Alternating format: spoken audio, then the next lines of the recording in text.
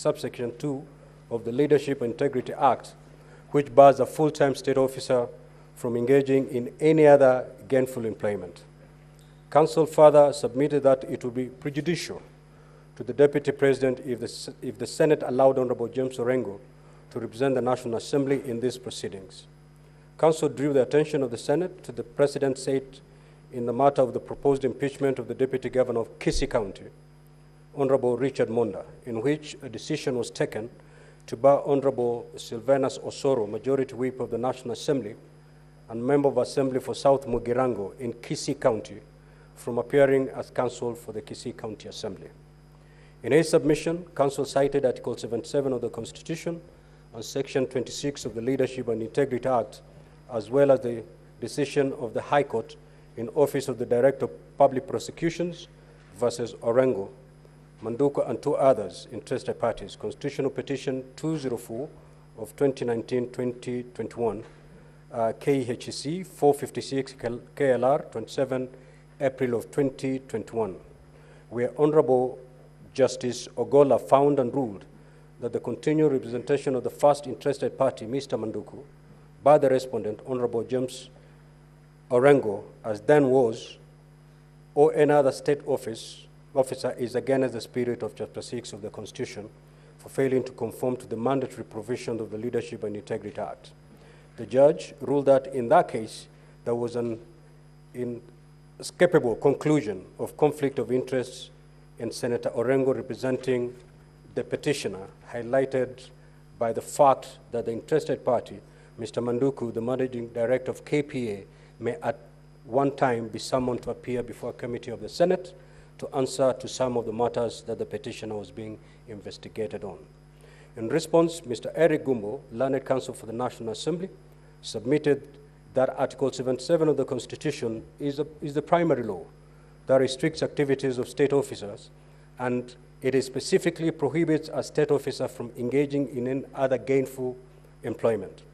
Council further relied on Section 26 of the Leadership and Integrity Act, which he submitted has defined gainful employment, and in this matter, no evidence had been laid that the Honorable James Orengo was participating in gainful employment.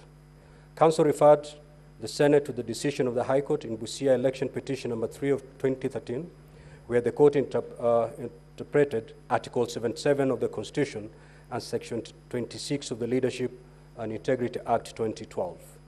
Council also cited the decision of the court in the Mwilu case, which defined conflict as where one is confronted by two different interests, where one is competing with the other.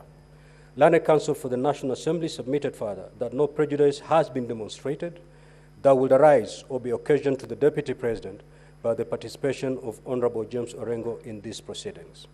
Learned counsel for the National Assembly sought to distinguish the decision by Honorable Justice Ogola in the Office of the Director of Public Prosecution versus Orengo on the basis that this case turned on the fact that Honorable James Orengo was at that time a sitting senator before whom the matters in respect of which his client was charged could potentially come for adjudication in the Senate, and that no possibility exists into the current matter with Honorable James Orengo as the governor of Siaya County.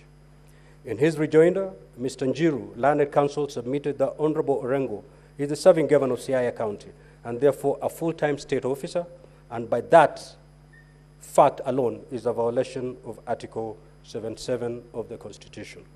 Further, Mr. Njiru submitted that prejudice is not one of the applicable tests under Article 77 and Section 26 of the Leadership and Integrity Act, but that the only applicable test is whether or not Honorable Orengo is engaged in gainful employment. He argued that the National Assembly had not proved that Senator Orengo was providing pro bono services in this matter. Honorable Senators, Article 77(1) of the Constitution provides that a full-time state officer shall not participate in any other gainful employment. Further, Section 26 of the Leadership and Integrity Act provides that a full-time state officer shall not participate in any other gainful employment, while Section 26(2) defines gainful employment as work that a person can pursue and perform for money or other form of compensation or remuneration which is inherently incompatible with the responsibility of the state office, or which result in the impairment of the judgment of the state officer in the execution of the function of the state office, or results in conflict of interest in terms of Section 16. Having considered the matter, it is important to state that a state officer must inspire confidence. However, it is trite law that he who asserts must prove. In this regard, I wish to observe that the Learned Counsel for the Deputy President did not adduce evidence to prove indeed and demonstrate that the allegation of gainful employment. In fact, it is somewhat surprising that counsel attempted to shift the onus of proving gainful employment to the National Assembly. That argument is untenable. As to the ruling of the Senate that barred Honorable Osoro from appearing for the County Assembly of Kisii in the impeachment proceeding of the Deputy Governor of Kisii County Government, it is clear that what was objectionable was that Honorable Osoro was not only a member of Parliament for a constituency in the same county whose Deputy Governor's impeachment was an issue, but also a high-ranking member of the leadership of the National Assembly, and by extension of the same Parliament before which the impeachment was being undertaken. It was ruled that in these circumstances, it was clear that in the minds of the public, the fine distinctions of the bicameral Parliament would be lost, and their confidence in the impeachment process would entirely be undermined. In the same breath, as rightfully contended by Counsel for the Deputy President, it is true that in both Article 77 of the Constitution and Section 26 of the Leadership and Integrity Act, no test of prejudice is expressly provided for. It therefore follows that both the contention of the Counsel for the Deputy President that his side will be prejudiced by the appearance of Senior Counsel James Orengo and the rebuttal by the National Assembly that no prejudice will be occasions are moot. Honorable Senators, ladies and gentlemen, having analyzed the preliminary objection raised and for the reason I have given, the preliminary objection raised on the appearance for the National Assembly by Senior Counsel James Orengo is hereby dismissed. We will now hear the response on the second objection raised by the Counsel for the Deputy President. Counsel, you have 5 minutes to do that.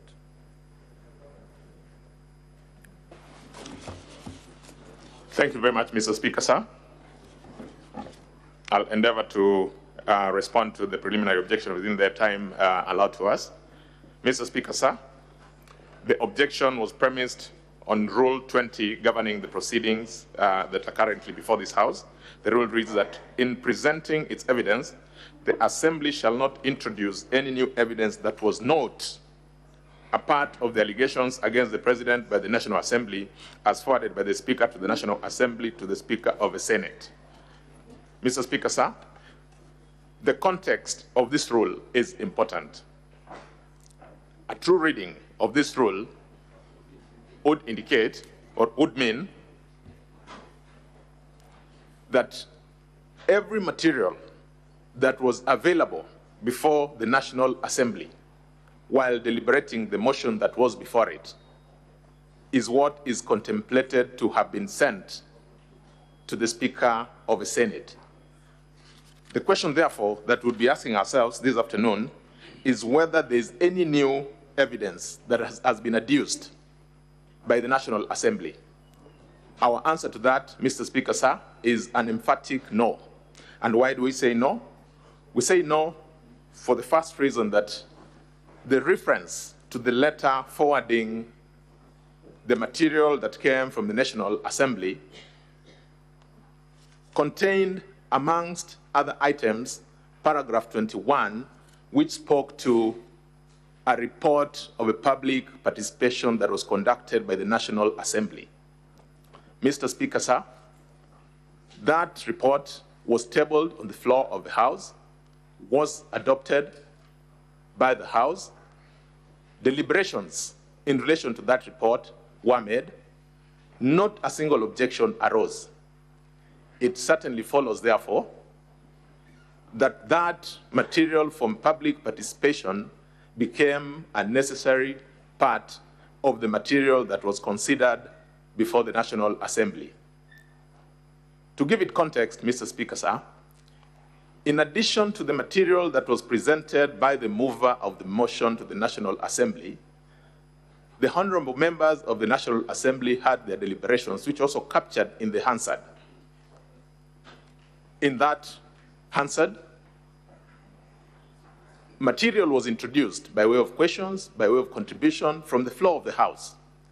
That material, too, forms part of the evidence of the proceedings before the National Assembly. It therefore is our submission that just in the same manner in which the Hansard from the National Assembly forms part of the report that was presented before you, the report on the public participation too is an important component of that report. There must have been a reason why that public participation was conducted. In our humble submission, Mr. Speaker, sir, the appropriate test that one would want to apply on whether or not to allow that material to be before this honorable House is the all-celebrated test of relevance. Mr. Speaker, sir, it should not be lost that sitting as this House is sitting this afternoon, it is a quasi-judicial proceeding. It is a proceeding that is also inquisitorial. And so therefore, what is important is that the material that is presented by way of public participation or by any other way is relevant to help the House determine the truth or otherwise of the issues that have been raised for the consideration of this House. How then, Mr. Speaker, sir, do we get to answer that question? Mr. Speaker, sir, I've had a look at the specific document that my learned friend, Mr. Njiru, objected to. And Mr. Speaker, sir, it is an affidavit by one Mr. Peterson Njomo Mushira. Mr. Speaker, sir, Mr. Njomo Mushira says that he followed the proceedings before the National Assembly. He says in particular at his paragraph 4 that he has also had occasion to look at the response filed by His Excellency, the Deputy President of the Republic of Kenya, at part 1.1 of his response. And he says that he has personal knowledge of the items that were contained or that would give clarity to part of the assertions in response by His Excellency, the Deputy President. Mr. Speaker, sir, for context, that part 1.1 is contained in volume 6 of one of the volumes that were presented before you. It is the volume speaking to the response by His Excellency, the Deputy President. At part 1.1, Mr. Speaker, sir, it speaks about a hotel called the Olive Garden Hotel. In particular, at part 1.1.4, His Excellency, the Deputy President, says, in accordance with his instructions, the hotel was sold by executors to a third party. Mr. Peterson Njomo Mushira, on the other hand, says, I have information that could Counsel help. for the National Assembly, 1 minute. Thank you very much, Mr. Speaker. Mr. Peterson Njomo, Mr. Speaker, sir, then says that he has information which indicates that number one is a shareholder to the company which bought that hotel, and that according to him, Mr. Speaker, sir, he got into a secret transaction with His Excellency, the Deputy President, to buy that hotel. Mr. Speaker, sir, it is our submission that that is material that is relevant for purposes of consideration of the matter that is before this House. Mr. Speaker, sir, I urge that that objection be dismissed. I'm most obliged. Thank you. Honorable Senators, ladies and gentlemen, we need not take a break to allow me prepare my ruling. Just give me a minute. I put my thoughts together so that we make progress.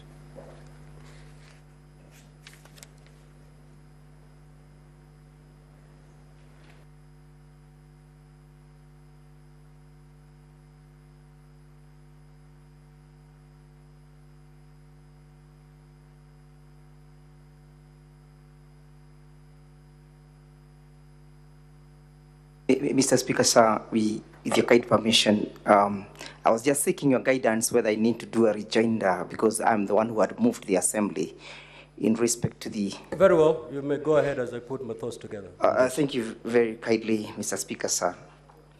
in response to what my learned friend has raised,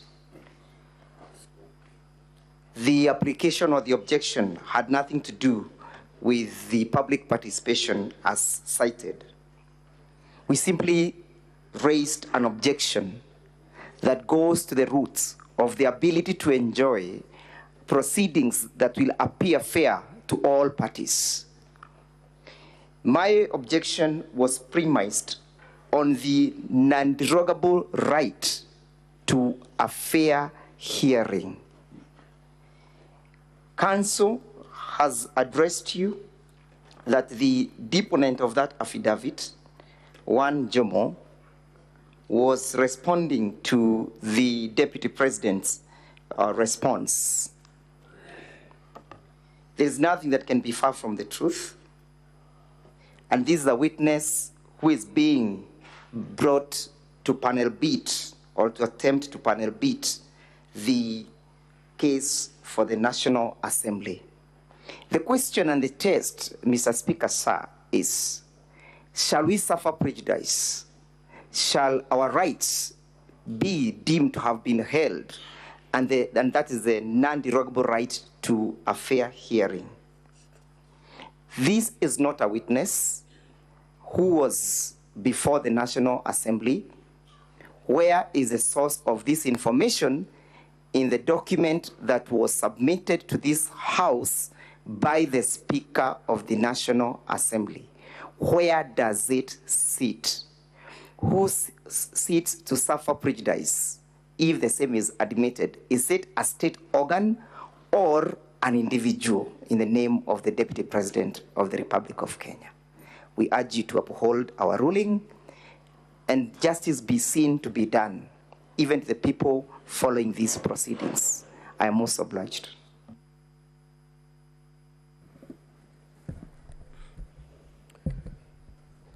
Now, Honorable Senators, the second preliminary objection raised by the Council for the Deputy President was that the following documents which were submitted by the National Assembly on Monday, the 14th of October 2024, were not part of the bundle of documents of the National Assembly that was served on the Deputy President on Wednesday, the 9th of October 2024.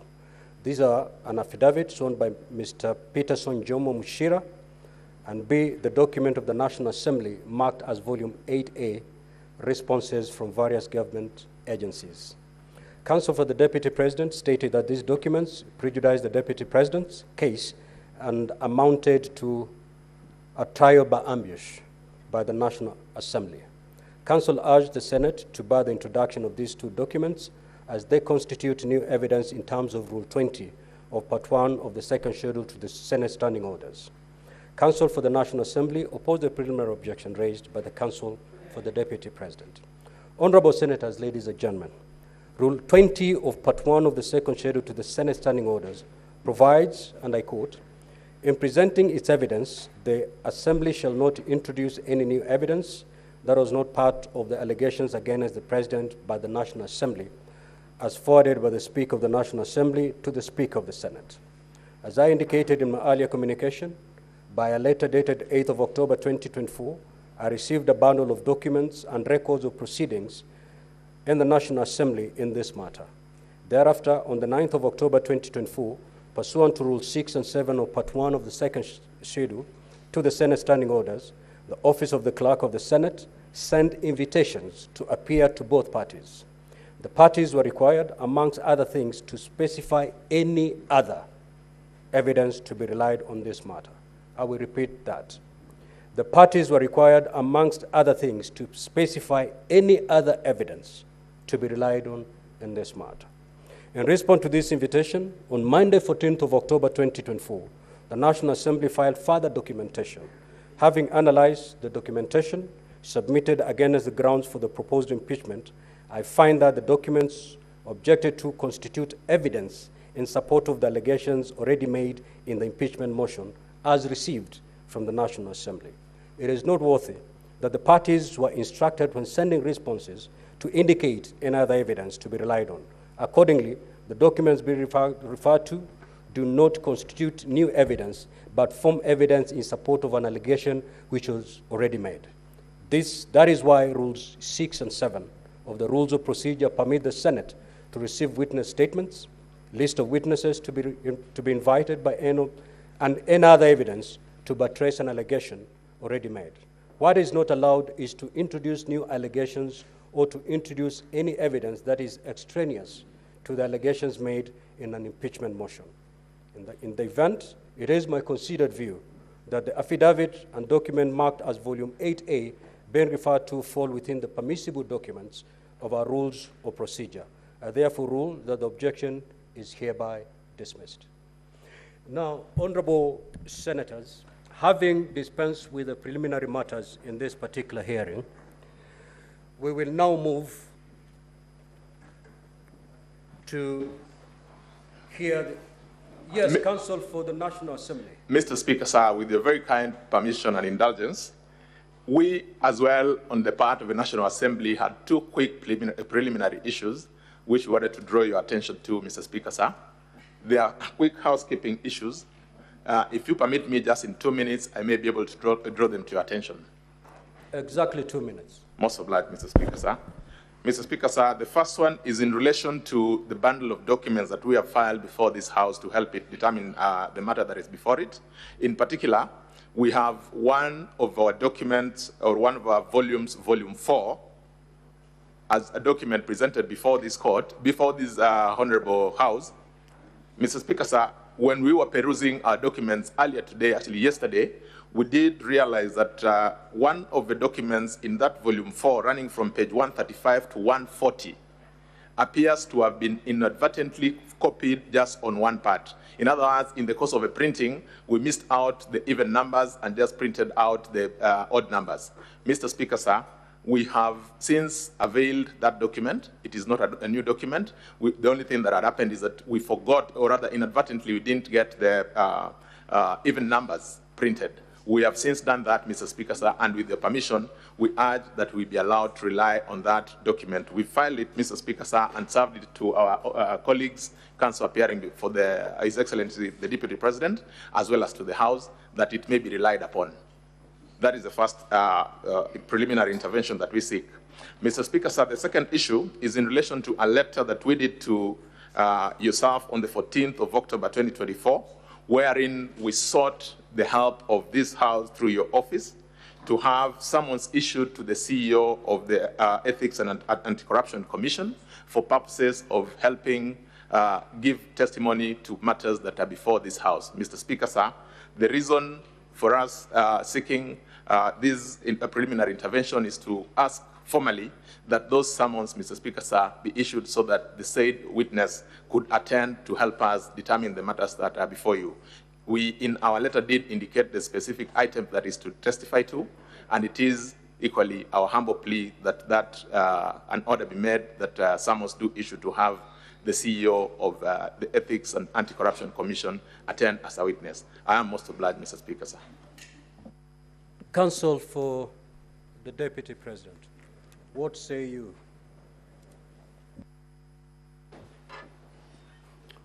Mheshimiwa Speaker, honorable senators, with regard to the first request, which I understand to mean that when they were photocopying, some pages were left, we are going to examine that and see what was served on us and what those pages that are now being introduced contain. With regard to summons to ask individuals from the Anti-Corruption Commission to come and give evidence, Mheshimiwa Speaker, honorable members, we draw your attention to Article 50 of the Constitution, which is a fulcrum of a fair trial. And this honorable House is executing a quasi-judicial function of the most weighty nature regarding the removal from office of the Deputy President of the Republic of Kenya, elected by the people of Kenya. Nothing would be more prejudicial than to call witnesses whose statements or affidavits we have not seen. The whole purpose of affidavits and witness statements is to enable the other side, in this case, the Deputy President, to seek legal advice, to give instructions on how best to respond to it. And this Honorable House has fixed 2 days for this trial. And one of the issues we'll be raising is these allegations, and you are going to go through them, against the Deputy President, suspicions, conclusions, on matters that were never referred to DCI in Kiambu Road, who are trained to investigate these matters. Nothing was referred to the Anti-Corruption Commission or any of the other investigative agencies, including money laundering. We strongly object and ask that the record of this Honorable House reflects that if this is permitted for the National Assembly to call witnesses at this stage without first furnishing us with their witness statement and affidavits, the case of the Deputy President will be irredeemably prejudiced. So we object very strongly to that application. Counsel for National Assembly.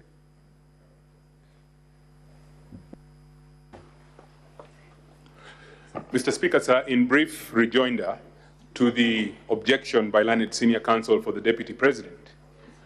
Mr. Speaker, sir, in the invitation to attend that was extended by this House to the National Assembly, the invitation included a request as to a list of witnesses the National Assembly required summoned.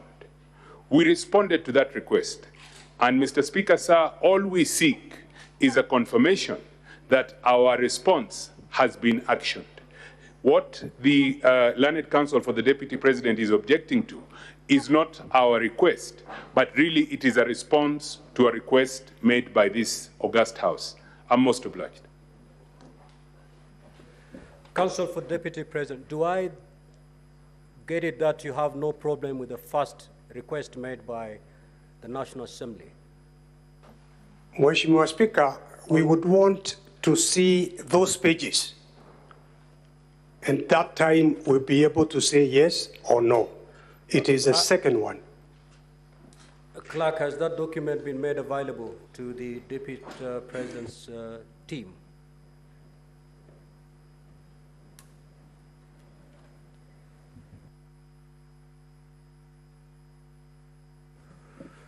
Kindly, in the next few seconds, make it available so that we make progress.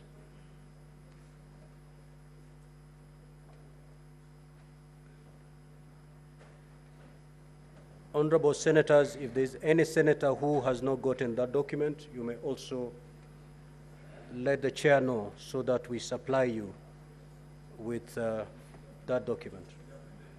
Senator Mazayo, Senator Olekina, Senator Miraj, Senator Kavindu, Crystal Lasige, Senator Kajwang.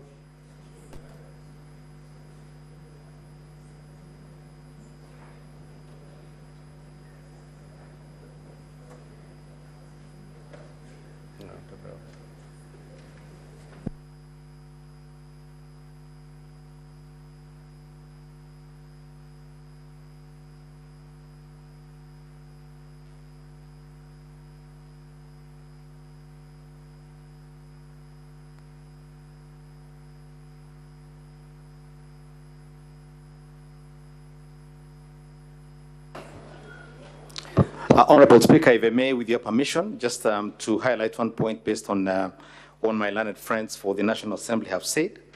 The letter they refer to is a letter dated the 14th of October, 2024. It is addressed to the Honorable Speaker of the Senate by the Clerk of the National Assembly. The letter does not contain any information about any other witnesses being sought. It does not indicate that the Ethics and Anti-Corruption Commission will be asked to produce any other witness, affidavits, or documents. Thank you very much.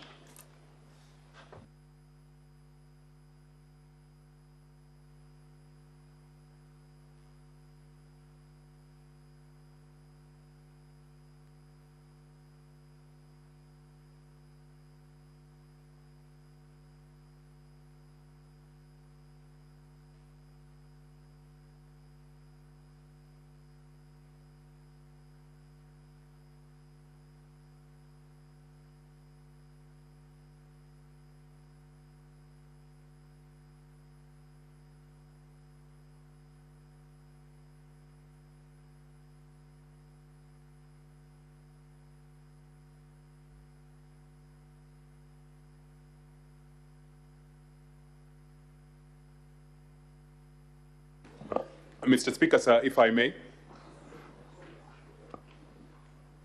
Just take your seat for a minute.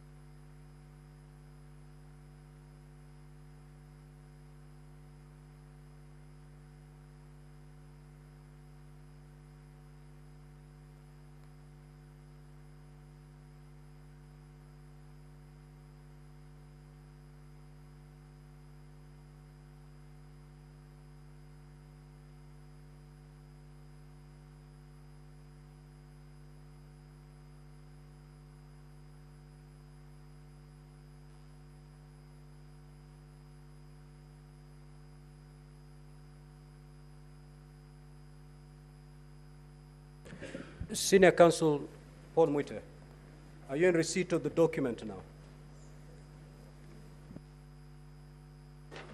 Mheshimiwa Speaker, this document, we are seeing it for the first time now, 3-4 minutes ago. And it has got many, many pages, so we were quickly going through it. And in order to save the time of this honorable House, perhaps you can give us an opportunity to go through these documents, because we need to go through them. Inaonekana kama hii ni ukarabati, but let's go through it. Perhaps if you agree, Mheshimiwa Speaker, perhaps we can get on with the first prosecution witness giving evidence, and as soon as we've gone through this, then we shall come back to you, Mheshimiwa Speaker. Thank you for your wisdom, Senior Counsel. Now, the other name that has been raised is on the issue of summons to witnesses. Now, if you look at our rules of procedure, more particularly rule number 10, which provide as follows, that the Senate may, at the request of the National Assembly or the President, and in this particular matter, the Deputy President, invite or summon any person to appear and give evidence before the Senate. So the summons that have been sought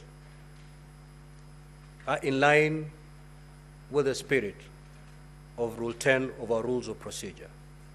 You may attack the evidence when these particular witnesses who have been summoned, if their evidence introduces other allegations, then at that particular juncture, the legal team from the Deputy President, you may raise an issue, and I'll certainly hear you at that juncture.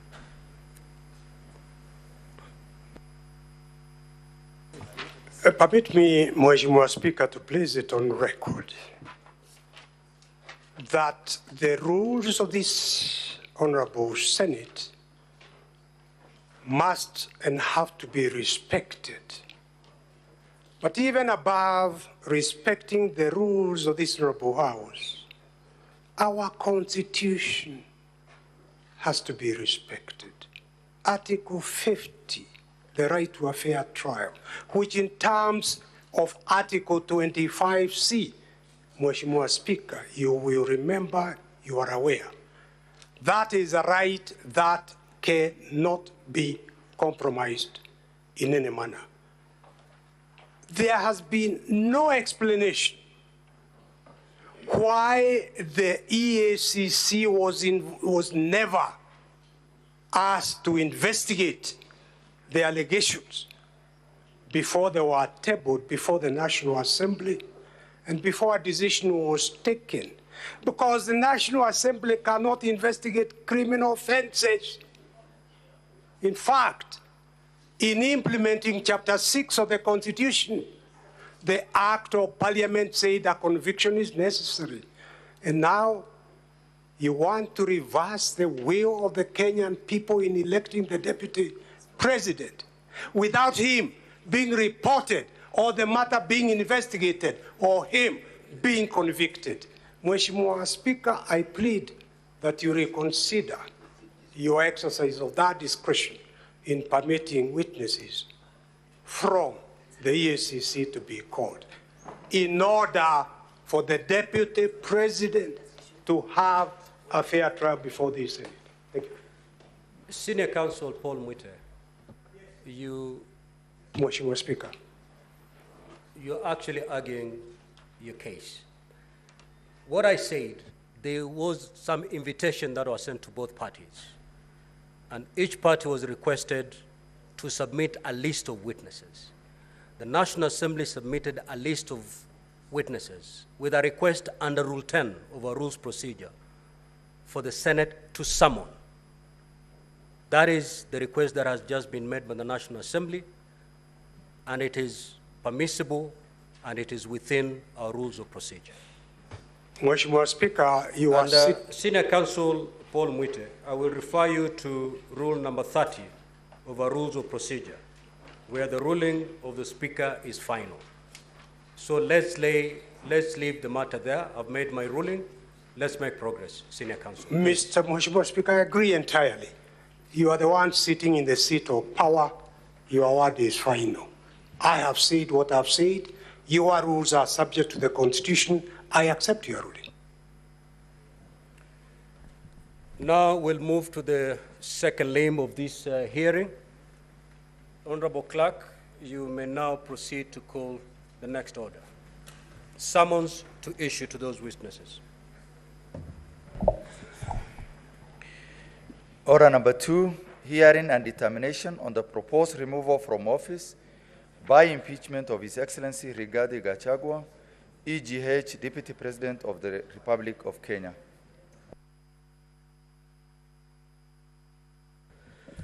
Now, honorable senators, ladies and gentlemen, we are going to move to the opening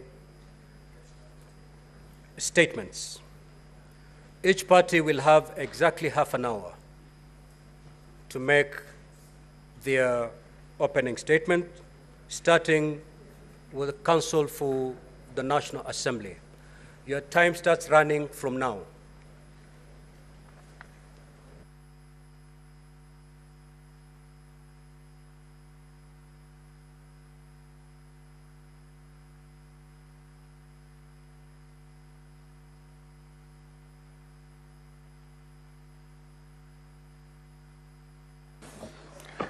Thank you very much, Mr. Speaker and honorable members of the Senate. Indeed, speaking for us, this is a very momentous occasion in our history and must be recorded as such. The United States of America is 248 years old since its independence.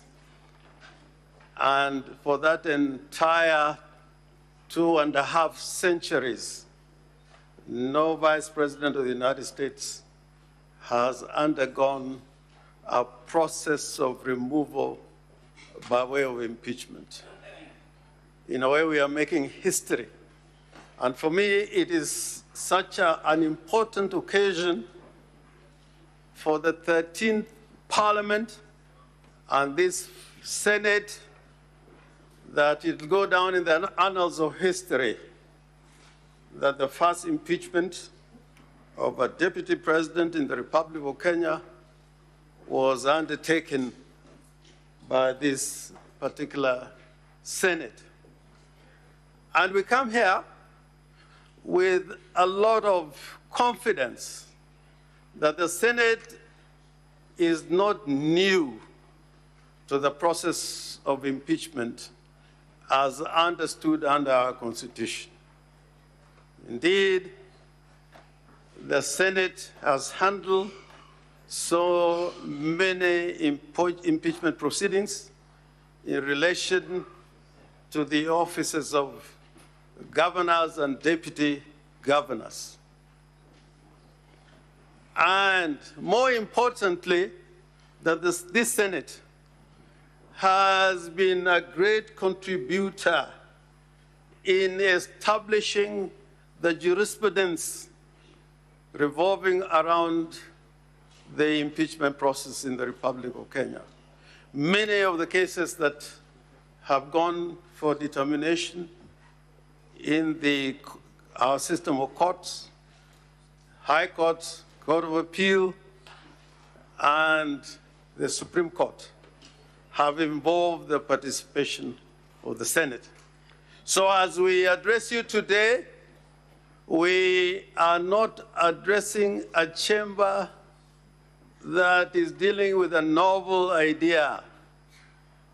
Indeed, by dint of Article 10 of the Constitution, which requires all state organs and state officers to make any decisions or apply the law and the Constitution,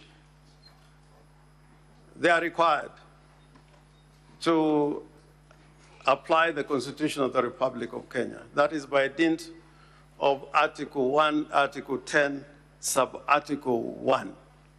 So it should not be lost to anybody that the application of the Constitution in decision-making is entirely in the province of the courts.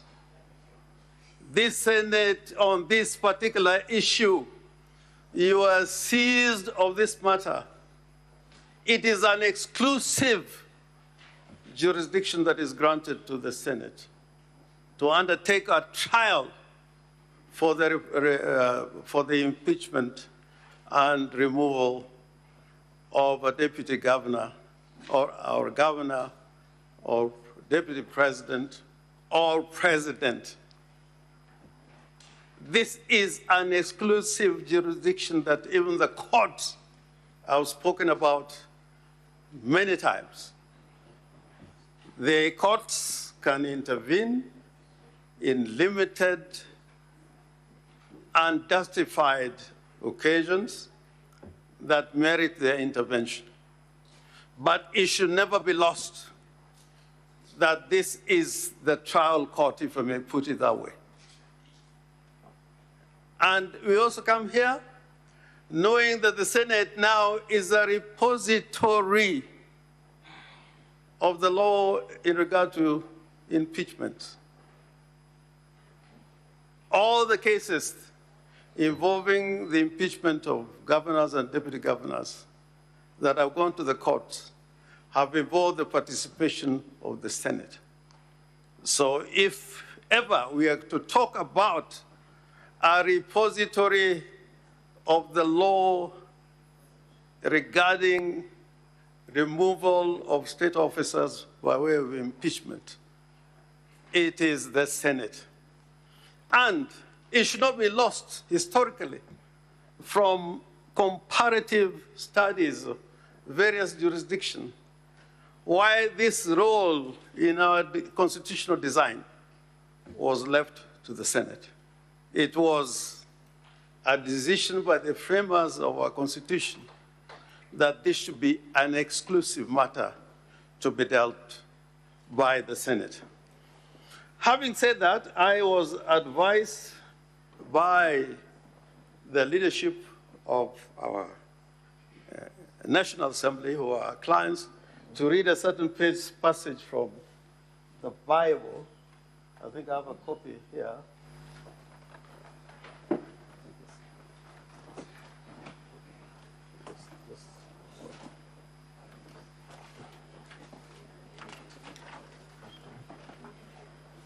Yeah, I'm so sorry. I had to carry this particular Bible. I was so advised. And this is, I read the Bible a lot to myself, but never in this kind of occasion. And this is the book of Exodus 22, verse 22 and 23. And I read both the St. James Version, which is the one I prefer because of the language, and from the Living Bible, which is in English is more appropriate. And I read, that is from the King James Version. Ye shall not afflict any widow or fatherless child, and my wrath shall wax hot, and I will kill you with the sword, and your wives shall be widows, and your children fatherless. From the Living Bible Version, it reads as follows. The language is a little bit more palatable. You must not oppress, or you must not exploit widows or orphans. If you do so in any way, and they cry to me for my help, I shall surely give it. And my anger shall flame out against you, and I will kill you with enemy armies, so that your wives will be widows, and your children fatherless. This is the Lord of the Old Testament.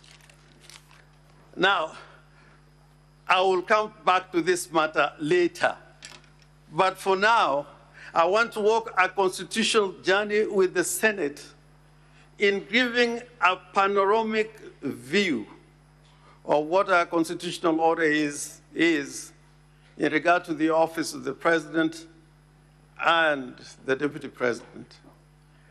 Under the old constitution, we had no provisions that like the ones we have in this constitution.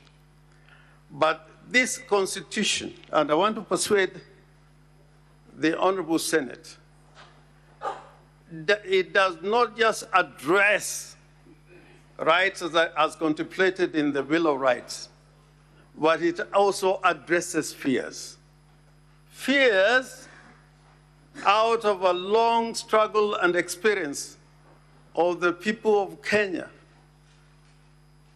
And in the Kenyan people having given themselves this constitution, they were addressing rights and fears, and more importantly, they wanted to establish a system of government that can work.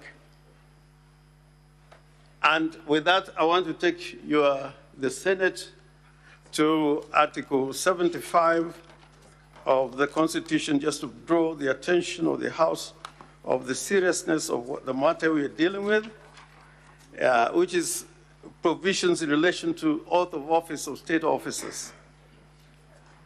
74. Before assuming office, before assuming a state office, acting in a state office or performing any functions of the state office, a person shall take and subscribe the oath or affirmation of office in the manner and form prescribed by the third schedule or under an act of parliament. Mr. Speaker, I want to take you to that schedule, and I want to draw a difference, a distinction between the oath of office that is administered to the President and the Deputy President as opposed to the other oaths that are taken by other state officers, including members of Parliament. And there's a big distinction. And when it comes to the oath of the due execution of office for the President and that of the Deputy President, which is found in the third schedule of the Constitution, there are words there that I would plead to the Senate to consider in consideration to the matters which are raised in the motion of impeachment by the National Assembly and the charges as they've been read out here. Now, the motion, the oath for, or solemn affirmation for due execution of office for the Deputy President reads as follows. I do swear solemnly affirm that I will always truly and diligently serve the people and the Republic of Kenya in the office of the Deputy President. I pause there to emphasize those words that are found in the Constitution, that I will always truly and diligently serve the people of Kenya, that is the Republic of Kenya. And it continues to say as follows, that I will diligently discharge my duties and perform my function in the said office to the best of my judgment, that I will at all times, when so required, faithfully and truly give my counsel and advice to the President of the Republic of Kenya, and that I will do justice to all without fear. I emphasize the word doing justice to all. Those three words in the oaths and affirmations for due execution of office, which are found in the third schedule, are not contained in similar words when it comes to the Speaker of the Senate, the Speaker of the National Assembly, the Chief Justice. It only applies to the Deputy President and the President. Why am I saying this? Because if you look at the Constitution in terms of the election of the President and and the Deputy President, you'll find that, Mr. Speaker, sir, that the President and the Deputy President are elected at constituencies. At constituencies. And in that election, they must receive a majority of votes in at least half the constituencies in the Republic of Kenya. What I'm trying to say, it has come out, and I say this with utmost respect, that the Deputy President who stands here on trial by the Senate would assume that he was elected to represent the interests of a certain region. Whereas the Constitution is clear, he's elected by the whole country. He's got no area to protect. Under the old Constitution, the President had to be elected from a constituency, a Vice President had to be elected from a constituency as a member of Parliament. This Constitution has no similar provisions. And now when you come to the functions of the deputy president, and I think this is extremely important in the kind of relationship that there should be between the president and the deputy president, it says so in the following words, which I need to read for clarity in terms of the deputy president. And those are found in Article 147, that he shall be the principal assistant, deputized for the president in execution of the president functions, and also he may be assigned duties by the president. The kind of symbiotic relationship that should exist between the president and the deputy president is underlined in this constitution. Now, it is uncontestable, and I think this is the issue that I want to deal with in some detail. It is uncontestable from the record that you have, even from the deputy president, that the words he is accused to have uttered, where he alleges that Kenya is like a company existing of shareholders, that does not sit with the Constitution of the Republic of Kenya. Kenya is not a republic that is established on the basis of shareholding. It's a republic of citizens. So when a deputy president talks about taking the interests of Watu Murima, for whatever that would mean, it is not in compliance with his constitutional remit. And the words are there. What he has said in public on this issue is very clear. The second issue is on the question of collective responsibility.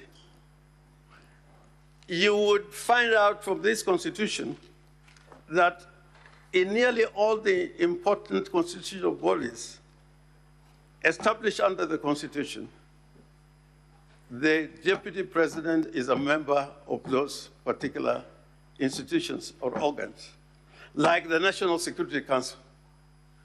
So one would wonder where even the issue of the Director of Intelligence would be discussed in a public forum by the deputy president when he is the second in command in the National Security Intelligence as established under the Constitution.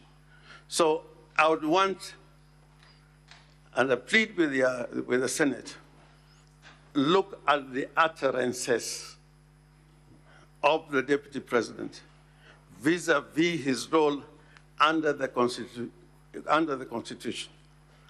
And he has even said that where he has said certain things that are deemed to be insightful, that is protected speech.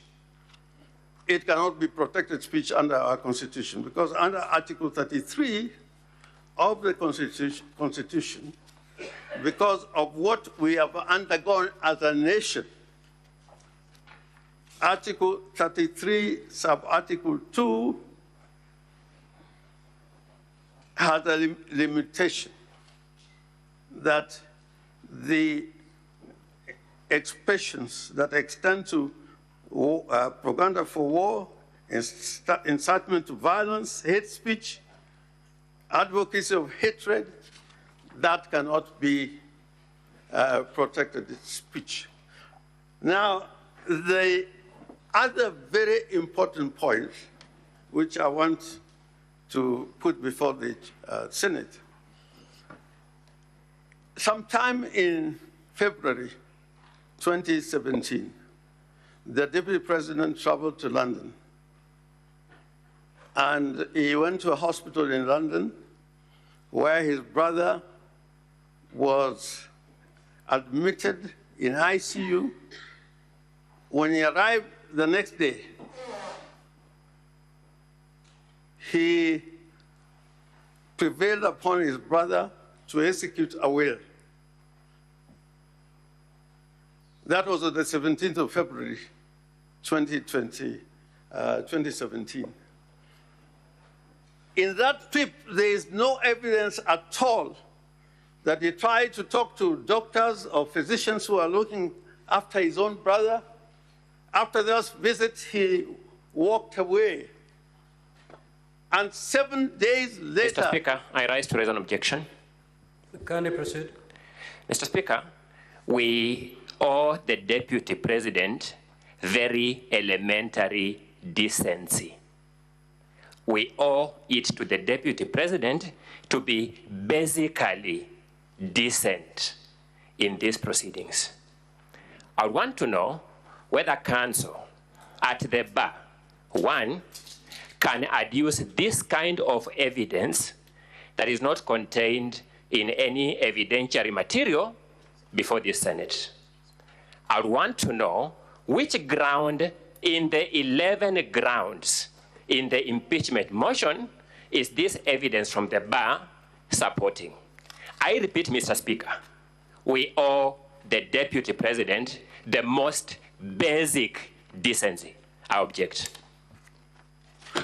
Senior Counsel Orengo, those amendments, are they contained? They are contained, they're all here. And refer to the document. Volume 4. I am not referring, because if I've got to refer to every document, will take a lot of time, and I have only 30 minutes. If you look at volume 4 of this document on public participation, from page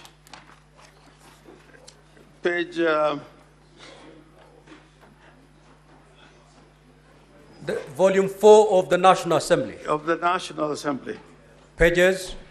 Pages 114 to...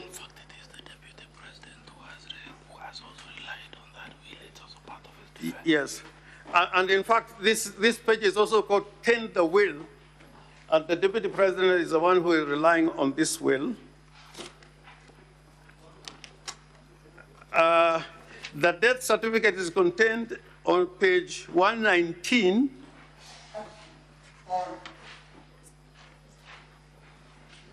And it shows the only person who attended the deceased, the brother of the Deputy President at that time, was his daughter, was the only person present.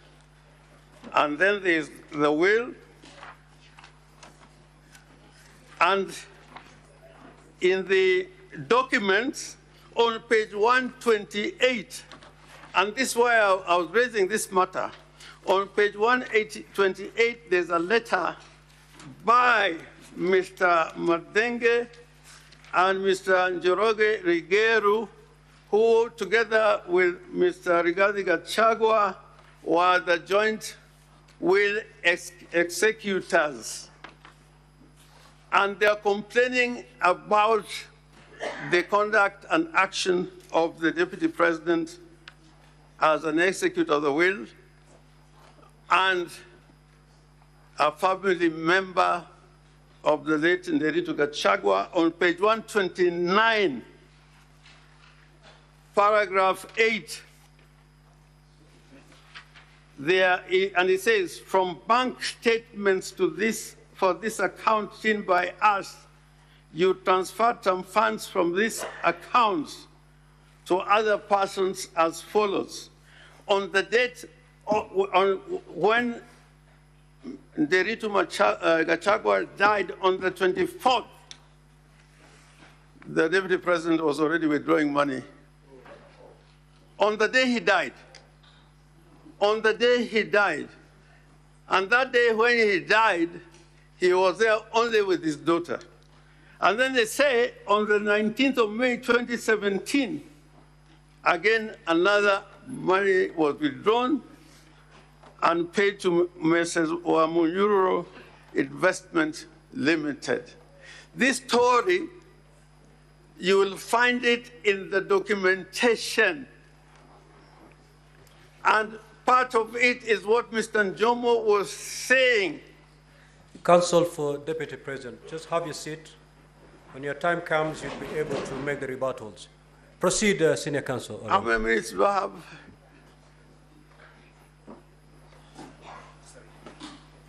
Mr. Speaker, I respect your direction. I'm willing to take a seat right away, but just to point out something. The document you are being referred to is the document you held in abeyance because it was given to us later for purposes of our consideration. That's number one. Number two, Mr. Speaker, you remember that my learned colleague talked about how my client traveled to London, how without talking to any doctor. These are factual claims, Mr. Speaker, that are just coming from the bar. Mr. Speaker, number three, the opening statement speaks to the motion and the grounds in the motion. I beseech this House direct that parties restrict themselves to the motion and the grounds in the motion. The facts you are now being referred to have no basis in the motion and the grounds in the motion, unless Learned Senior Counsel, His Excellency Governor Orengo, can draw your attention to any ground in the motion that those facts are not addressing. I repeat what I said earlier, Mr. Speaker. The ruling is yours. We owe it to the Deputy President and the integrity of our checks and balances institutions to maintain basic decency in these proceedings. I rest. In fact, Council, I cannot tell you how you're going to make your opening statements. If you're going outside the allegations, that's up to you. The senators are here listening, and they'll be able to make the necessary decision at the end of it. Now, Senior Counsel Orengo, there's an environment that you've made that the Deputy President of the Republic of Kenya, on a certain date that you indicated, traveled to London. Yes. The evidence is his sick brother. Yes. And on the side of the sickbed, he made his brother sign a will. Is that contained anywhere in the documents from the National Assembly? My Lord, Mr. Speaker, if you look at volume 4 from the pages that I indicated, right from page 113, it shows what flight he took, at what time, a British Airways flight on the 16th, and arrived in London on the 17th. The only business that comes out from that document and his documents is that he got a will signed, and there is no further evidence of his activities in London until 24th, when the only activity in which he didn't participate was to be present when his brother died in London. But all this I'm saying in relation to the allegations that we have against the Deputy President. Mr. Speaker, sir. Counsel, ordinarily, no objections are raised during the 30 minutes of the opening statement. Ordinarily. I have tried to accommodate, but now you're stretching my generosity a bit too far. Allow Senior Counsel Orengo to conclude. In your opening statement, you may choose to make a rejoinder. What I want to conclude is this. From what I've said, from the way his brother's account were raided, that was continued to the time when All Life Guidance was acquired for a sale by proxy of 412 million shillings. He bought property in Nyeri, the Outspan and Treetops for an amount exceeding 800 million shillings. And we're saying part of that money was not money coming from him, and evidence will show that he was raiding monies that truly belonged to the estate of his late brother to acquire property. If that is not an offense by law, these were proceeds of crime committed by the Deputy President to acquire property. And to drive this point home, the judgment by Justice Minor, which is also part of the record, where she made a determination, and that judgment stands, that the 200 million shillings that was found in an account with a financial institution in excess of 200 million shillings were proceeds of crime. And that 200 million shillings, again, the documentation here, if you look at it and we show it in evidence, was the same money that was used to acquire treetops and Aberdares as part of the money that his sons were able to use to acquire those properties. So we are saying that the acquisition of these properties came out of criminal conduct, and all the particulars of the criminal conduct is found in the documents that were presented before the Senate. Now, Mr. Speaker, I think that it is critical that we look at the authority of the office of the Deputy President vis-a-vis that of the President, the doctrine of collective responsibility. And I showed why the office of the Deputy President is so important in carrying certain functions so long as he lives to the true spirit of the Constitution. Many times, and the incidents have been shown, acts of insubordination, like when he issued a press statement in Mombasa after the president himself had issued a statement that went contrary, absolute insubordination to the president, who is his boss. And if really one can talk about insubordination, that was an act of insubordination. Lastly, the other issue that I need to bring out quickly is that the Constitution and the Senate is aware of the fact that at the end of, at every 5 years, you pass a basis for allocation of resources here in the Senate.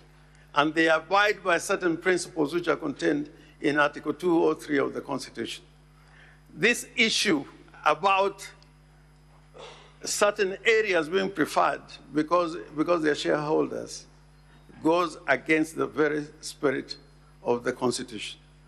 Or the notion that people can be appointed into government on the basis of how they voted or on the basis that they are shareholders, that is not again borne by the Constitution, because the executive authority that is granted to the executive requires that even in allocation of revenue and appointment of people to serve in the public service must depend on regional balance. So to talk about shareholders, to talk about some people being able to reap on the basis of shareholding, that is repugnant and in conflict with the provisions in our Constitution. Now, Mr. Speaker, I would want to say this with all the seriousness it deserves. This Constitution is supposed to work. It's supposed to work. And it can only work if state officers are compliant with the provisions of the Constitution. 2 minutes to wind up. Yeah. Well, if they're compliant with the provisions of the Constitution. The doctrine of collective responsibility and the authority of members of the cabinet spring from the fact that they are all individually and collectively responsible to the president. If that primary principle cannot be applied, then it will be difficult for any government elected to function in a manner that they can deliver services to the people of the Republic of Kenya. So I urge this Honorable Senate that having painted that large picture, the next phase when you are now going to listen to the evidence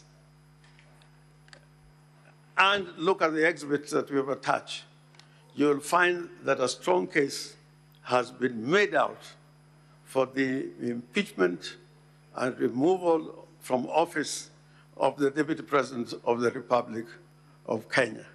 And this Senate should not shy away from undertaking that responsibility. It does not matter that there is a matter that could be taken to DCI or to the AACC.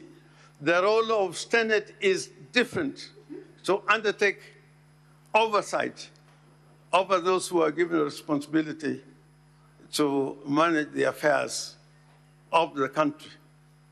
And that does not depend on the role of any other agency or body created by the Constitution. Your role is to demonstrate to all people in state offices that this oversight role that you play, whether it is that of impeachment, to demonstrate to the people of Kenya that it is not cosmetic. And where there's evidence, like the evidence that we are showing and adducing before you, that person I'm afraid, Senior Counsel, your time is up. Should suffer the consequence. I thank you. I thank you. Counsel for the Deputy President. The floor is yours.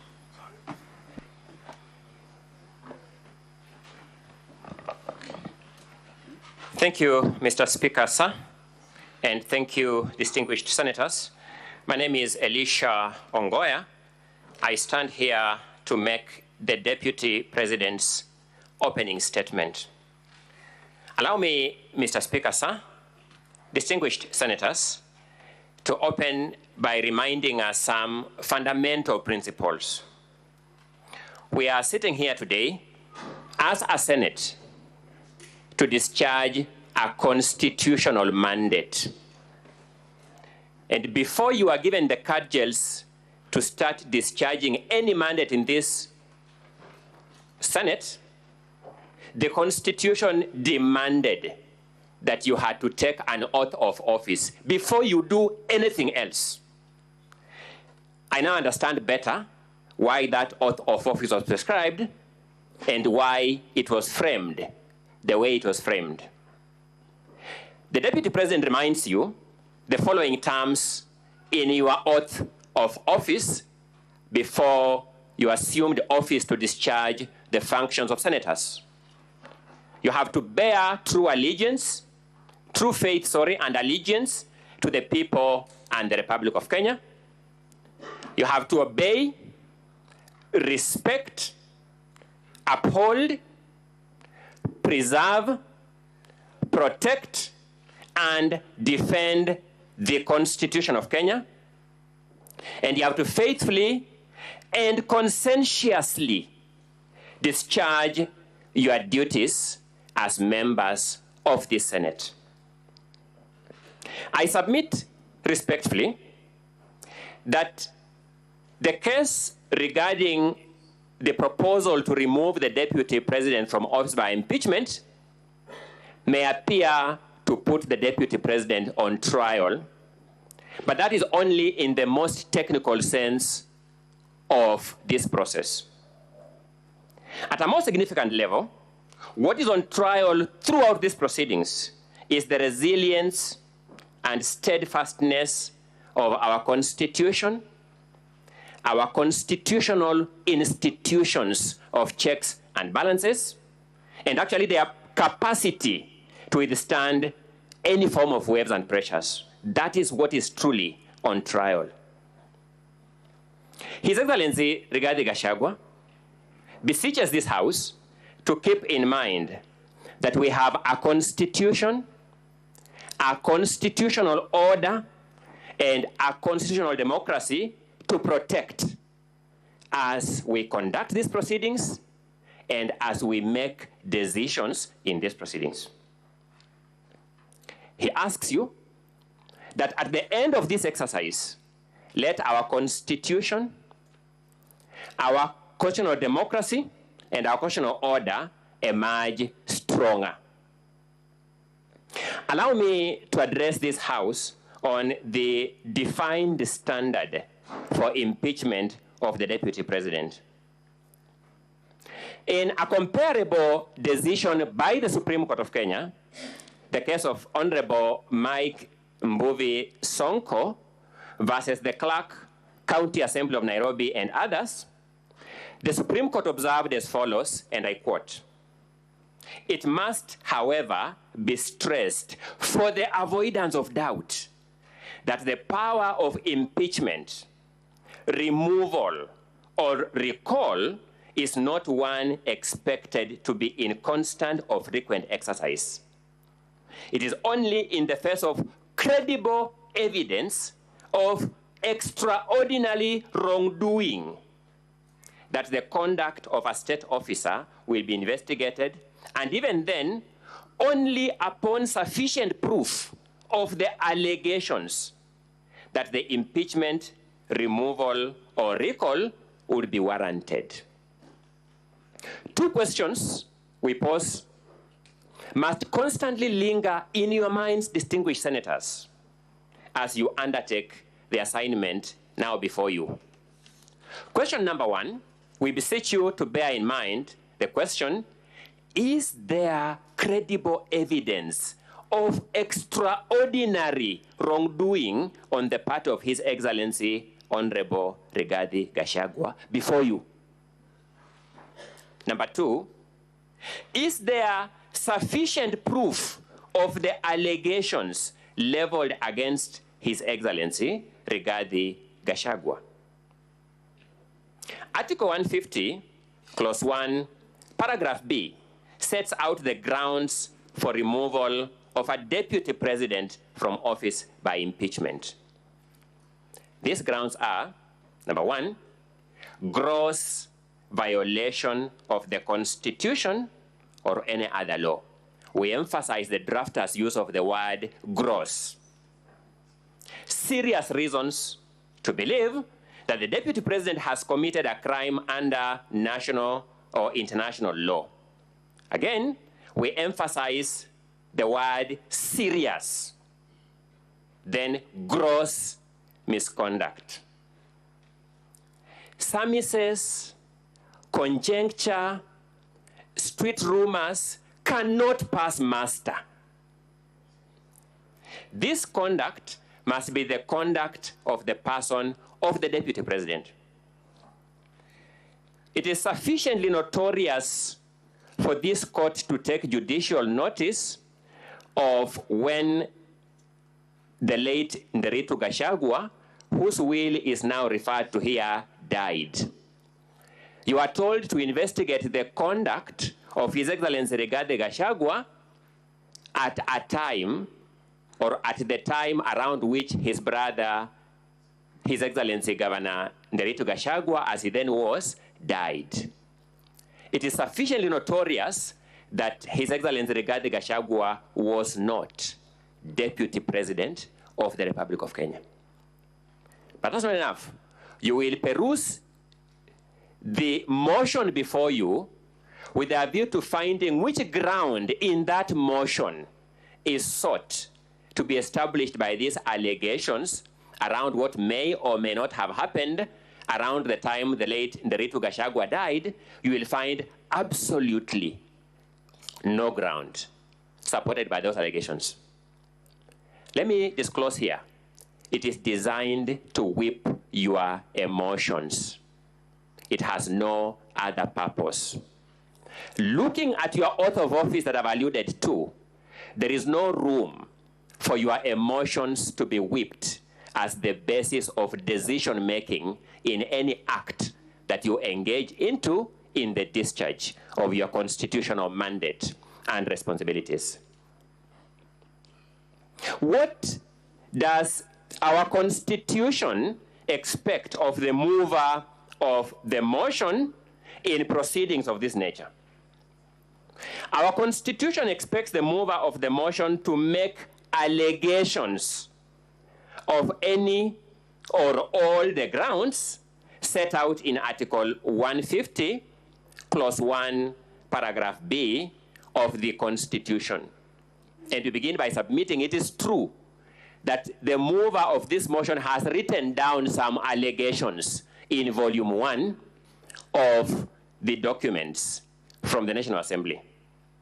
Secondly, the mover of the motion is thereafter expected to supply credible evidence of an extraordinary wrongdoing and sufficient proof of the allegations against the Deputy President.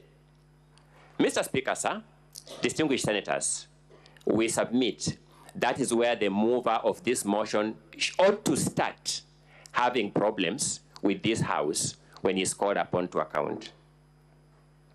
It is the submission of His Excellency Rigathi Gachagua that the motion now before you has fallen short of the threshold set by law by multiple miles. When you examine the material before you, you will discover that it will oscillate between the following categories of stages. One, you will have material before you that is just plainly false. Then from falsehood, it will go to the ridiculous ones, and I'll demonstrate that shortly. There'll be ridiculous claims here. Then finally, it will end up into embarrassing claims. Allow me, in the few minutes I have, to just do a sneak preview of some of these claims so that we have an overview of the case that is before you. At paragraph 74B of the first volume, which is the impeachment motion, you will find an allegation of this nature that His Excellency Rigathi Gachagua has influenced his family members, allies, associates, and proxies to take control of a local cooperative society in Madeira, which they are financially hemorrhaging. Number one, no name of any family member is supplied in the allegation or in any of the evidentiary documents before you. No name of any ally is supplied in the motion or in any of the documents before you. No name of any associate is supplied, even a false name, none, is supplied in the motion and in the documents before you. No name of any proxy is supplied in the motion or in any of the documents before you. The name of the alleged circle is not identified. You can imagine, Mr. Speaker, sir, distinguished senators, being called to defend yourself on a claim that you have taken over through your associates a circle that we don't know. Told, now come and defend yourself. I began by saying some of these claims are either ridiculous or embarrassing. Secondly, at paragraph 74A, you'll be told that His Excellency has connived with cartels in the tea sector to block the Kenya Tea Development Agency from implementing guaranteed minimum returns that would benefit tea farmers. No statement, no affidavit, no correspondence from any official of the Kenya Tea Development Agency is before you. No complaint to any agency, no complaint to this parliament by any official of the Kenya Tea Development Agency is before you. It's just a claim which the mover of this motion said before the National Assembly, and surprisingly, to those of us who have some residual faith in our institution, he told the National Assembly, just believe my word for what it is. And when we thought that was a joke, we got a joke lifted a notch higher. The National Assembly actually just believed his word for what it is. No evidence. Nothing in the affidavits before you addresses anything about the Kenya Tea Development Agency. Nothing in the 5 affidavits before you. Let's progress, good people. Paragraph 72 of the motion before you states that His Excellency has persistently undermined, demeaned, and committed insubordination instead of assisting the President. And let's face it, Mr. Speaker, sir, distinguished senators, if you accuse somebody of insubordination, the only person who can complain of being insubordinated is the supervisor. No statement from the president, no affidavit from the president, even no witness summons to the president has been sought here to call him to complain he has been insubordinated. The deputy president, when he received this motion, wrote to the secretary to the cabinet requesting to be supplied by all assignments given to him by the president and any that he has not delivered. To date, as we stand here, we have not received a response to that letter. And yet we shall be told, just believe the mover of this motion, the member of parliament for Kibwezi West constituency, that when he is oscillating between the National Assembly and Kibwezi West to serve his people, he knows better than the supervisor of the deputy president that the deputy president has insubordinated his boss. I began by observing they will move from the false through the ridiculous to the embarrassing, and these are the claims before you. At paragraph 64, paragraph A of the impeachment motion, you will be told that His Excellency, the Deputy President, said that he would present a petition for the removal of Justice Esther Maina from office, which he has not done to date. Mr. Speaker, sir, my eyes are normally problematic, so I will not know the time allocation. 15 minutes. Thank you so much, Mr. Speaker, sir. The claim is that His Excellency publicly said that he would present a petition for the removal of Justice Esther Maina from office, which he has not done to date. That's the complaint. Evidence is before you that there is a pending complaint by His Excellency, the Deputy President, before the Judicial Service Commission. So the mover of this motion first has perjured himself in his affidavit by saying that each of these facts are correct, when this fact is false, by evidence available. You will find that paragraph 34 of the motion before you, it says that His Excellency falsely threatened to file a petition for removal of Justice Esther Maina. How can the Deputy President be accused of falsely threatening when in fact he has filed the complaint? Where is the falsehood when there is a pending complaint? That complaint is before you in the Deputy President's documents for your own perusal. I began by saying they'll move from the false through the ridiculous to the embarrassing. At paragraph 78C, you'll be told that His Excellency routinely summons procurement officers in ministries and state institutions and instructs them to direct procurement of goods and services in a specific manner. No officer from any ministry will swear an affidavit claiming to have been summoned to award any procurement for any goods or any services in a particular manner. In fact, what you'll have before you is actually very ridiculous. You will be told that there was a tender for supply of mosquito nets that was cancelled in May 2023. Then a local company that was an agent of the supplier was following for the return of its bid bond in July, 2 months after the cancellation of the tender. How can you influence a tender that was cancelled 2 months ago? I told you it will move from the false through the ridiculous to the embarrassing. Now, the more interesting one is at paragraph 78A. You will be told that His Excellency bullied Kenya Medical Supplies Agency officials into awarding a tender for the supply of mosquito nets to Crystal Limited. Good people, Crystal Limited was not even a bidder for that tender. He pressurized people to award it to somebody who is not even a bidder for that tender. I observed it will move from the false through the ridiculous to the embarrassing. Those of us who understand this motion for what it is, understand why these panel beating maneuvers are being tried here. The motion as presented and approved by the National Assembly will remain in our constitutional history as the most embarrassing motion ever approved by a House of Parliament in the Commonwealth. We respectfully submit. You'll be told at paragraph 58 that His Excellency is reasonably suspected to be the principal beneficiary of what are called dubious transactions by Lusona Events Limited. You will then go to the allegations on Lusona Events Limited, and you want to see those transactions, how are they terminating to the deputy president? You'll not come across any connection.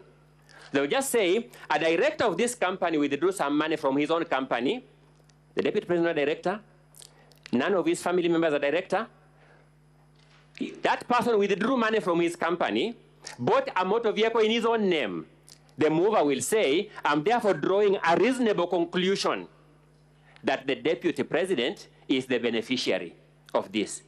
Good people, the word reasonable has meaning known to law. I submit very respectfully that this falls short of the definition of the word reasonable suspicion. I submit it actually gravitates towards unreasonable suspicion. Now let's look at this. You'll be told that His Excellency has acquired 40 acres of land in Kakuret, Kamburaini in Nyeri. Evidence before you will show that this is land that the deputy president in fact bought from a current member of the National Assembly. So he knows that member.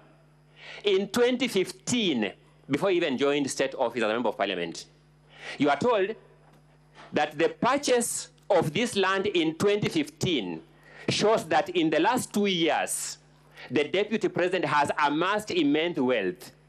I began by saying, let's be elementarily decent.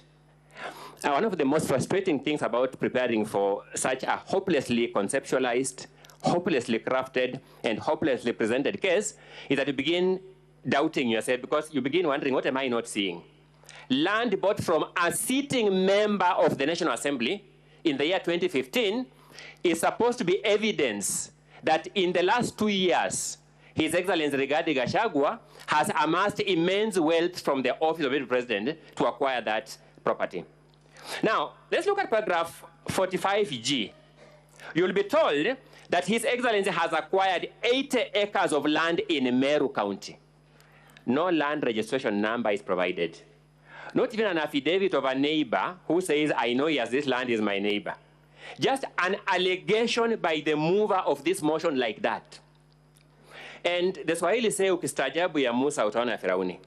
This mover of this motion stood before the National Assembly and said, just believe me for this statement as it is. The first joke. The second joke, the National Assembly actually believed him and approved the motion. You'll be told that paragraph 45H, that His Excellency has acquired a dairy farm in Nyandarua County. Now, I guess we all have a common understanding of what a dairy farm is. His Excellency has no dairy farm in Nyandarua County. The move of this motion does not give us any evidence of this dairy farm in Nyandarua County. You'll be told that His Excellency has used the office of the Deputy President to corruptly influence unnecessary and expensive renovation of his official residence in Karen and Mombasa. What will shock you is this, good people. The contract for the renovation of the official residence of the Deputy President was signed by the controller of State House. Unless the move of this motion wants to make a claim that the Deputy President conspired with the State House to have this contract executed. Number two, it will be known to all of us as members of Parliament that the money for renovation of this official residence was approved by the National Assembly. Is the National Assembly conceding that it approved money for unnecessary expenditure by government? How can the National Assembly approve money for use for renovation of the residence of the Deputy President, then after that money is used for the intended purpose, the renovation of the official residence of the President, now drag the Deputy President for impeachment for the reason of that renovation? I said it will move through the ridiculous to the embarrassing. You'll be told that the Deputy President has a helicopter landing facility at his land, Ruguru, Kiamariga, 1223 in Madeira. The Deputy President simply has no helicopter landing pad on that farm, a small parcel of land with the Napier grass, unless the mover of this motion can now convince us that new technology has emerged, that Napier grass is the constructing material for landing pads for aircraft. That's the only way it can make sense. But because it doesn't make sense, good people, you'll agree with me, it moves from the false through the ridiculous to the embarrassing. Now let's deal with it. You'll be told the Deputy President has amassed a wealth portfolio amounting to 5.2 billion shillings. Elementarily, we must then look at the particularization. Tell us which one is what plus which one is what plus which one is what to amount to this 5.2 billion. This figure, the origin, is only known to the mover of this motion. There is nothing on the body of the motion. There is nothing in the documents attached to the motion. There is nothing in the video clips to be played by the mover of this motion that tells us mathematically how he arrived at this figure of 5.2 billion shillings. Then when the charges were read, distinguished senators, you had some 22 companies being read one by one. Thank you. 22 companies. A number of things will surprise you. You'll just find a company listed called Spiritway Limited. Nothing in this motion tells us what wrong has this company done. Nothing in the motion, completely. It just listed there the way it is. Fortis Vis Group Limited. Nothing in this motion tells us what wrong has Fortis Vis Group Limited done. They're just companies whose names have been listed, and we have spent the taxpayers' money this afternoon listening to these companies' names being written with nothing in this motion telling us. So what wrong has Dorcas Rigathi Foundation done? What act are you complaining of for that company? What omission are you complaining of in respect of that company? Heartland Supplies Limited, you just find a name of a company there. No wrongdoing is alluded to it. No allegation is made against it. They're just companies thrown there. Distinguished senators, the Romans called their assembly, which was the equivalent of this Senate, the patres. It was an advisory council. That name was derived from an old Latin word meaning father. Senate derives its name from the Latin word senex, meaning old man. All these words are supposed to address the sagacious, the state of wisdom of the Senate. If this Senate lives true to its historical origin as the patres, if this Senate lives true to its Latin origins as the senex, the old man, the wise man, it will see through these lies, it will see through this ridiculousness, it will see through these embarrassing statements. If time were to permit, I will take you through other allegations that meet the same test of falsehood, ridiculousness, and embarrassment. Fortunately for us, the rules of procedure permit us to cross-examine the move of this motion and the respective witnesses as a way of bringing forth these lies much more clearly. We shall do that when the time presents itself. At the end of it all, we shall beseech you to do two things: to be true to your oath of office as senators. To be true to your oath of office as senators. to pore through this evidence, to listen keenly to this evidence, to make a decision premised on the evidence as tested here in cross-examination.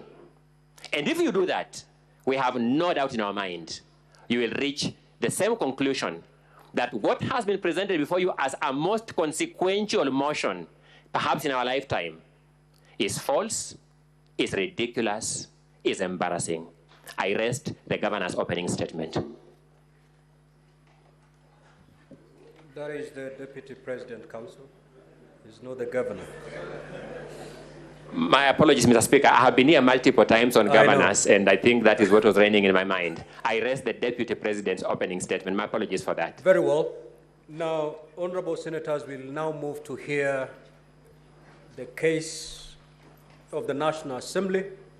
Now, the National Assembly has 3 hours to present its case, meaning all the witnesses, evidence in chief, cross-examination will be given 2 hours. The legal team for the Deputy President, you'll have 2 hours to cross-examine the witnesses as presented by the National Assembly. Clerk, you may now usher in the first witness of the National Assembly.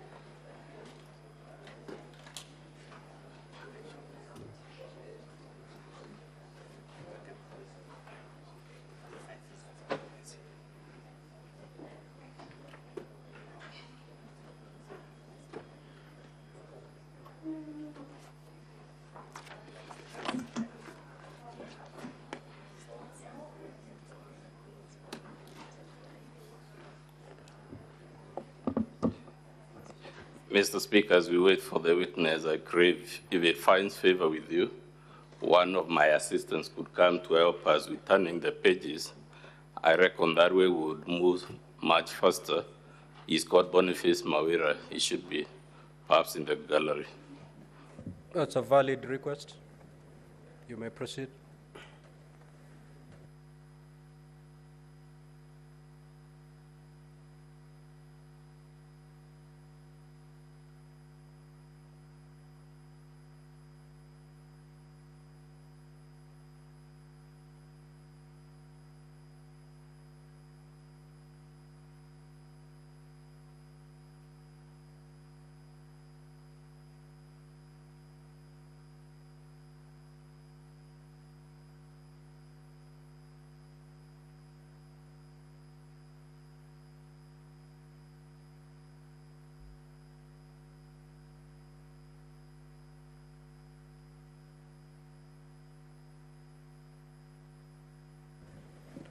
Counsel for the National Assembly, where are your witnesses coming from? They're taking too long. I think they must be in room 4, Honorable Speaker. Our first witness is the Honorable Ekomas Mwingi Mutuse, who was the mover of the motion.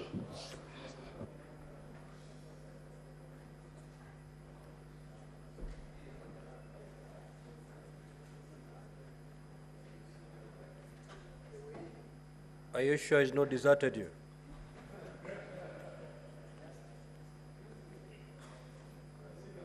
It is always a risk in this type of business, Honorable Speaker, but I'm sure he's around.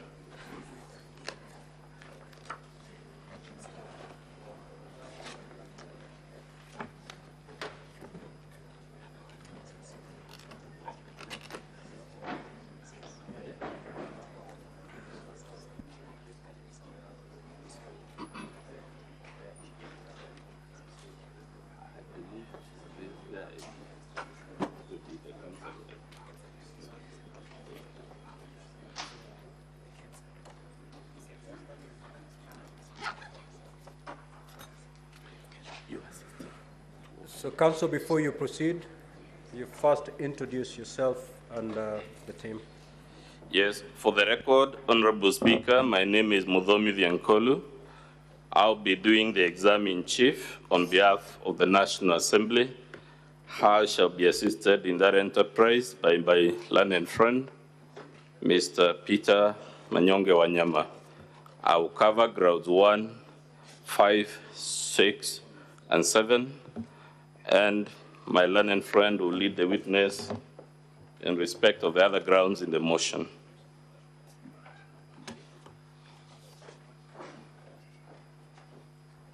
May the witness take the oath. I, Mwengi Mutuse, do solemnly swear that the evidence that I shall give before the Senate in respect of the matters before the Senate shall be the truth, the whole truth, and nothing but the truth. So help me God. Your 3 hours starts running from now. So, good afternoon, sir. Again, just for the record, confirm your name and what you do for a living. Mr. Speaker, Honorable Senators, my name is Mwengi Mutuse. I'm the Member of Parliament for Kibwezi West constituency, and I was the mover of the instant motion that is before your consideration in the National Assembly. I am also an advocate of the High Court of Kenya by profession. So, great. Let's go straight to the motion due to the constraints of time. Honorable Speaker, the motion is in Volume 1 of the Assembly's bundle of documents. And allegation number 1 runs from pages 3 to 10 of Volume 1. So, without much ado, Honorable Mutuse, let's go to allegation number 1 of your impeachment motion. Can you tell the Senate in very condensed summary what is the grievance you have raised against His Excellency the Deputy President? Honorable Speaker, Honorable Senators, on our ground 1 allegation against the Deputy President is that he has violated various articles of the Constitution that we have listed, being Article 10.2a, 10.2b, Article and C, Article 27, Article 73.1a, Article 732b, 75.1c, Article 129, as well as Article 147.1 as read together with Article 131.2c and b. And basically, what we are saying is that the Deputy President in the last 2 years has been in various places within the Republic of Kenya and has been publicizing a notion that Kenya is a company that is owned by shareholders, and only those who have shares in the company called Kenya, according to him, will benefit in terms of development and service delivery from the Republic. And it is our contention that Kenya is not a company. Kenya is a republic that is supposed to serve all Kenyans. And the particular articles of the Constitution that we have cited because of time also speak to the functions of the Deputy President being able to promote national unity and the country, citizens of Kenya being able to receive services and development from the government, including appointments, without discrimination. So that is in short. Let's quickly go through some of those provisions. If you could be shown the preamble to our Constitution, what does the third paragraph say? Mr. Speaker, honorable senators, the preamble to our Constitution, and I read the third paragraph, proud of our ethnic, cultural, and religious diversity. Underline ethnic, cultural, and religious diversity, and determined to live in peace and unity as one indivisible sovereign nation. One indivisible sovereign nation.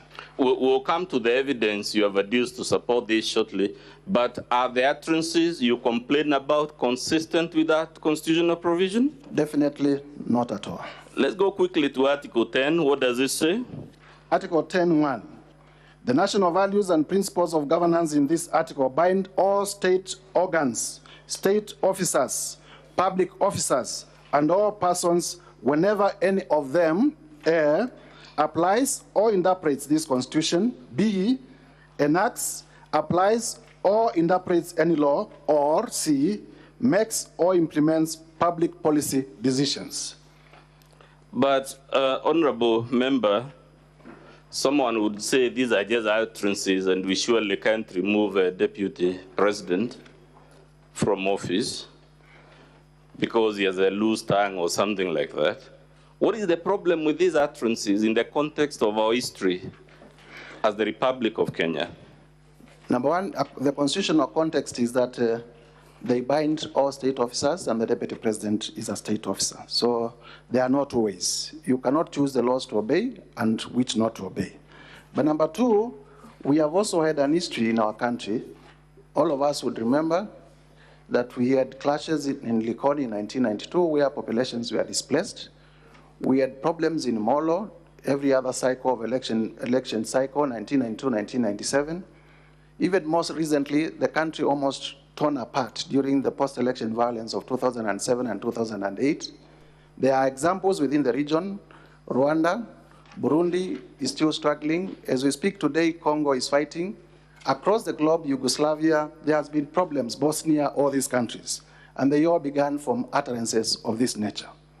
So is it your testimony, therefore, that utterances of the type we're about to see are a threat to the very existence of Kenya as a republic? Indeed, that is my testimony. Is our lived history consistent with the submission that those are not utterances that should emanate from the Deputy President of the Republic? Not just the Deputy President of the Republic, but not from any citizen of the Republic. But Honorable Mutuse, have you placed any evidence? You say the Deputy President has been doing this for 2 years. Have you placed any material to prove this allegation? Yes. We have placed videos, evidence in the form of videos that have been recorded in meetings where the Deputy President has been attending, being video 1, video 2, video 3, video 4, video 8, and video 11, which contain utterances of the Deputy President in that regard. Mr. Speaker, I request we play video number 1 from the National Assembly set of videos.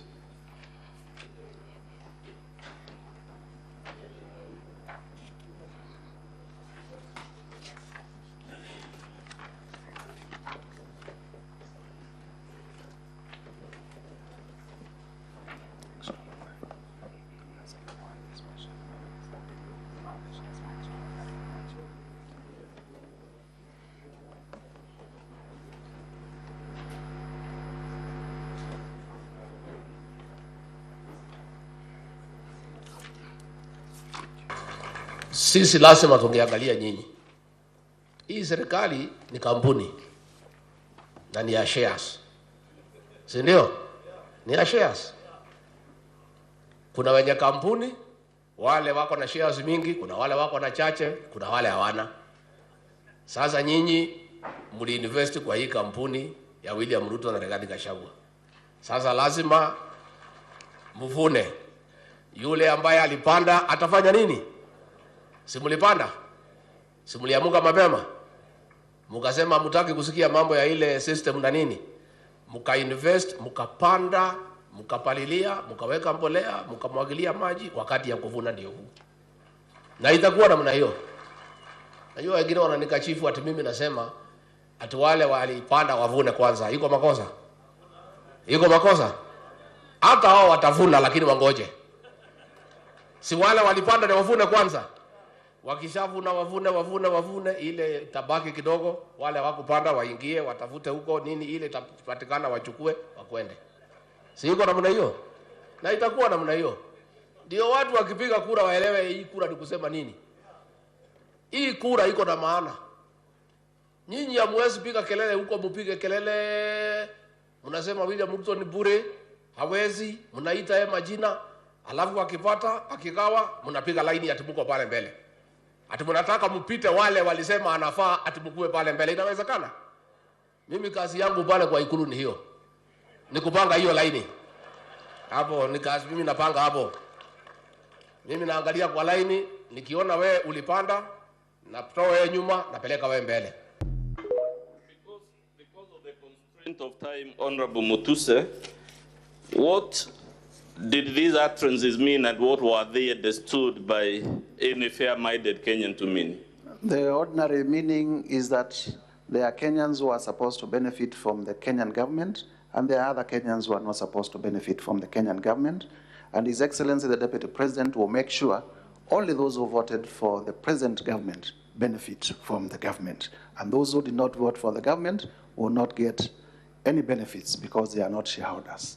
Are those utterances consistent with the national value of human dignity in Article 10B? Not at all. Are they consistent with the value of national unity in Article 10A? Not at all. Are they consistent with social justice in Article 10(2)B? Not at all. What about inclusiveness? Indeed, they are divisive. What about equality? Not at all. What about non-discrimination? They are very discriminative. What about protection of the marginalized? They do not protect the marginalized, they marginalize them further. We could go on and on, sir. Are those utterances consistent with any of the articles you claim in ground 1 have been violated? Not at all. Let's play video number 2, Honorable Speaker.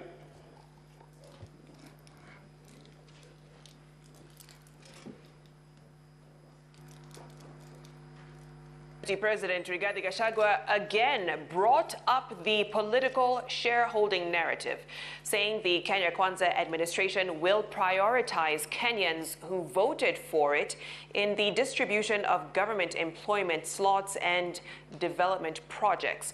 Well, Gachagua spoke in Nandi County, where he led other government officials in a church service and thereafter a fundraiser at Kurgung Boys High School. Ayub Abdikadir reports. Mosop constituency in Nandi County offered Gachagua a platform to amplify his narrative about the government being a shareholding entity that apparently belongs to those who voted for it, calling on the people of Nandi County to remain patient as the state works on development projects and employment opportunities that would prioritize Kenya Kwanza supporters. Rais ako pale, niko hapo, huyu Felix ako hapo. Rais mnamjua, mimi mnanijua msimamo yangu ya kwamba watoto wakiwa wengi kuna wale kwanza ya kuangaliwa, si mnajua? Sasa huyu Felix ako pale ndio mwenye kuunganisha mawaya. Mambo yetu tumepanga. His remarks similar to the last time he sparked public debate by hinting at preferential treatment for Kenyans who voted for the government. Mambo iko sawa. Chakula iko jikoni, karibu kuiva. Watoto ni wengi, chakula ni kidogo. Iko watoto ya nyumbani, iko ajirani, iko namna hiyo, na nyinyi mtulie. Chakula ikiiva, sisi ndio wenye kupakua. Na watoto tunawajua kwa sura na kwa msimamo. Hatuwezi kuwa confused. Kuna mtu wajua watoto yake.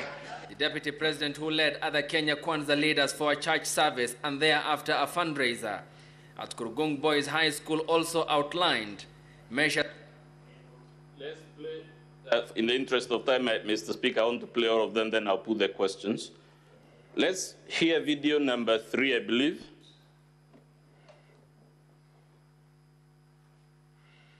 Gachagua says he has no apologies to make over his shareholders' narratives, saying those who voted in the Kenya Kwanza government should reap big from the government. Well, Gachagua, who was speaking in Nandi County, where he led a fundraiser towards the construction of the ACK Plaza in Kapsabet town, also dismissed claims that there are differences between himself and President William Ruto. Martin Munene has the details. Deputy President Rigathi Gachagua was in President William Ruto's Rift Valley backyard on Sunday, where he presided over a fundraiser in aid of Kapsabet ACK Church. And here, the DP made it clear that he was not backing down on his shareholders' gospel that has left a bad taste in many people's mouths. I am unapologetic to demand and to insist that those who believed in William Ruto and supported him to a man have every right to benefit immensely from his government. I have no apology. Let's play video number 4, 8, and 11 in that sequence. Serikali, a government is like a company. There is shareholding. Kuna wale who have invested a lot of shares. Kuna wale wameweka kidogo. Kuna wale wamekataa. Lakini wote ni wa Kenya. So ndio tukasema kama wewe umeenda kupanda mahindi, ama wacha nipeane example ya ng'ombe kwa sababu niko Kajiado. Wewe uko na ng'ombe yako ya maziwa. Hiyo ng'ombe imezaliwa ikiwa njao, umeichunga vizuri, umepatia majani, umenunulia dairy mill, umepatia chumvi, umepeleka kwa malisho, umepatia maji, imezaa, imeanza kukamuliwa. Wewe unatakiwa kwanza ukuwe mtu ya kwanza kukamua hiyo ng'ombe na kukunywa maziwa. Serikali, a government is like a company. There is shareholding. Kuna wale who have invested a lot of shares. Kuna wale wameweka kidogo. Kuna wale wamekataa. Lakini wote ni wa Kenya. So ndio tukasema kama wewe umeenda kupanda mahindi, ama wacha nipeane example ya ng'ombe kwa sababu niko Kajiado. Wewe uko na ng'ombe yako ya maziwa. Hiyo ng'ombe imezaliwa ikiwa njao. We can go to the next because we see an element of repetition. Let's go to the next video.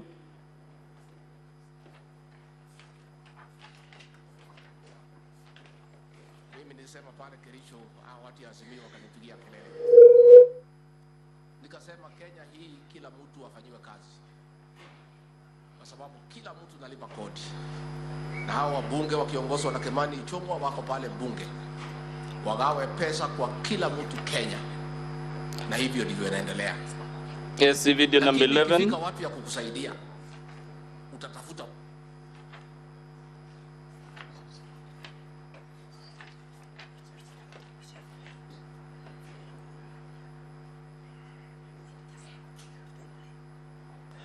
The good people of Homa Bay, that I am going to work with your leaders, the ones you have elected, so that we can develop our country together. Competition is over. Si tumemaliza mambo ya mashindano? Si tumemaliza mambo ya mashindano? Si ile kazi imebaki ni sisi kuwafanyia kazi sasa? Si ni kweli? Muko tayari kufanya kazi na mimi? Munasema nifanye kazi na viongozi wenu wale mliowachagua. Mimi nawahakikishia nitafanya kazi na wao, ndio tupange mambo ya maendeleo ya Homa Bay, tupange mambo ya maendeleo ya Kenya, ndio tuweze kupeleka taifa letu mbele. Tuondoe umaskini, tupange ajira ya hawa vijana, tupunguze gharama ya chakula, na tupange mambo ya maendeleo ya Kenya, tutengeneze nchi ambayo kila Mkenya anajivunia kuwa Mkenya. So, Mutuse, you know we could play these videos on and on. Unfortunately, time is not with us. But please confirm that you have presented before Senate utterances made by the Deputy President on this theme in Kitui. Is that correct? That is correct. In Nandi, is that correct? That is correct. In Kericho, is that correct? That is correct. In Kajiado? That is correct. Please confirm it is in public domain. These utterances have been made in very many other places. These were just illustrations. Indeed, I suspect they have been made even in the counties represented by the senators seated here. Have these been isolated aberrations, or has it been a consistent campaign and mantra by the Deputy President across the Republic? It has been consistent, and as the Deputy President says, unapologetic. But you also played for us a video where the President is speaking. How does it compare with the utterances and the campaign by his deputy? The President is preaching national unity, and I believe that is a function assigned to the President under Article 131 of the Constitution, to be a symbol of national unity.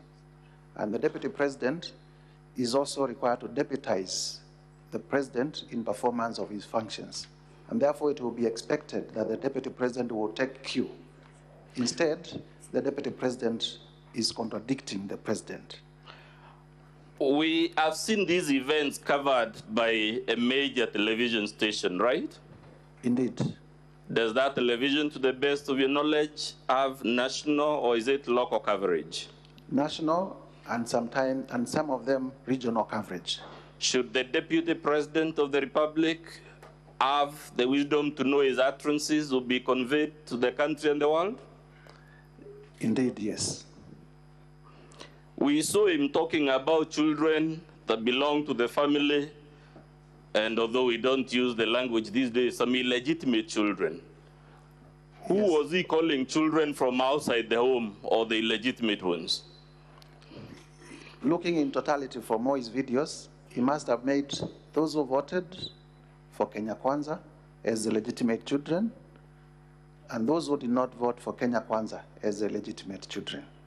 We have seen him saying he has no apologies to make, notwithstanding that these utterances, to quote the media house, were leaving a bad taste in the mouths of many people. Is that correct or incorrect? Yes, he is very loudly clear that he has no apologies to make for referring to Kenya, for saying Kenya is a company belonging to shareholders for the benefit of the shareholders. That defiance and the stance that he has no apology to make, does it depict the deportment of a man or a woman who should be the deputy president of the Republic of Kenya? Not at all. But you heard his counsel say that there must be some extraordinary wrongdoing before we can impeach for mere utterances or for the things you have alleged. To the best of your knowledge, sir, how many vice presidents or deputy presidents has Kenya had since 1963? In your estimate, how many?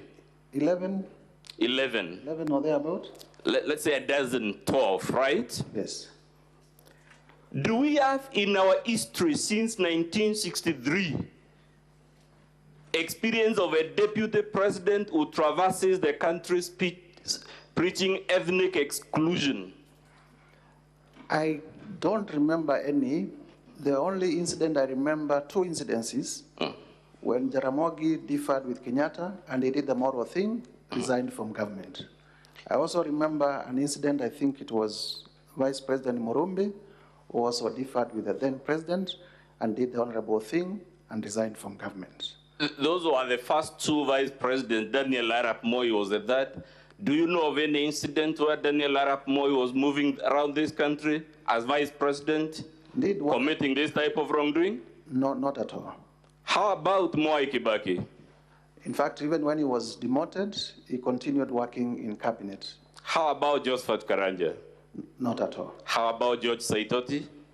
Even when he was sacked, he continued being loyal to the government of the day. How about Musalia Mudavadi? In his short stint, nothing is heard about him undermining his boss. How about dividing the country? Mudi Awori? Not at all. Kalonzo Musyoka? Not at all. So when we are told there is nothing extraordinary about this wrongdoing, is that consistent with the lived reality of Kenya? There is everything extraordinary when a country of 46 tribes, someone advocates for the servicing of less than 2 of those communities. Where will the 44 go? Given the politics of 41 against 1 in 2007 and the post-election violence, would this allegation be extraordinary wrongdoing? It is an extraordinary wrongdoing. In fact, the post-election violence that resulted from that particular kind of campaign was in itself extremely dangerous to our social fabric and extremely dangerous to our economy. Given the experience of the Molo and Likoni clashes in the 90s, would this be extraordinary wrongdoing coming from the second senior-most state officer?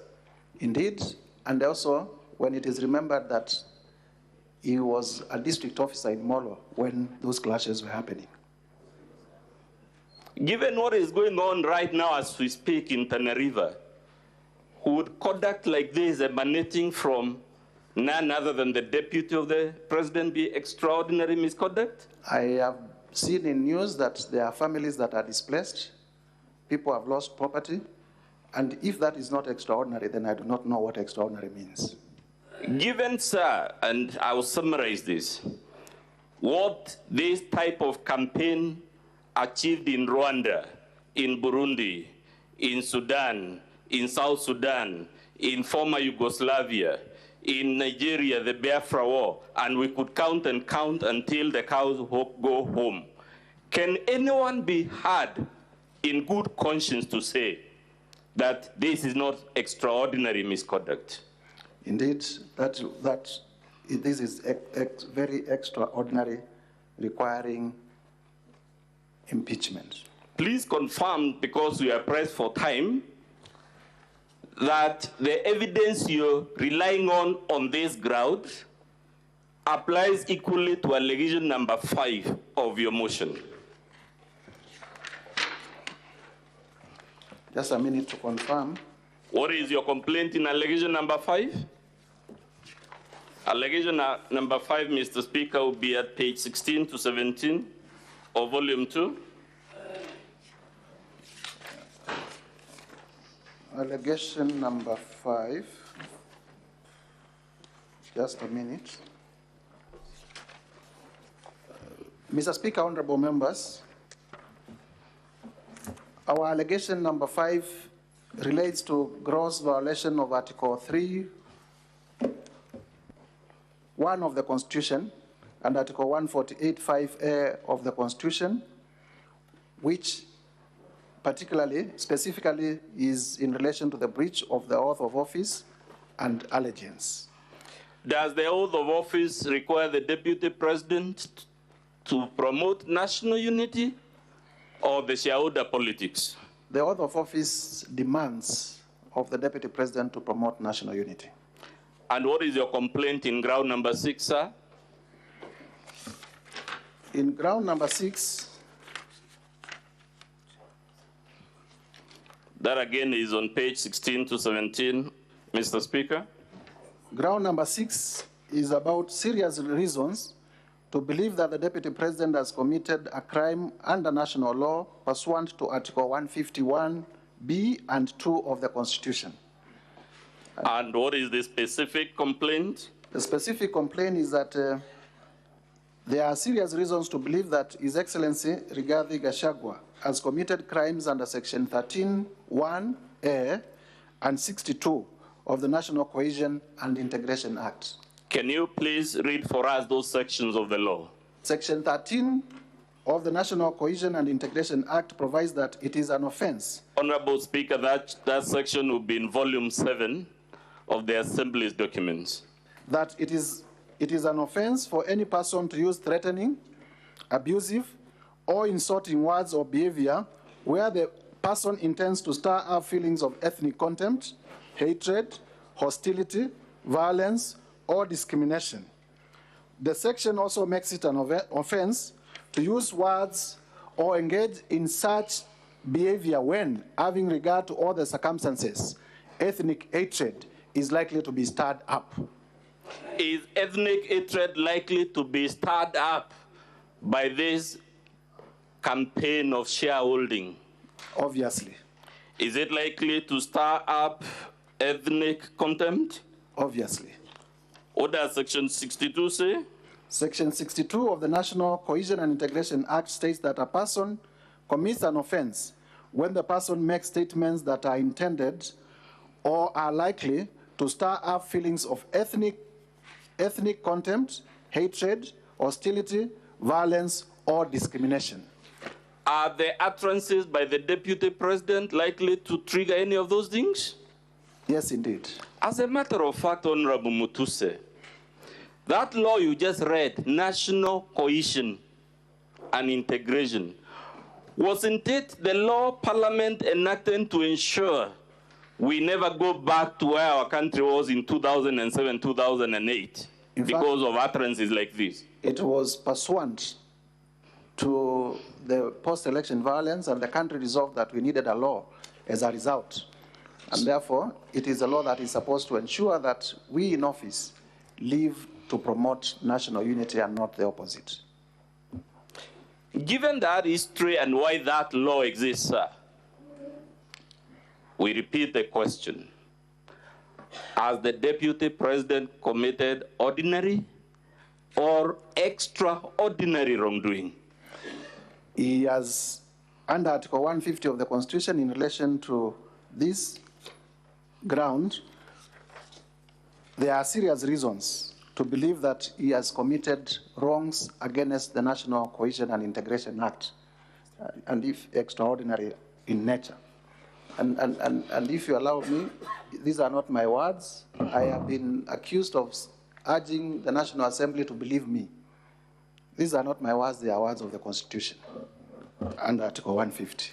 Thank you. I want us, Mr. Speaker, we're urging the Senate, if you consider the evidence so far adduced, then that evidence applies to ground 1, 5, and 6. So we are prosecuting them together to save on time. Let's go to allegation number 7, sir. Mr. Speaker, that allegation runs from pages 17 to 31. It was the one you were told runs from falsehoods, culminating in the embarrassing and other things. Let's see whether it is actually falsehoods, embarrassing, and the other adjectives that we were told. And I would urge members to work with me by holding volume 2A of the Assembly's documents, together with our volume 6. 6, I only mentioned it briefly.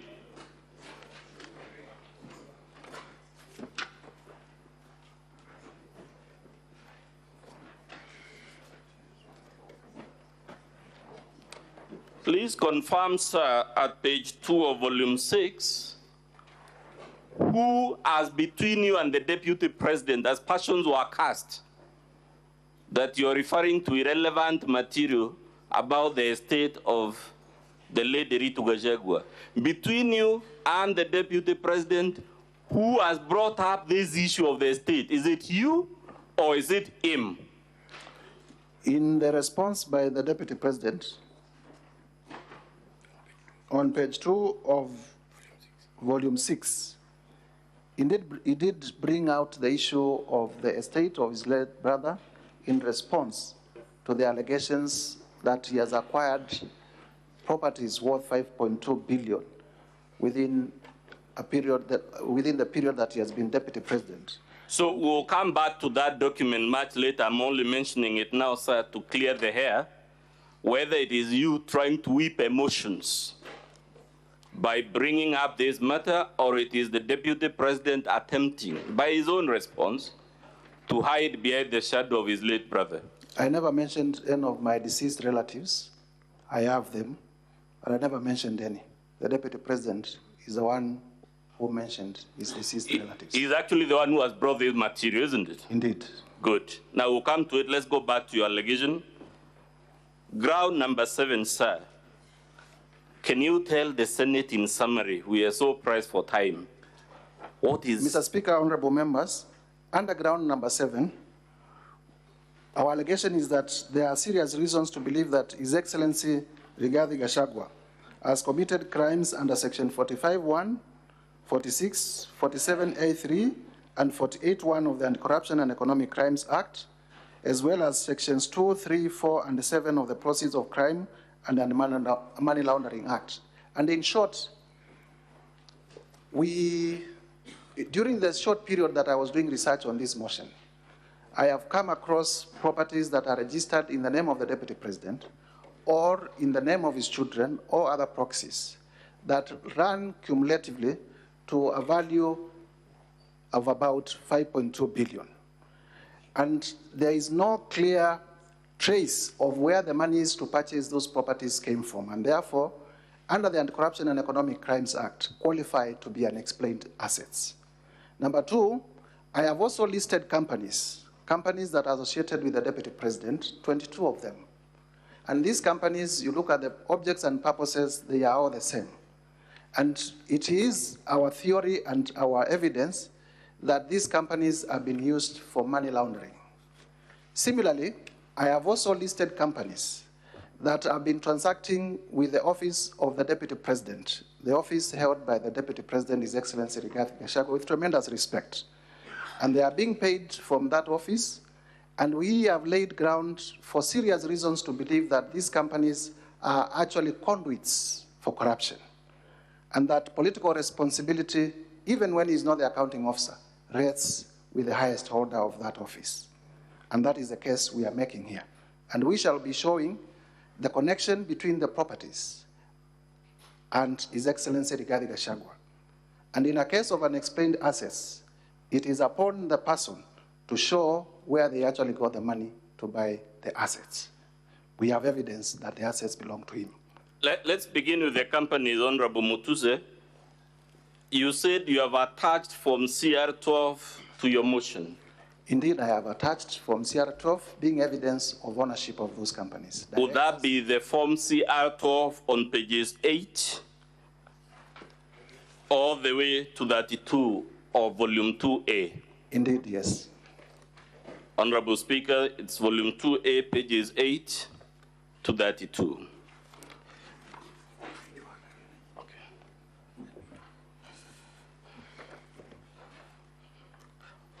It actually begins, Honorable Speaker, it's me who is mistaken. It's from page 1 to 32, right? Indeed, yes. And because we are stressed for time, sir, does this document show in black and white that the majority of these companies, the directors and shareholders, are either the Deputy President or his sons or his spouse? Yes, they do, and senators will have opportunity to look at the Form CR12s. Many of them are under 2 weeks old, so they are very recent. Let's go to the question of the purchase and of... You can also independently confirm from the eCitizen portal, it is only 650 shillings to do as a company search. You have mentioned Treetops Hotel and Outspan Hotel in paragraph 45A. Yes, indeed. Let's confirm whether this is false, ridiculous, or embarrassing. Did the Deputy President issue a public address on the 7th of October in which he admitted acquiring these two hotels? Yes, indeed, and it is part of our evidence. So with that admission from him, can we be here to say your allegations are false, ridiculous, and embarrassing? That is not expected from the son of Mau Mau. But let's go to page 33, sir, of your volume 2A. Mr. Speaker, sir, we have been patiently waiting and restraining myself from raising. Pause the time for the National Assembly, please. Proceed, Council. I've been constraining myself when listening to the proceedings. And Council is testifying instead of the witness testifying. Number two, he's asking leading questions in examination in chief. And Council understands the rules of examination. A case in point, you're very general. A case in point? The Hansons, Mr. Speaker, sir, will bear us witness, and the Senate is a custodian of the Hanson. Council, I'm very alert. Any leading questions before you take your feet, I'll be able to object to it. I'm very alert to that. Proceed, Council. Much obliged, Mr. Speaker. Let's go to page 33, sir. What is that document? On volume 2A? On page 33, this is a discharge of charge between Wayne Holdings Limited and Aberdare Safari Lodges Limited. Yes. Drawn by the firm of Hamilton, Harris, and Matthews. On page 34, what is given as the amount of the loan being discharged? The loan being discharged is 143,885,042 shillings. Please confirm this loan is being discharged as of 30th October 2023. Yes, the loan is being discharged as at of 30th October 2023. And the loan was to Aberdare Safari Hotels Limited. Would that mean this hotel was indebted before the Deputy President acquired it? It was in evidence. To what amount? 143,885,042 shillings. Let's go to page 37.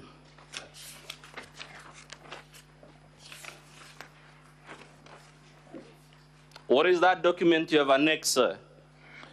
The document I've annexed here is the transfer instrument, transfer to companies and limited liability partnerships. Yes. It is it's a document ordinarily that is used to transfer interest in what? Interest in property from one party to the next. And who is acquiring that property according to this document? The property, as at this time, belonged to Aberdare Safari Hotels Limited and is being transferred to Crystal Kenya Limited. Is Crystal Kenya Limited a company linked to the Deputy President? Yes, indeed, and we have annexed the Form CR12. In which page? The Form CR12 is on page 23 of our Volume 2A. Of our Volume 2A. Who are given as the directors there? The directors are one, Keith Ikino Rigathi. Who is that? That is a son to Honorable Rigathi Gachagua. Yes. And the second director is Kevin Gachagua Rigathi. Yes. Also a son. Now let's go back to 37.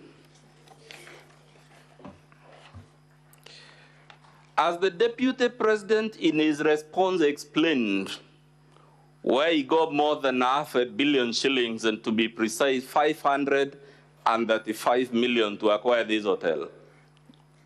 To begin with, the consideration for this transfer was Kenya shillings 535 million, and this needs to be added to the loan of 143 million. Yes. Cumulatively. Yes. So that you get the value, because the value of in terms of what was the purchase. Yes. In his response, and I have seen it, the Deputy President alludes that he got a loan of 600 million, that when he became Deputy President, he used to run this company called Crystal, but when he became Deputy President, he gave it to his children to run it. And he goes further to say that he got a loan of 600 million from the Credit Bank of Kenya. Has he actually placed before this Senate evidence of the disbursement of any such loan? I have seen a letter of offer for that loan, but I have not seen any evidence of disbursement nor any charge in respect of that loan. Is a letter of offer loan evidence that a loan has actually been given? A letter of offer is just that, an offer. That letter is annexed of offer, says that as security for the supposed loan, there will be directors' guarantees. Has he annexed those directors' guarantees? To the best of my recollection, I have not seen them. It says the loan will be secured by personal guarantees. Has he also annexed those personal guarantees? I have not seen them.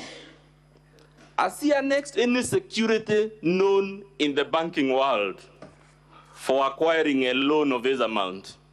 What I have seen is, what I have seen in the letter of offer is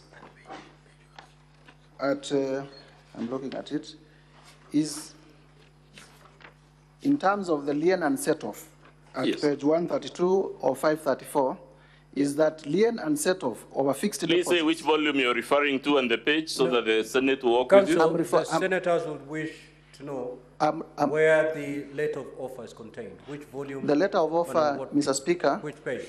What page? It's in volume 6. Is in volume 6, starting from page 98.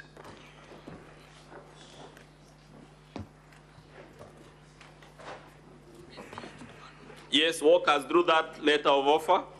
So there is a letter of offer, meaning there was an application for a loan. And this is to the directors of Crystal Kenya Limited. Crystal Kenya Limited is the company that is acquiring Aberdare Safari Lodges. And the loan is in respect of an amount of 600 million. And in the clause for lien and set-off, I have seen that a lien and set-off or fixed deposits, this is on page 99, in respect of INO Crystal Kenya Limited for an aggregate amount of 300 million to be obtained. Interest accrued shall be credited to your deposit settlement account. Let's stick to that one for now. From elementary banking knowledge, what do we conclude from this issue of the 300 million? My understanding is that the account held at the bank had 300 million shillings in cash, and that that amount was going to be part of the security for the loan. So it means the deputy president or his sons had already cash in that account of 300 million shillings. Yes, which is also an asset that we are counting in accumulating the 5.2 billion. Now let's count that 300 million, 535 million, and the 143 million that had been to be paid to pave way for this transaction. Indeed, yes. In estimate, that would be like how much money? 535 plus 300 is 835. 835 plus 143, roughly a billion shillings. Roughly a billion shillings. In respect of one transaction. Just one property. Now, if the deputy president were to save all his net salary for 10 years, would he be able to have savings of a billion shillings to acquire this hotel? Not at all. But because from the non legitimate source of income, which is his salary as deputy president, as gazetted by the SRC, roughly around 1.2 billion after taxation, an aggregate of 1 million shillings, it would not be possible to acquire a billion shillings within a period of 2 years. Now, these three figures, whether it is the 143 million, or the 300 million, or the 535 million, as the deputy president in his response offered any legitimate explanation of how he or his very young sons came upon this incredible fortune of money? Nowhere in the response, other than the letter of offer that is in itself not evidence of acquiring a loan. At page 39, who are shown as the parties to this transaction for Aberdare's Hotel? Page 39 of volume 2A. Page 39 of volume 2A.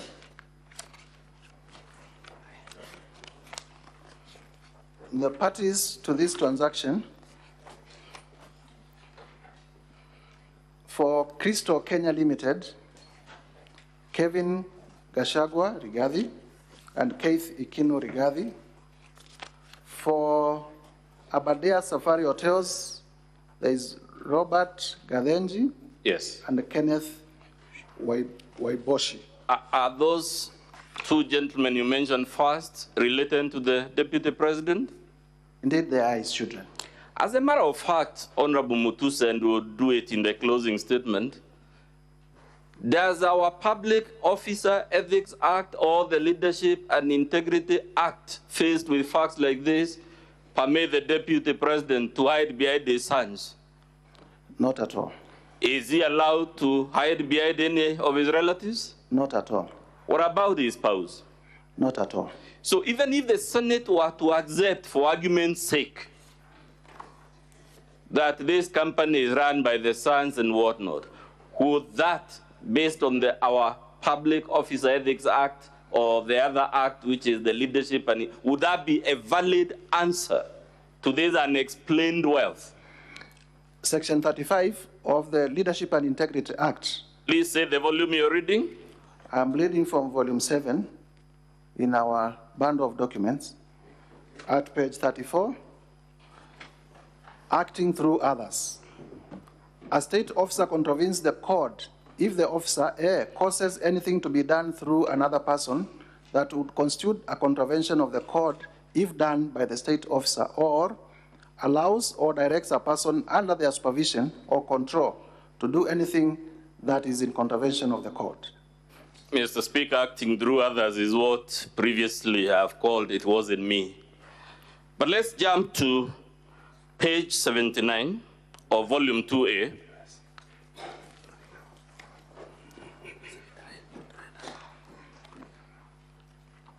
Yes, we are here. Again, this is documentation for that same property the Deputy President admits he acquired, right? Yes, through Aberdare, just for contextualization, Aberdare owned 2 hotels. Yes. There is Treetops Hotel. Yes. And there is... There is which one? Outspan. Yes. Outspan is the one that we have demonstrated how it was purchased. Treetops is a property developed by the Kenya Wildlife Service, but it was under the same management of Aberdare, so they were acquired together.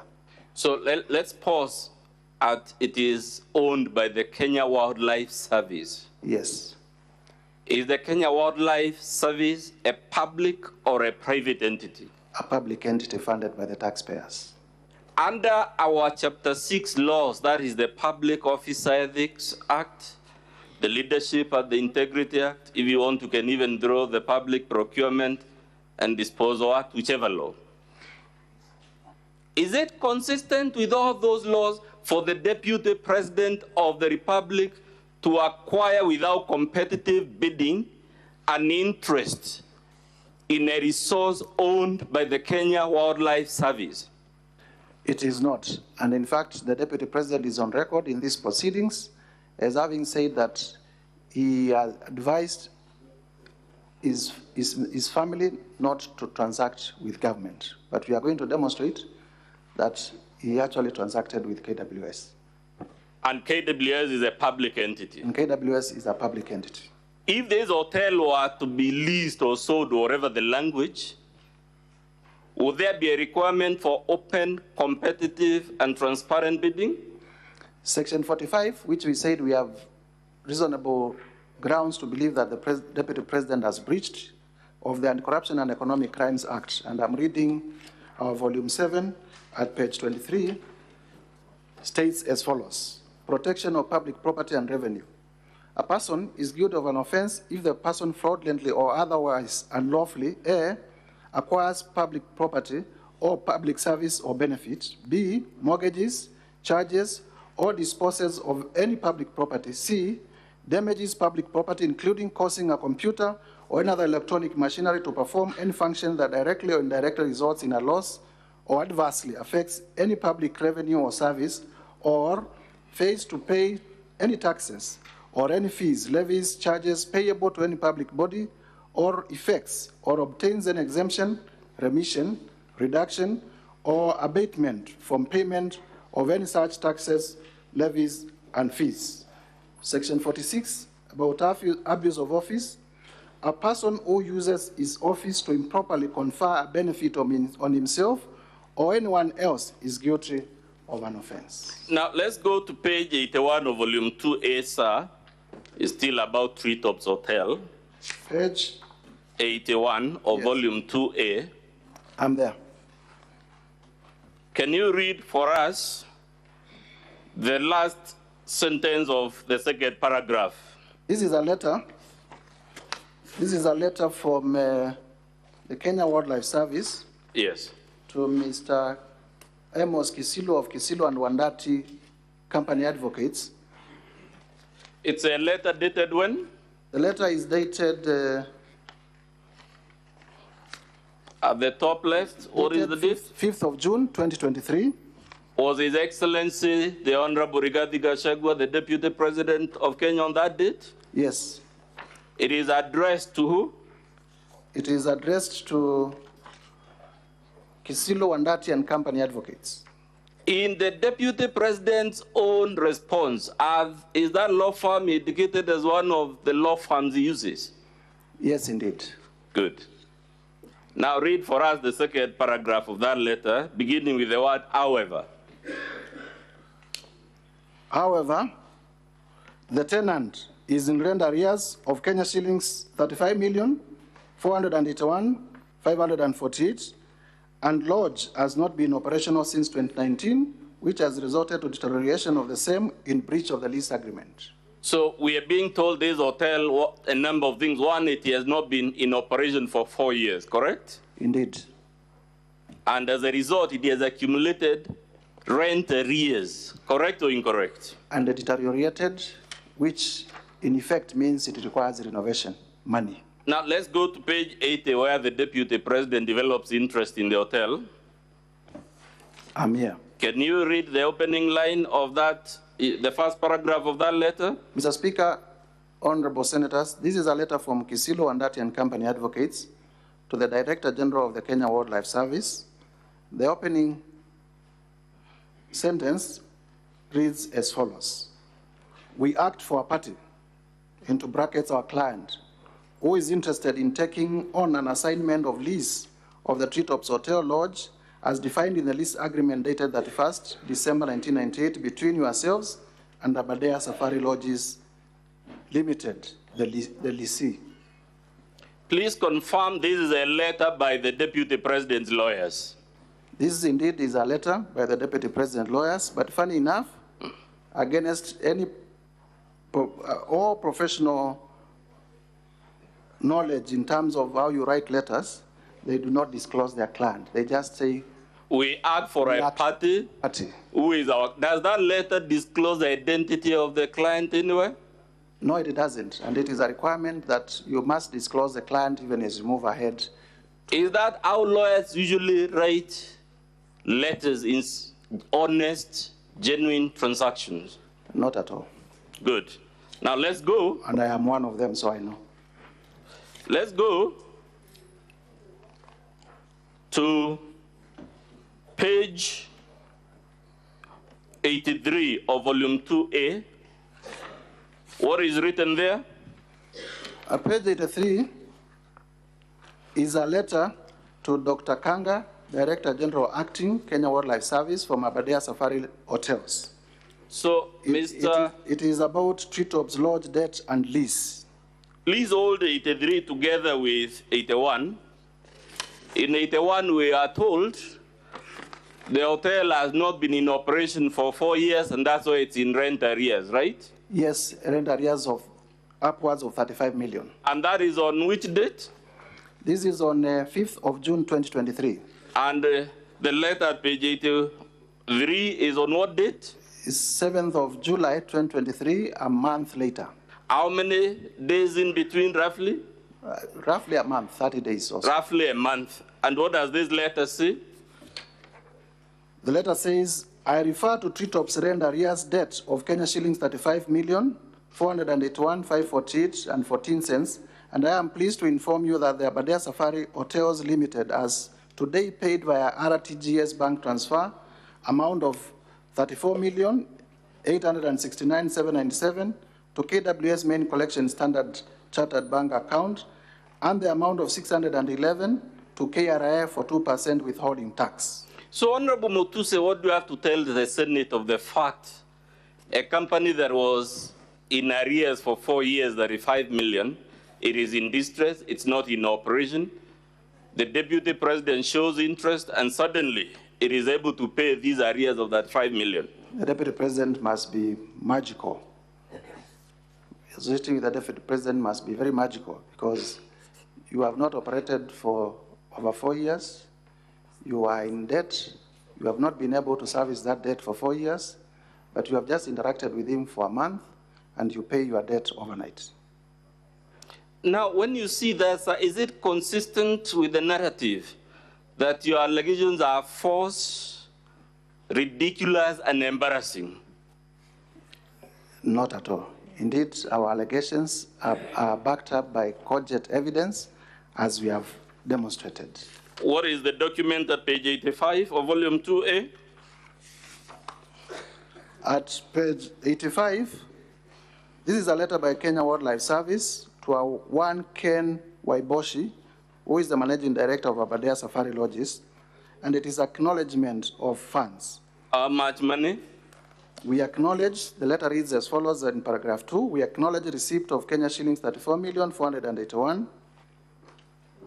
As the Deputy President in his response explained, the mysterious availability of these 35 million shillings when he comes to the picture? I have not seen anywhere where it explains where this money came from. Page 87, what is that document? At page 87. Of volume 2A, Mr. Speaker.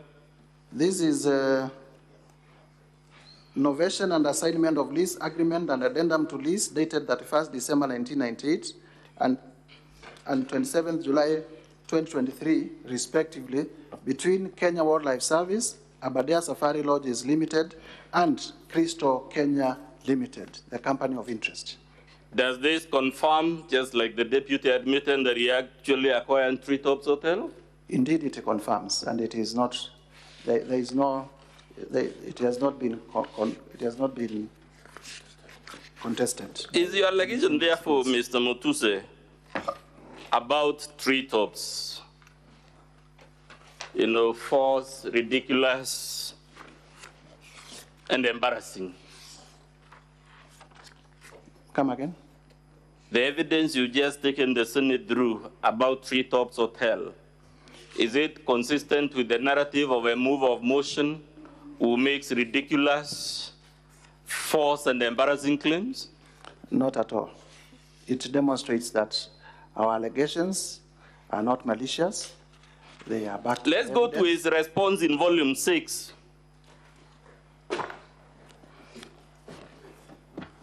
It should be page 8, if I'm not mistaken, Mr. Speaker.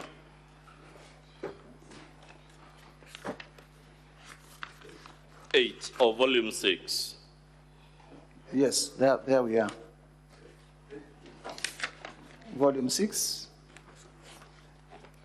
On page.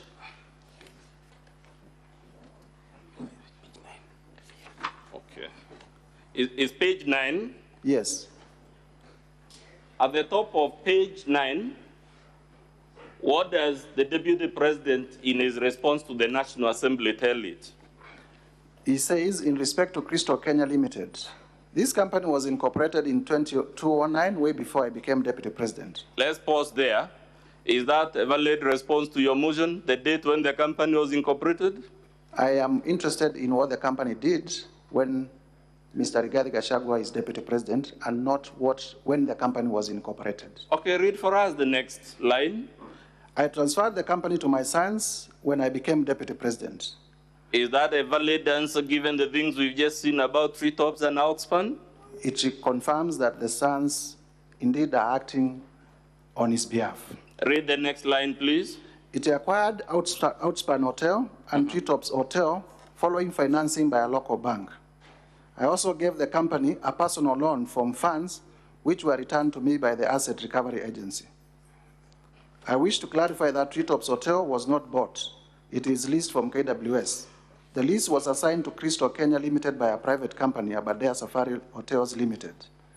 I have annexed the facility letter dated 24th October, as well as the company resolution to borrow Kenya shilling 600 million and marked as Annexure RG 14 and Annexure RG 15, respectively. Let's go to page 44. This relates to the property called Rogoro Kiamariga 1223. This is in volume 2? 2A. Volume 2A, Mr. Speaker, page 44. Please confirm from the Deputy President's response whether he has admitted acquiring this property. Yes, he admits acquiring the property, but goes ahead to make some justifications. Page 44, Mr. Speaker, volume 2A. The justification he makes is to what effect? Is that the acreage is different. Yes. And also that he bought it for 3.5 million and not Yes. 5 million as alleged. Now, let's go to that page 44. What is that document? This is a document transfer by person or representative to person on intestacy. Basically, And who is given that transfer? Who is making it?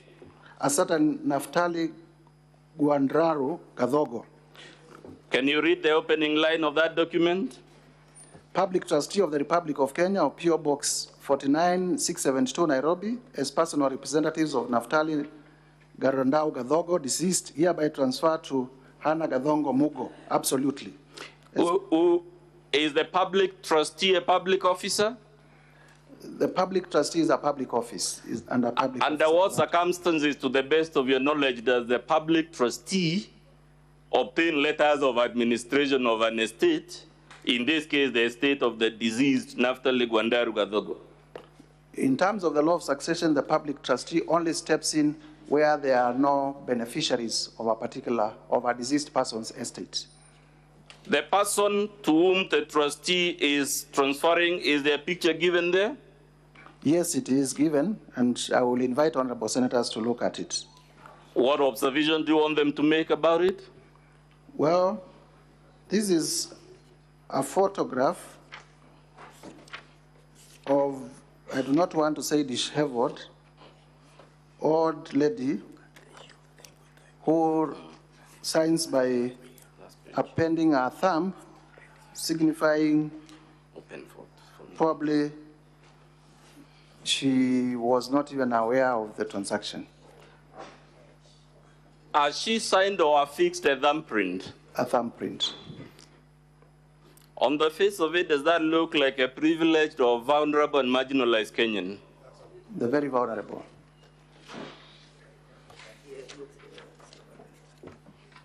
Mr. Speaker, sir, kindly allow me again to bring to the attention of the Assembly that the advocate is leading the witness. He has put a question. Does that, in your own imagination, look like a vulnerable person? Objection sustained. Counsel for National Assembly, stop leading the witness. I'm much guided, Mr. Speaker, so we'll proceed. We're on page? We are on page 44. 44.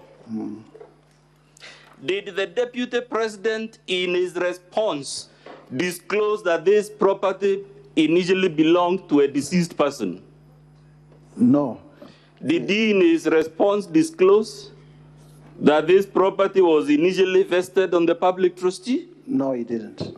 Let's go to his response at paragraph 1.4.2, which is on volume 6, Mr. Speaker.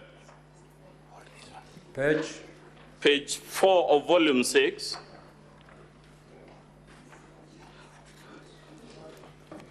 Can you read paragraph 1.4.2 of the Deputy President's response? I purchased the land in the year 2023 for Kenya shillings 3.5 million for my farm proceeds. Some of you are aware that I have dairy farm with close to 200 cows. Now, let's see who is saying things that are embarrassing, false, and ridiculous. What is the price he has said he acquired it for in that page? 3.5 million Kenya shillings. Let's go to the agreement he has attached to show how he purchased this property. It is at page 63 of the same volume. I am here. Clause number 3, what is given as the purchase price? The purchase price is Kenya shillings 5 million only, to be paid as follows. Is that consistent? Volume 6. We are holding, Mr. Speaker, volume 6, pages 4 and 63. No, it is page 4 of 534 and page 96 of 534. The problem, Mr. Speaker, is there are two sets of pagination. So the one we refer to is the one that says of 534. So we are talking of page 4 of 534. You hold that together with page 96 of 534. My apologies, Mr. Speaker. In other words, go to page 4 and page 96 of 534. Of volume 6. Yes. We'll shortly take you to the paragraphs. Mr. Speaker, you know I'm under a lot of pressure because of the time. That's why sometimes.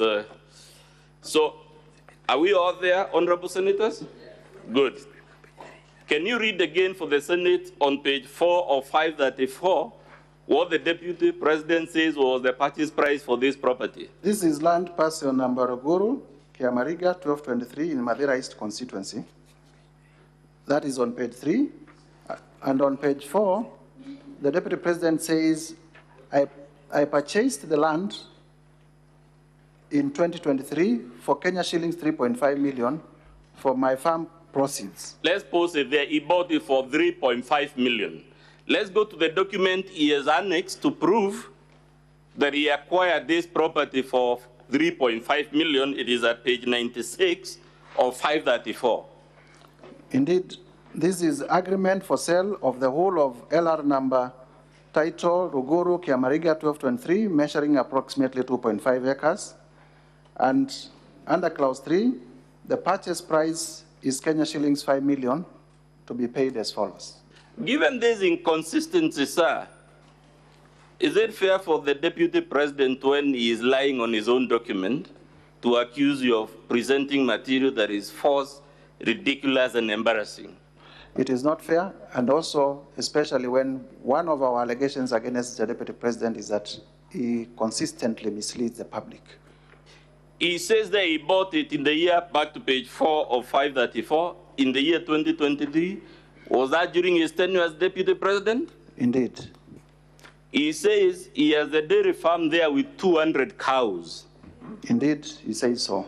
In his presser on the 7th of October 2024, what did he tell the country was the source of these 200 cows? If I remember correctly, in the televised address by the Deputy President on that fateful night, he did say that the Kalenjin people of the Rift Valley have gifted him the cows that he keeps in his farm. Can you now read for us Article 76(1) of the Constitution, what it says about gifts given to public officers?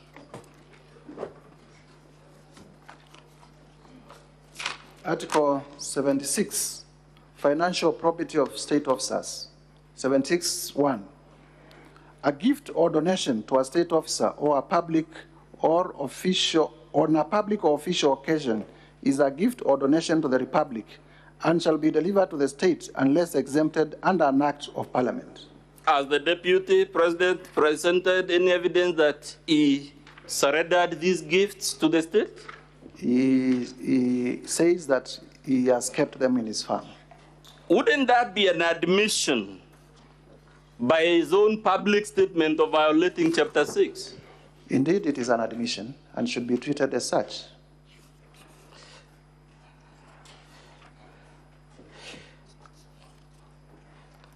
Let's go to the land in Meru. Have you placed any evidence to prove this allegation? I have placed evidence to prove that the Deputy President indeed acquired land in Meru, and to the best of my recollection, he has also admitted in his response to having bought land in Meru. I now want you to vote volume 8 against, again, the Deputy President's response.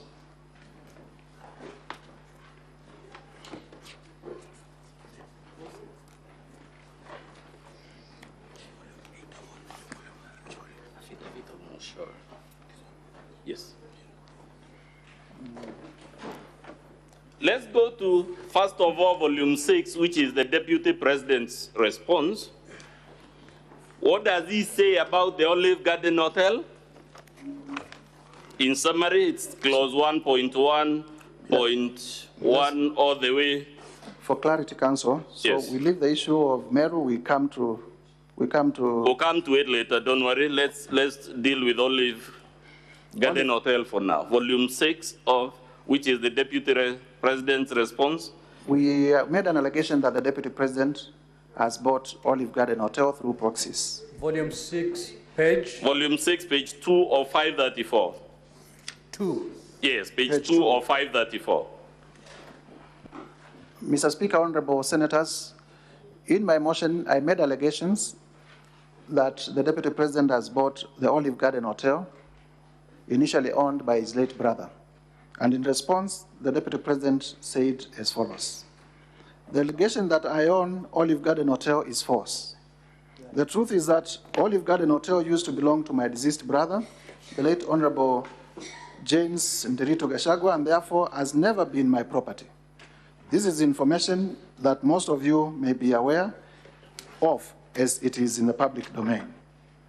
Upon his demise, my late brother left a will in which, in his recognition that I am an honest man. We can leave it there. An honest man is written in bold, right? He appointed me as one of the executors of his estate. Now, is the DEP's response about Olive Garden, which runs from page 2 to 3, consistent with the affidavit in the National Assembly's Volume 8 by Peterson, Jomo Mushira? Maybe so that we can point members. On Volume 8, we have the affidavit of Mr. Peterson Jomo Mushira. And tell us in summary, because we are so pressed for time. Peterson Jomo Mushira says, I have personal knowledge of one of the issues raised in the special motion for the removal from office by impeachment of Mr. Rigathi Gachagua, the Deputy President. I have personal knowledge of the facts relating to the sale of Olive Garden Hotel, which initially formed part of the estate of the late Nderitu Gachagua. Given the matters set out in the preceding paragraph, I am competent to swear this affidavit. I decided to swear this affidavit after my attention was drawn to contradictions between the contents of Part 1.1 on pages 1-2 of the response that His Excellency Rigathi Gachagua filed at the National Assembly on 8th October in opposition to the special motion for his removal.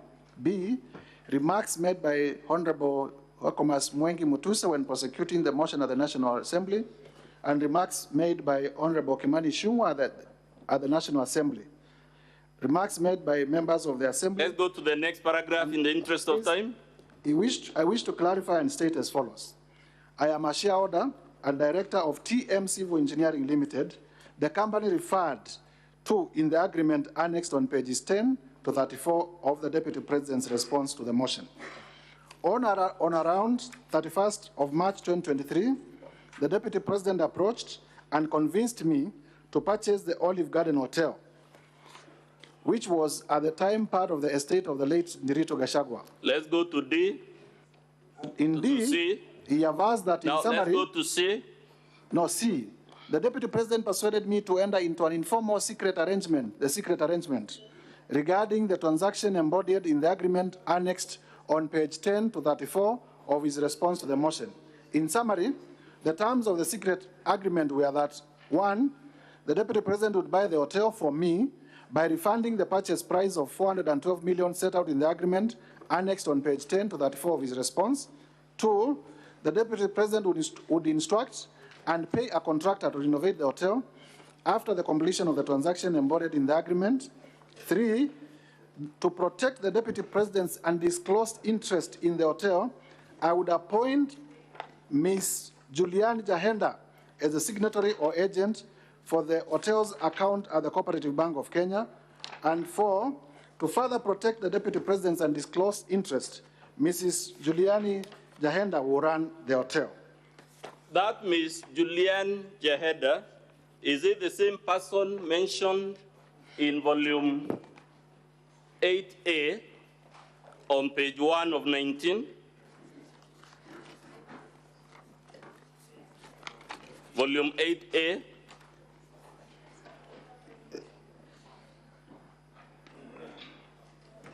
Yes, this is a letter from the Public Service Commission. So does that mean we have two sources, one being Jomo Mushira? It is... We are on volume 8A, page 1 of 19. And there is an entry there, the third name in that table. If you look at the names, you have the first one, the second one, and the third one is Maka Juliani Jahenda. Is that the same? Who is our deputy director in charge of coordination? in the presidency at the office of the Deputy President working on a local contract. Who is the author of this document? The author of this document is the Public Service Commission of Kenya. Does this document, is it consistent with what Johnson Mushira said in his affidavit about Julian Jahenda? It shows that Julian Jahenda is a staff and a close associate of the Deputy President, and she's the same person who was seconded to manage his interest at the Olive Garden Hotel. The acquisition of this hotel through a secret arrangement from the estate of his brother, is it consistent with a honest man as written in bold font in his response? It is indeed consistent with our allegation that His Excellency, the Deputy President, raided the estate of his late brother and acquired properties directly and through proxy. Lastly, from me, so that Mr. Wanyama will wrap up, let's go to the Vipingo property that also belonged to the estate of his brother. And for senators to note, this is another 535 million, 412 million in terms of the purchase and renovations, another extra millions of money, and there is no disclosure as to where the money was coming from. Now let's go to Vipingo Beach Resort, which again the Deputy President wants to hide under the shadow of his late brother, who is given on page 18 of volume 2A as the directors of Vipingo Beach Resort Limited. Volume 2A, page 18 of 123.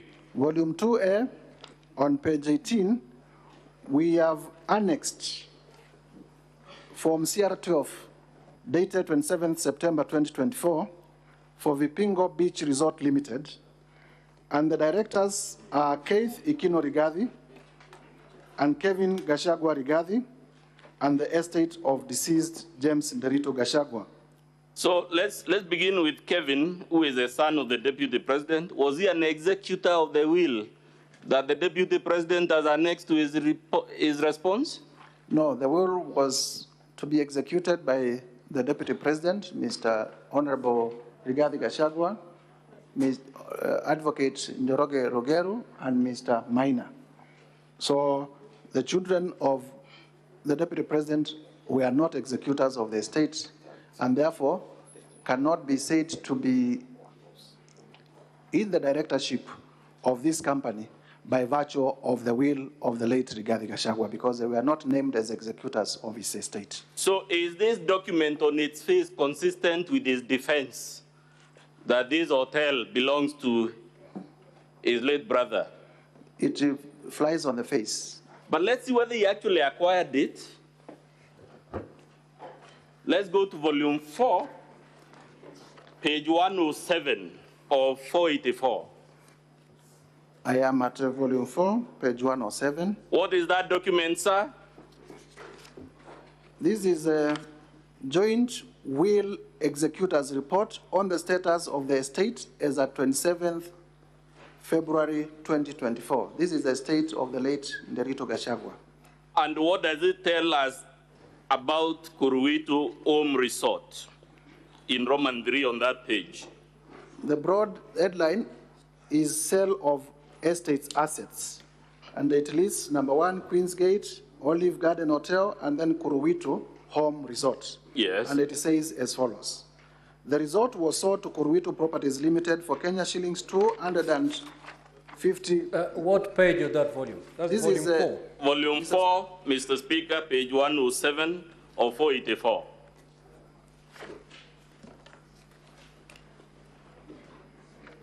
Volume 4, Mr. Speaker. We can continue? Yes, proceed. Kuruwitu Home Resort. The resort was sold to Kuruwitu Properties Limited for Kenya shillings 250 million only. Let's stop there. Yes. Is Kuruwitu Properties Limited, to which this hotel or resort was sold, a company linked to the Deputy President? Indeed, and we have annexed in our volume 2A. Yes. If Honorable Speaker and senators would go to our volume 2A. of our exhibits at page 8. We have volume 2A, page 8. We have annexed the form CR12 in respect of Kuruwitu. And who are shown as the directors there? The directors are Vipingo Beach Resort Limited. But let's also interrogate. Vipingo Beach Resort Limited, which we have demonstrated that is owned by Honorable Rigathi Gachagwa's children. Back to volume 4, page 111 of 484. Can you read at the top the sentence that begins with, for instance?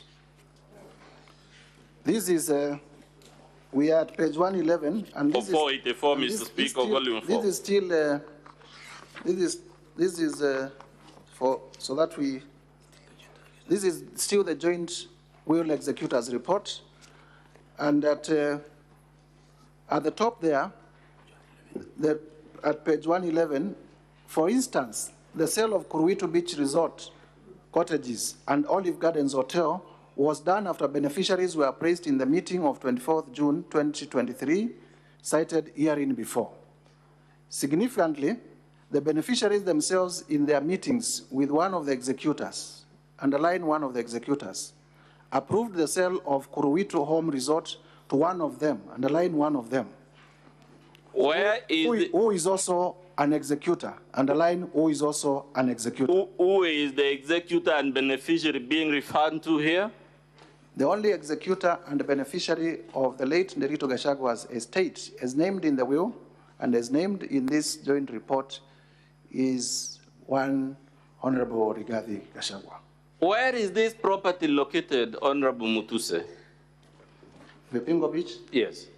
Should be somewhere in the coast. Back to page 107 of volume 4. In his response, as the deputy president explained where he got the sum of Kenya shillings 250 million to purchase this property. In fact, he denies buying the property.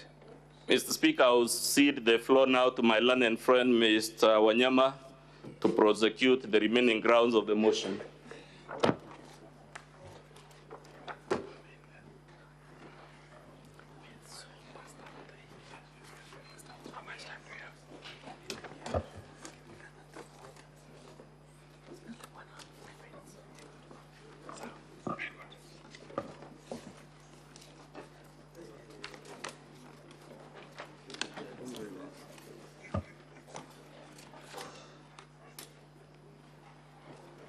Mr. Speaker, with your permission, I'll proceed from where my colleague Mudhomi has left. Honorable Mutuse, can you go to ground number 2 of your motion? We'll be there shortly. I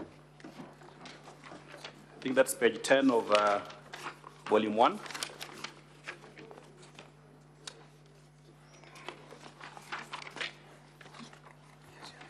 Here we are. Yes, what is the nature of this ground? What are you complaining about? We are complaining that the Deputy President has on numerous occasions violated Article 147(1), as read together with Article 152(1) of the Constitution of Kenya. And in particular, Article 147(1) provides that the Deputy President shall be the principal assistant of the President and shall deputize for the President in the execution of the President's functions. While Article 152(1) of the Constitution states that the Deputy President is a member of the Cabinet. And in particular, through Cabinet communique, as you are aware, after every time there is a Cabinet meeting, there is normally a press release that is released. And we were aware of a decision of the Cabinet of the 30th April 2024, where the Cabinet passed a resolution to evacuate members of the public for their own safety from the 30-meter riparian zone of the Nairobi River. Yes. And when that decision was made, insofar as I understand processing of business in the Cabinet, the Deputy President sat in Cabinet. The Deputy President is one who chairs Cabinet subcommittees which process business before going to Cabinet. And therefore, to my own understanding, he was fully involved in the making of that decision. However, okay, just to cut you short because of time, the allegation is that the deputy president has been undermining the president. Yes. Do you have evidence in your motion that support this allegation? Yes, I have evidence. Which evidence is this? The evidence is in respect of the cabinet resolution regarding the evacuation of the riparian, of the settlers around the riparian area, in that area, and our evidence is contained in the affidavit of Ms. Mercy Wanjau. Where is this affidavit of Mercy Wanjau? The affidavit of Mercy Wanjau is to be found on page 78 to 80 of volume 1. Has the DP admitted these allegations? Yes, the DP has admitted the allegation to say there was a cabinet resolution, but he went against it. Where is the admission contained for purpose of the answer? The admission by the deputy president? If you look at paragraphs 10.1.1 and 10.1.3 of the DP's response. Yeah. Volume and page. Volume 6, page 19 of 534.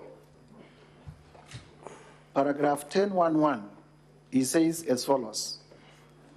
The Office of the Deputy President has undertaken extensive engagement with all parties in regard to the cabinet decision on eviction, which I fully support, including the Nairobi River, which is an entity under the ODP. Okay. I think we can hold. We can stop there. So, yes. In your opinion, as the move of the motion, can the government of Kenya function if the deputy president and the president are not reading from the same page? It will be very difficult for the government to function and to deliver effectively to the people of Kenya when the two highest office holders are reading from different scripts, and especially when the deputy president, for political expedience, would disown decisions of the cabinet in a meeting that he sat through to make a decision. Yeah, thank you very much. Now, you have you annexed any videos to prove this allegation? Yes, indeed. It's video number? We have annexed video number 10. Video number 10. Video number 10.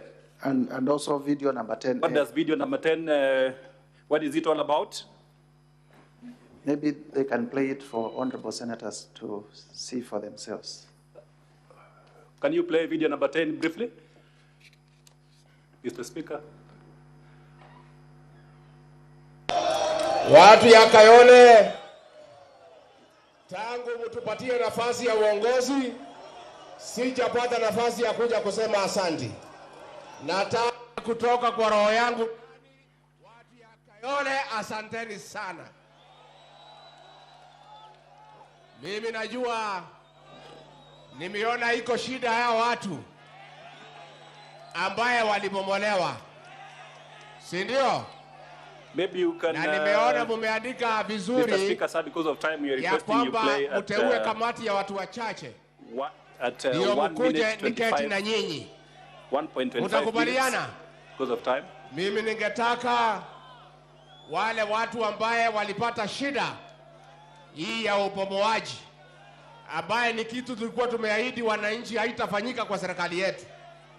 Mimi ningetaka niwasikize na nitapanga na Mheshimiwa Meja Dong wakuje ndio tukue na nafasi ya kuongea. Let us not have a war with wananchi. Tusipigane na wananchi wale walituchagua. Let us be empathetic. Let us, if people must move, let there be an engagement and let people get adequate notice so that they can prepare for their next life ahead. You can't wake up one morning and terminate people's life. Let us not have a... Mr. Speaker, sir, we can stop there because of time. The video has been submitted as part of the evidence from the National Assembly. Honorable Mutuse, let's go to ground number, allegation number 3, ground number 3 very quickly. What is it all about? What is your complaint in the Senate? In ground number 3. Our complaint to the Senate is that the Deputy President has undermined devolution. Why do you say so, briefly? We say so because there was a lawful decision by the City County of Nairobi. Which is this lawful decision? You can be specific. The City County of Nairobi did make a resolution to relocate traders from CBD to Kangundo Road. And the Deputy President, through evidence that we have. Is that decision to relocate traders a county government function? Yes, and Senate, because it is a house that is created under Article 96 to protect the interests of counties, would take notice that markets under Schedule 4 is an exclusive function of counties. Yes. Have you submitted any video evidence to support this allegation that the Deputy President has undermined the devolved government system, especially the county government of Nairobi? Yes, video 12 and video 13, where members of the Senate shortly will see that the Deputy President went to Wakulima Market and incited members of the public not to obey lawful directives of the City County of Nairobi. We have also, as part of our evidence, annexed the sworn affidavit of Mr. Johnson Sakaja, the governor of Nairobi, with averments to that effect. This is at page 81 to 85 of our volume 1. Okay. I think the video is part of the evidence. It's part of the record. So why do you complain about this in the Senate? Why are you complaining? The senators want to see the video, want to hear, see and hear the video. Can we play video 12? Nairobi Governor Johnson Sakaja appear headed for yet another round of an influence contest of the capital city, with the Deputy President putting the governor on notice over the alleged mistreatment of traders in the city. And as Citizen TV's Melita Olatenges reports, the latest rupture in the relations between the two have been compounded by the broader tribulations of Gachagua, who sees himself as being sidelined by the Kenya Kwanza State House.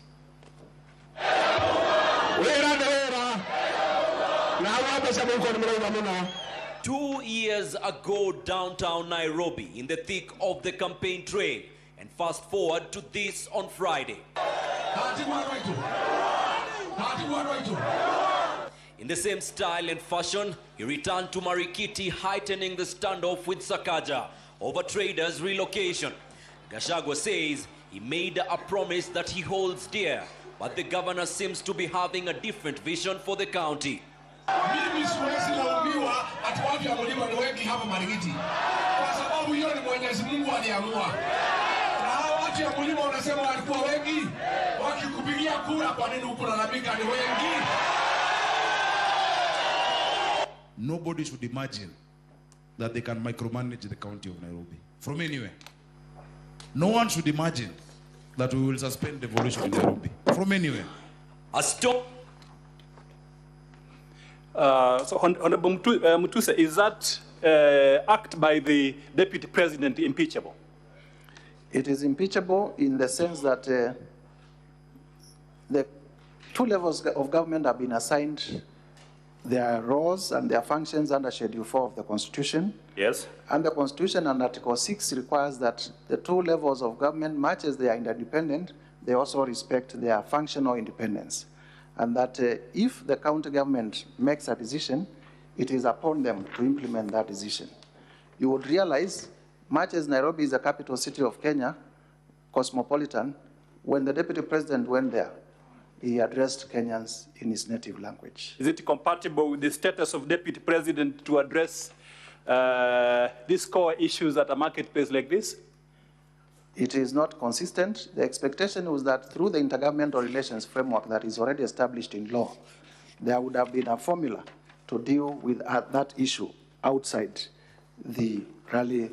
Which is this framework that you are talking about? The framework that you are talking about for intergovernmental relations, to be specific. Eh? Well, we have the Intergovernmental Relations Act.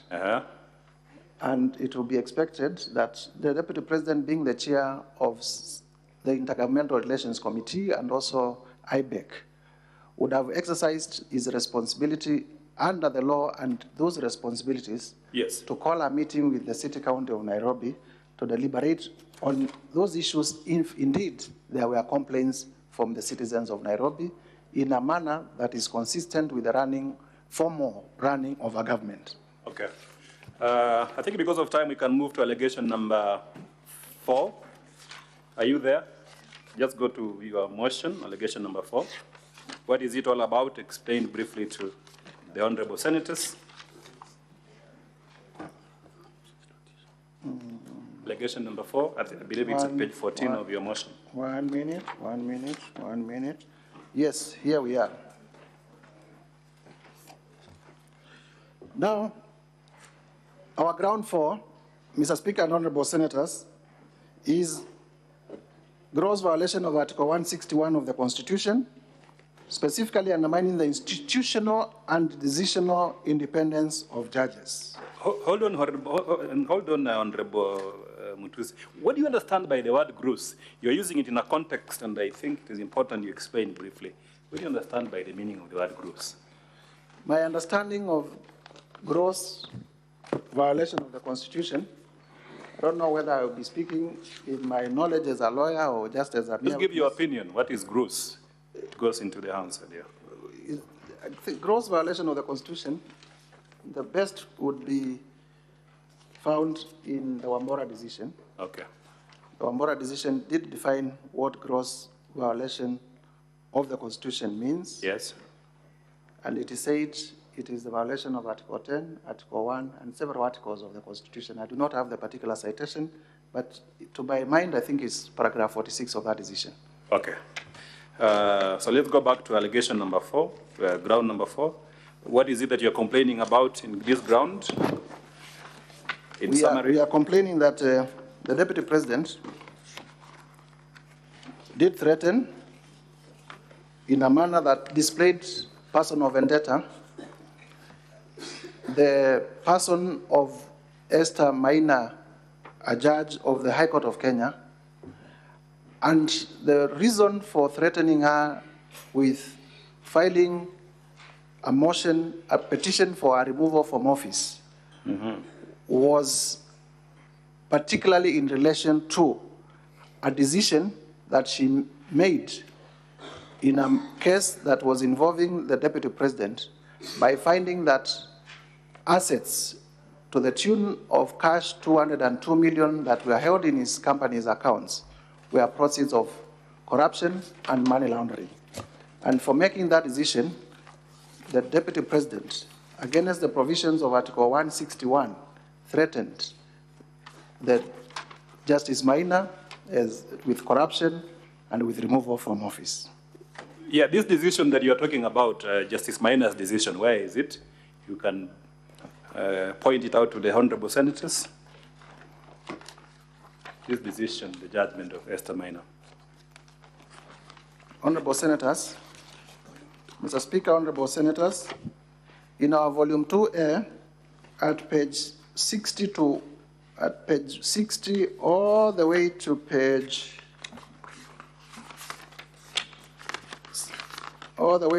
77, we have annexed the judgment of the Honorable Judge Esther Maina, where many of the companies that we have stated in the other allegations are listed here as companies that are conduits of corruption and money laundering. Which companies are these in the judgment? Just maybe you can name a few of them so that we are more specific for the answer.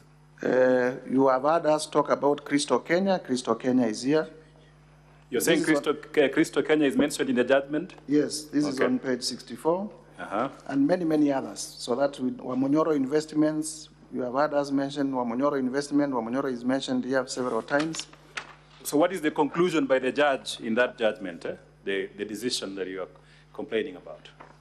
The judge said that in the upshot, the originality motion is granted in terms of prayers 2. This is page 77 of 123 in our volume 2A.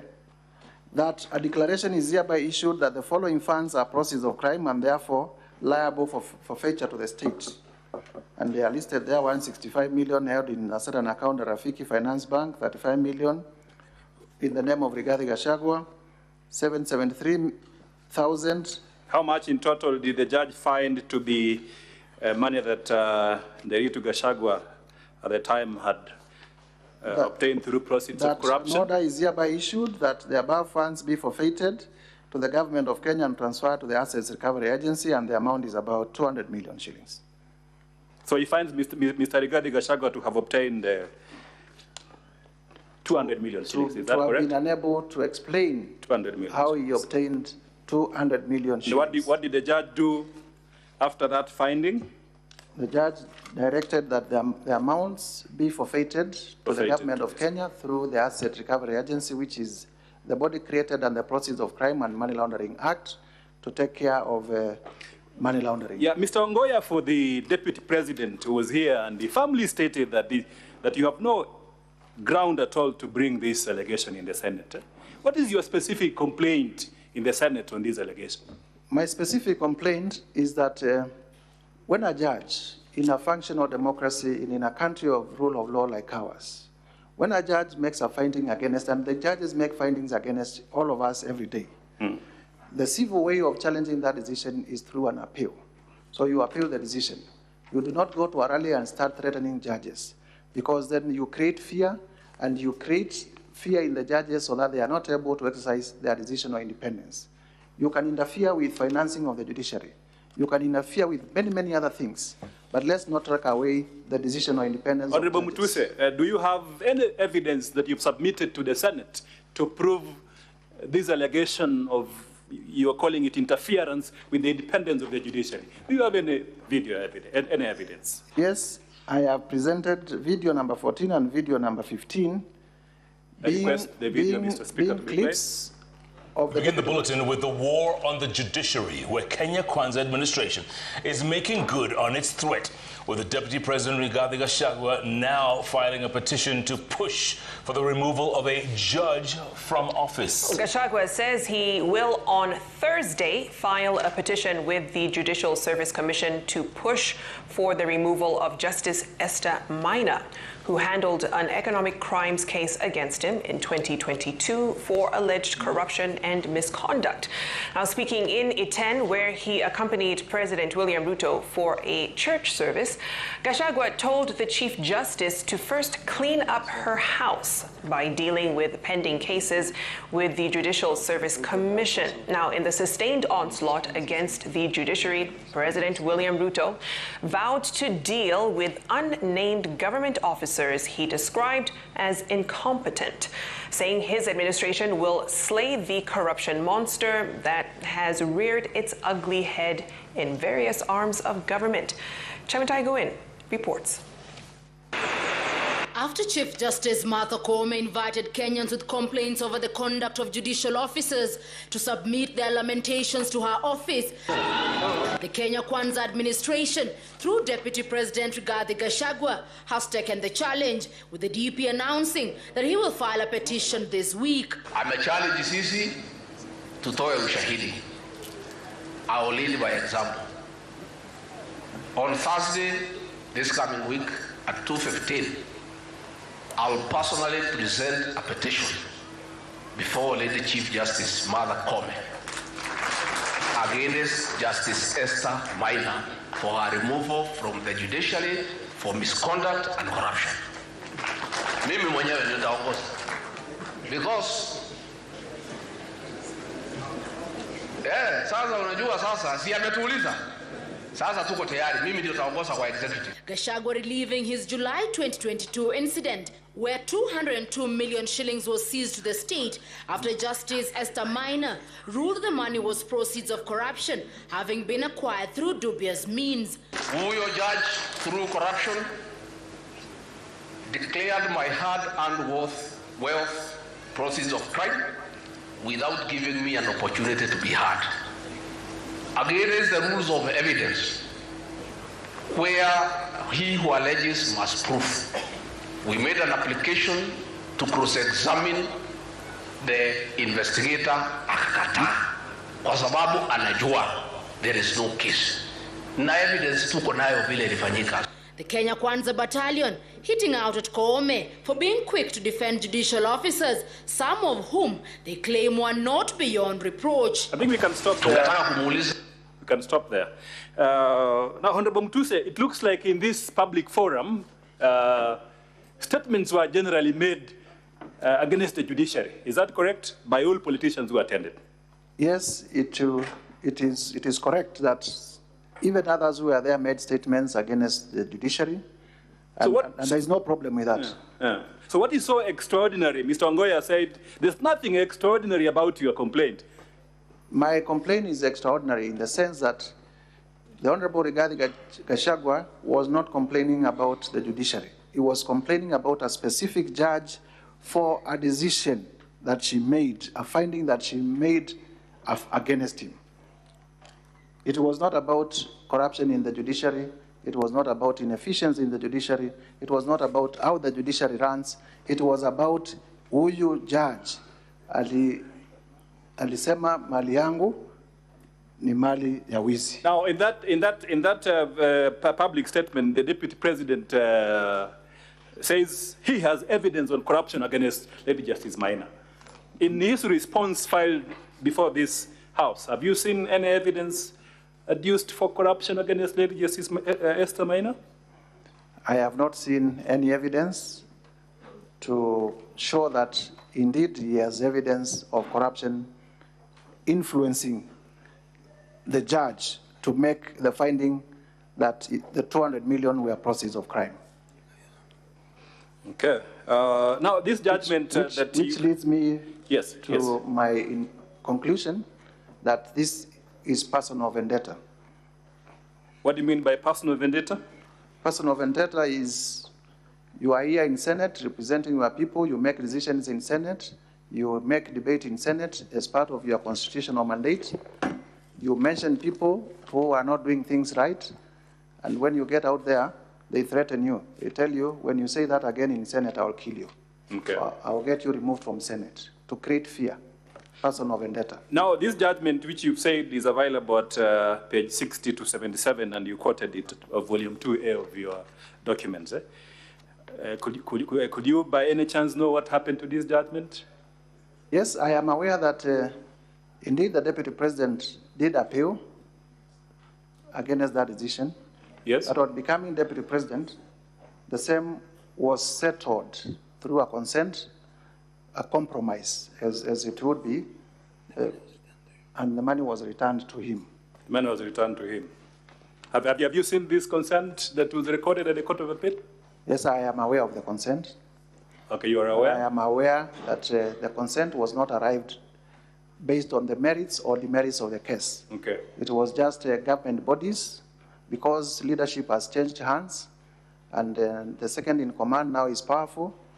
A few government bodies, Asset Recovery Agency, they went to court and they said they want to withdraw the case. Finally, Honorable Mutuse, is there a decision of the Court of Appeal, a decision of the Court of Appeal upsetting or setting aside this judgment and the finding by Lady Justice Esther Maina about to my understanding, and the lawyers in the House will also have the same finding. There is no decision of the Court of Appeal. Have you seen any of this response? Overturning Justice Maina's decision, and therefore Justice Maina's decision remains good law. You have come through the response by His Excellency Rigathi Gachagua. Have you seen any appeal decision setting aside?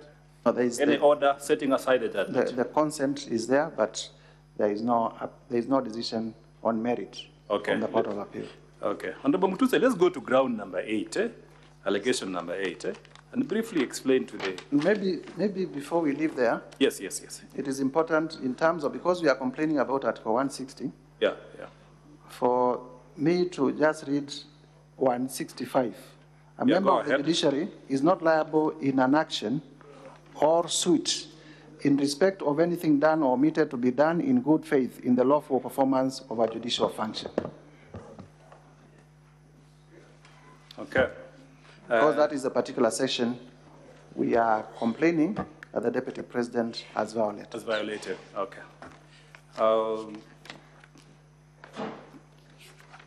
So in your opinion, does undermining the independence of the judiciary amount to gross violation of the Constitution?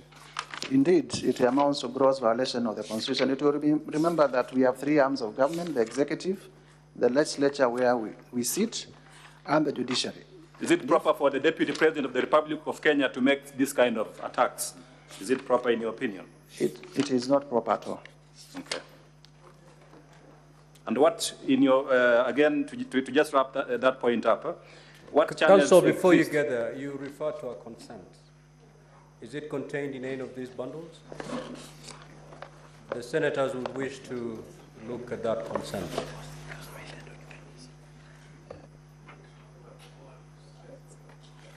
Honorable Mutuse, you said you have seen a consent. You are aware about it. Have you seen the consent?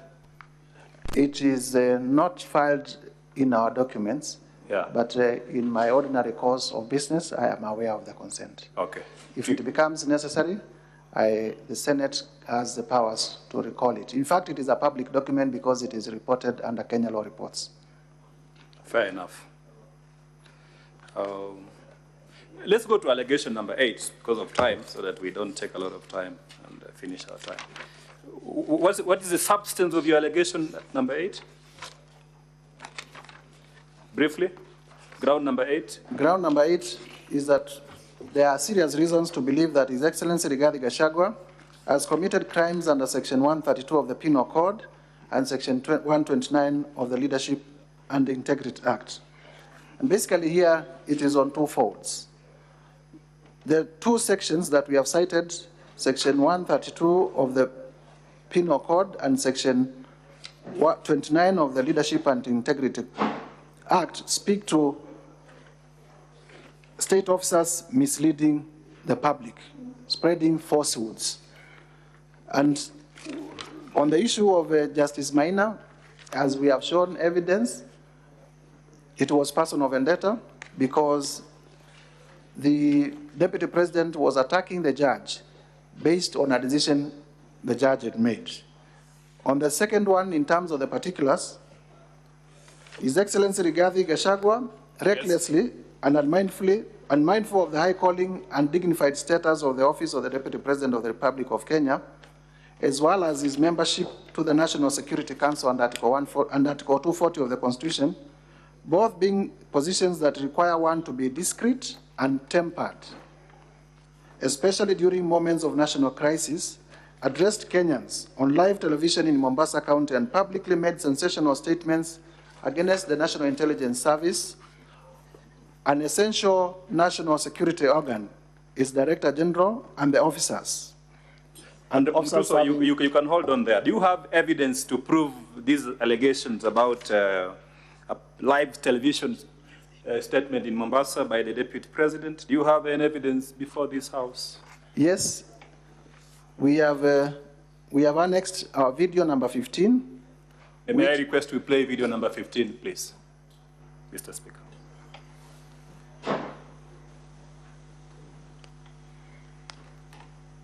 Where did the rain begin to beat us? Where did we stop listening to the people? President William Ruto and I were the darling of the Kenyan people. By listening to them, by engaging them.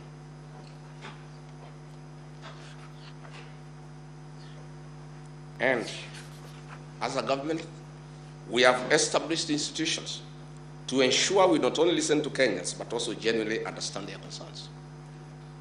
We invest significant resources in these institutions, particularly the National Intelligence Service, for this purpose. It is clear there has been a failure in the intelligence and advice we are receiving, particularly concerning crucial government policies. The President of the Republic of Kenya today has admitted that it has come to his attention that the people of Kenya did not want anything to do with the Finance Bill 2024.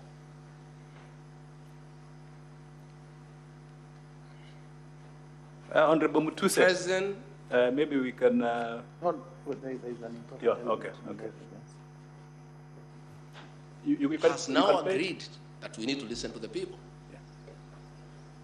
And I sympathize with my boss, President William Ruto, because this information was not available to him. I know President William Ruto. Had he known 2 months ago that the people of Kenya did not want anything to do with Finance Bill 2024, he would not have asked his parliamentary party to push it through. Yet, we have an organization paid by the public to give him and government such information. And that is where the problem is. We have a dysfunctional National Intelligence Service that has exposed the president, the government, and the people of Kenya. Had the National Intelligence Service briefed the president 2 months ago about how the people of Kenya feel about the Finance Bill 2024, so many Kenyans would not have died. Property would not have been destroyed. Offices would not have been touched. There would have been no mayhem. But they slept on the job. It had to take people to die, property to be destroyed, protests across the country for the president to know the truth of what the people of Kenya feel. Yet, there is an organization paid for by the public to brief the president and the government about the feeling of the Kenyan people. Officers of the National Intelligence Service, officers of the National Police Service have told me in confidence they did not get advance intelligence briefs about the magnitude of the protest in Eldoret, in Kericho, in Nairobi, in Githurai, in Embu, in Nyeri. Since independence, there has been protests around Parliament. Never have protesters invaded and gotten inside Parliament. Senior officers have told me in confidence they did not have an advance intelligence brief about the intensity of the protest so that they prepare in advance. The National Intelligence Service slept on the job. And the problem is simple. The Director General of the National Intelligence Service, Nurdin Haji, was a junior officer in the National Intelligence Service before he was appointed as DPP.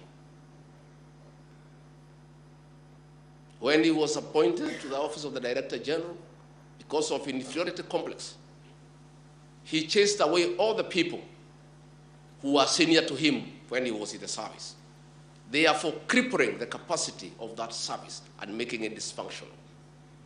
3 directors were chased away and reassigned to desk jobs in Mr. Speaker, sir, we can pause it at that because of time. We've captured the facts. Now, Honorable Mutuse, the Deputy President recently addressed a press conference where he rubbished this allegation. He said it's pure hogwash, nonsense upon stilts. What is your specific complaint against the Deputy President in this allegation? 2 specific complaints. 1, the Deputy President is a member of the National Security Council. And if he has any complaints against the National Intelligence Service, yes, who also sit in the National Intelligence Council, he can raise those concerns there. So that we promote institutional leadership. You mean the National Security Council? The National Security Council created under Article 240 of the Constitution. Yes. And the Deputy President has forum. And like all other ordinary citizens, senators included, us, we can complain out there because we don't have an official institutional forum. The Deputy President has forum where he can raise his concerns. Number 2, this was a time of monumental crisis in the Republic of Kenya.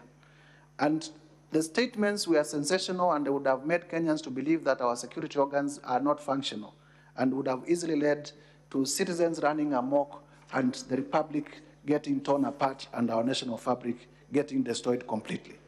But even more importantly, I had learned Counsel Ongoya refer you to your oath of office. And I would wish that he also refers his client to the oath of due execution of office that he did swear.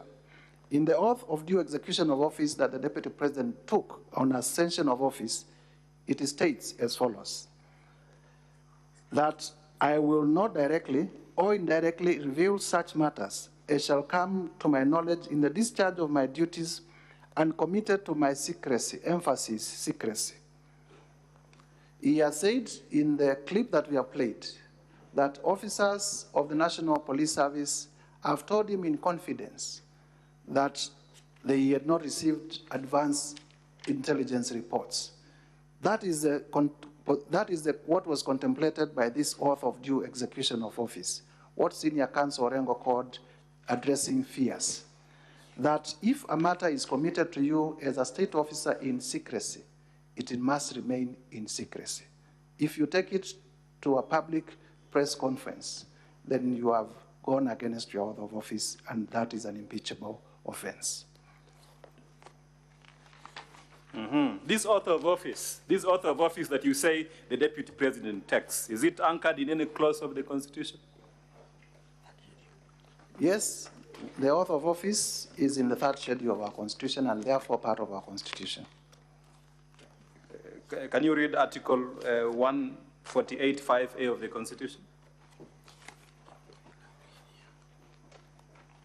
Even to begin with, under Article 74 of the Constitution, before assuming a state office, acting in a state office, or performing any functions of a state office, a person shall take and subscribe the oath or affirmation of office in the manner and form prescribed by the 3rd schedule or under an act of Parliament. Okay. And what about Article 148, paragraph 5A? What does it say? Article 148, paragraph 5A. Yes. It says the Deputy President-elect assumes office by taking and subscribing A, the oath of affirmation of allegiance, and B, the oath or affirmation for the execution of the functions of office as prescribed in the 3rd schedule. So it is a constitutional issue. Finally, the Deputy President in his press statement the other day, he said, even in other countries, the US, stable democracies, it's not uncommon to see heads of intelligence institutions being attacked or criticized by public officers. What is your comment about that specific remark? Even in our country, it is not uncommon, but it depends on who is doing it. The Deputy President of the Republic of Kenya cannot behave in a manner that disparages the institutions of the state that he was elected to superintend, especially so when he has official institutional forum to raise those concerns. Is there a forum where the Deputy President can conveniently raise these issues without undermining public confidence in the security system and public trust in these institutions that are paid by the taxpayer? I have said earlier, under Article 240, the membership of the National Security Committee is number 1, the President, and number 2, the Deputy President. Okay. And the National Intelligence Service is a member, and therefore that can be canvassed behind closed doors in a formal way and a decision made so that we do not break down our institutions, instead we empower them. Which article of the institution are you referring to, where the National Security Council is established? Article 240, if my mind serves me right. Okay. And we can read it if we have time. The other explanation by the Deputy President is that these agencies are accountable to the civilian authority and therefore not immune to criticism.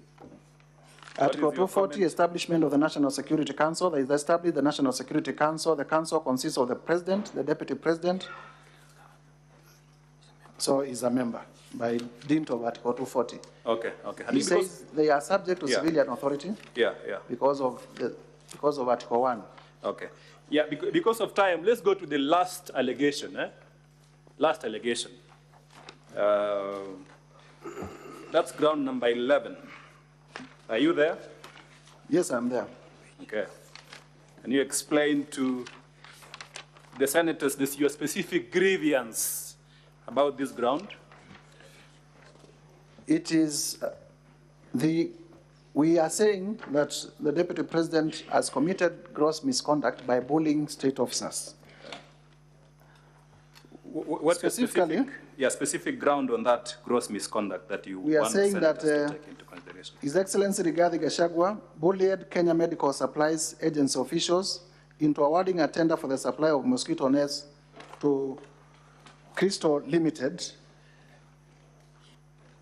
his proxy company that it submitted an irregular bid bond with the sole intention of fraudulently acquiring public property.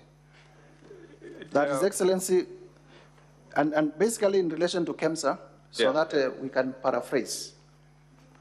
KEMSA advertised a tender funded by the Global Fund, which is one of our major development partners in terms of delivery of healthcare in Kenya. Yes. The tender was valued at about 3.7 billion.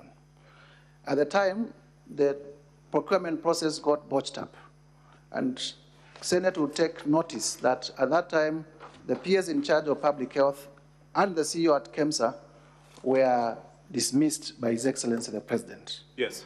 And then an acting CEO was appointed, and the acting CEO also saw an affidavit to this regard.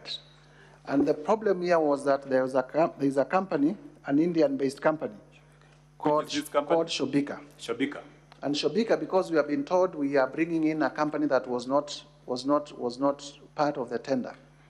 In the evidence of the Deputy President, this company called Shobika is represented locally here in Kenya by a company called Crystal Kenya. And that is by the admission of the Deputy President himself in his own response. And Crystal Kenya is the company that we have demonstrated all the way from Nyeri to Malindi to Kilifi. That is the major special purpose vehicle that the Deputy President has been using to acquire property and to launder money. So this company has an agency agreement with Shobika to represent them locally. And what happens, the evidence that we have placed on record is that when Dr. Andrew Mulwa is appointed the new CEO of KEMSA, at that time, investigations are going on into the irregular procurement of the 3.7 billion mosquito nets. And then one of the issues of interest in that tender is how Shobika submitted their bid bond, because the main complaint was that they submitted their bid bond outside the tendering period. So when investigations are going on, the Deputy President, who admitted live on television, called Dr. Andrew Mulwa, the acting CEO of KEMSA, and told him, I have sent my people, please give them that bid bond. And he said he did it because the people were wondering. And then we have annexed messages, WhatsApp excerpts, in the affidavit of Dr. Andrew Mulwa that is contained on page 67 to, in the volume, if you go to volume 1, page 67 to page, all the way to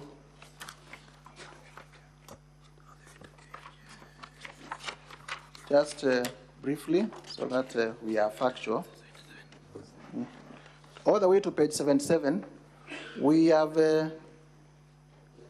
annexed the affidavit of, the witness affidavit of Dr. Andrew Mulwa.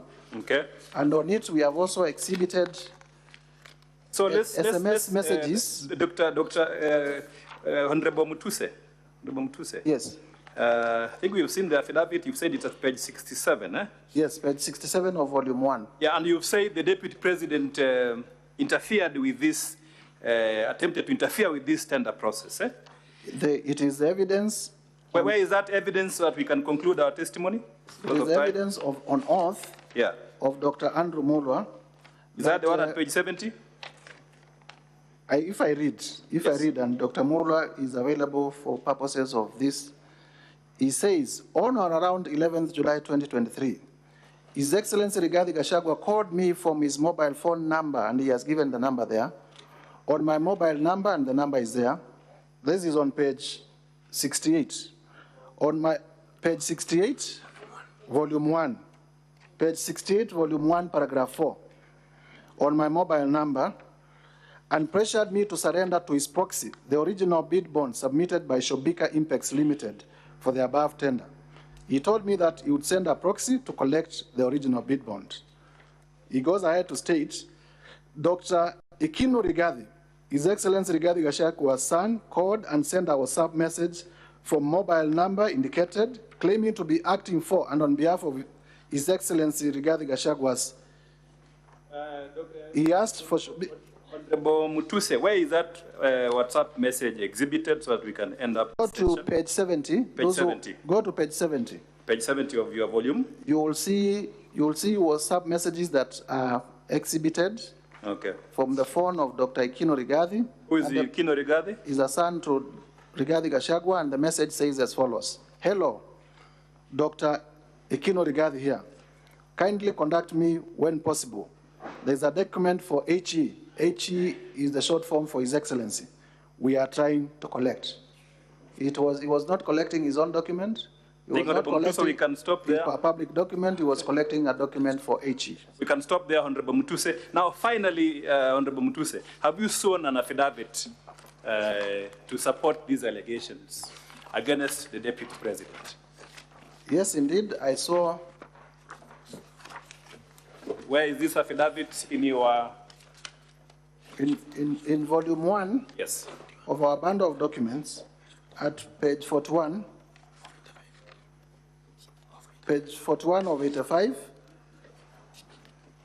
Page 41 all the way to page 43 is my affidavit in support of all the grounds of impeachment against the Deputy President.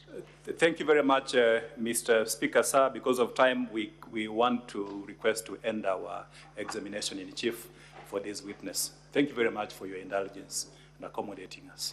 Now, how much time is remaining out of the 3 hours?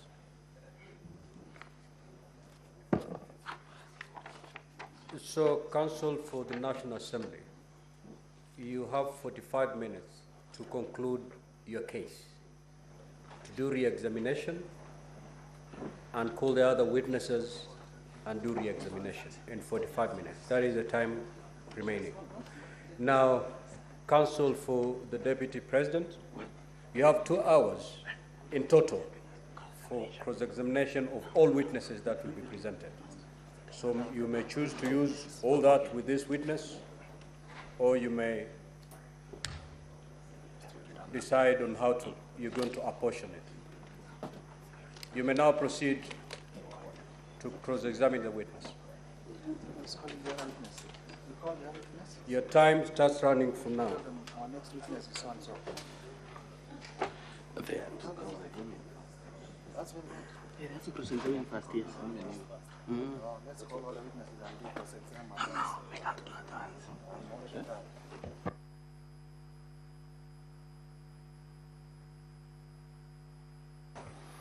Mr. Speaker, sir, I noticed that this is Ongoya for the Deputy President. We have 2 hours. Sorry. Mr. Speaker, there is a request from our side which we hope will find favor with you. The witness has been on his feet for quite long, and to save time, there is a suggestion that perhaps we could call our next witness, by which time he will have taken a breather, then we come to his cross-examination. But I leave it to your discretion. Give him a seat, and he'll be cross-examined while seated. Much obliged, Mr. Speaker. Thank you so much, Mr. Speaker. Once again, Ongoya here for the Deputy President. Our request is that the schedule allocates us 2 hours for cross-examination in total and 3 hours for our evidence in chief tomorrow. We beseech that without compromising that time, we put 3 hours on cross-examination, which will eat from our time tomorrow, our own time, so that we'll have 2 hours to deal with our evidence in chief. That is not in line with the directions that I've given. You have 2 hours for purposes of a cross-examination of these witnesses.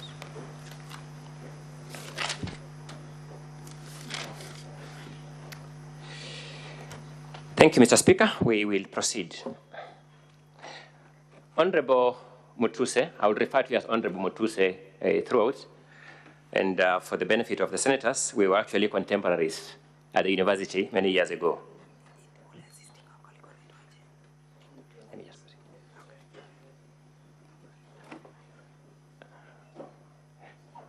Mr. Speaker, as they are setting up the witness administratively, I beg my time be paused.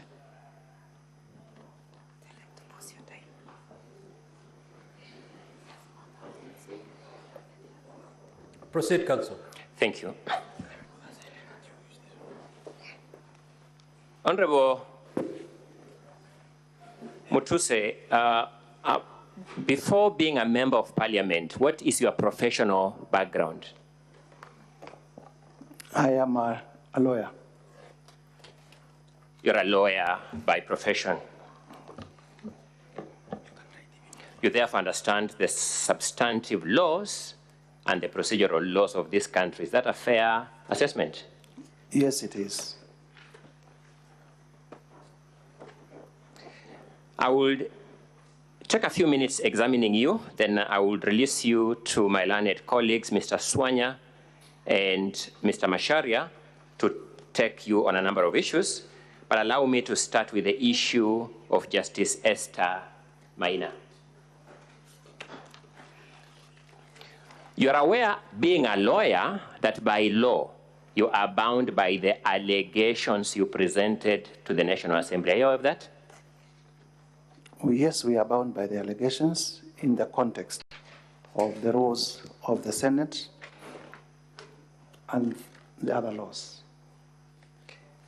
To deal with the issue of Justice Esther Maina, allow me to take you to paragraph 64A of your allegations, and that would be volume 1 of the National Assembly documents, page 32. I have it.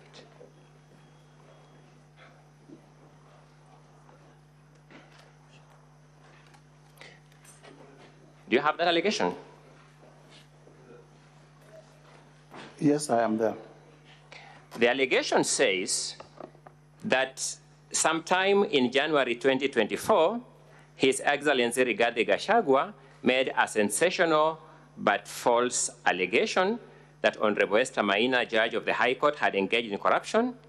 He publicly said that he would present a petition for the removal of the said judge, which he has not done to date.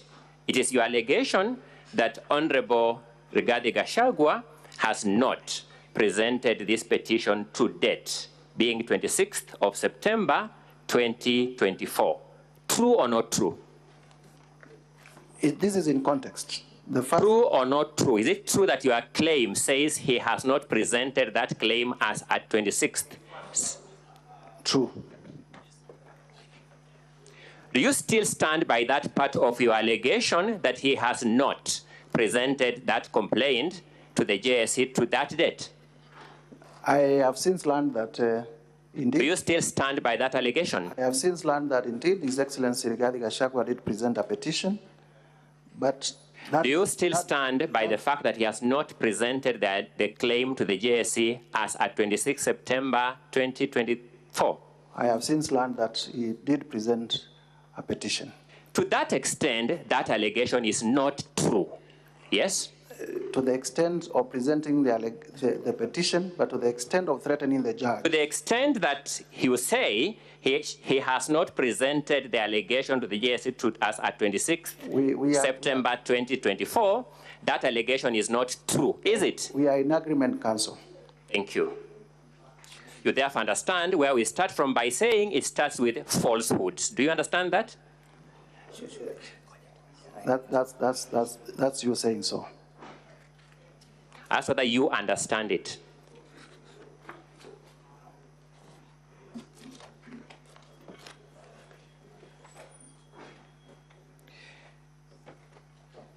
You have drawn the attention of these senators to the judgment of Justice Esther Maina, haven't you? I have done so.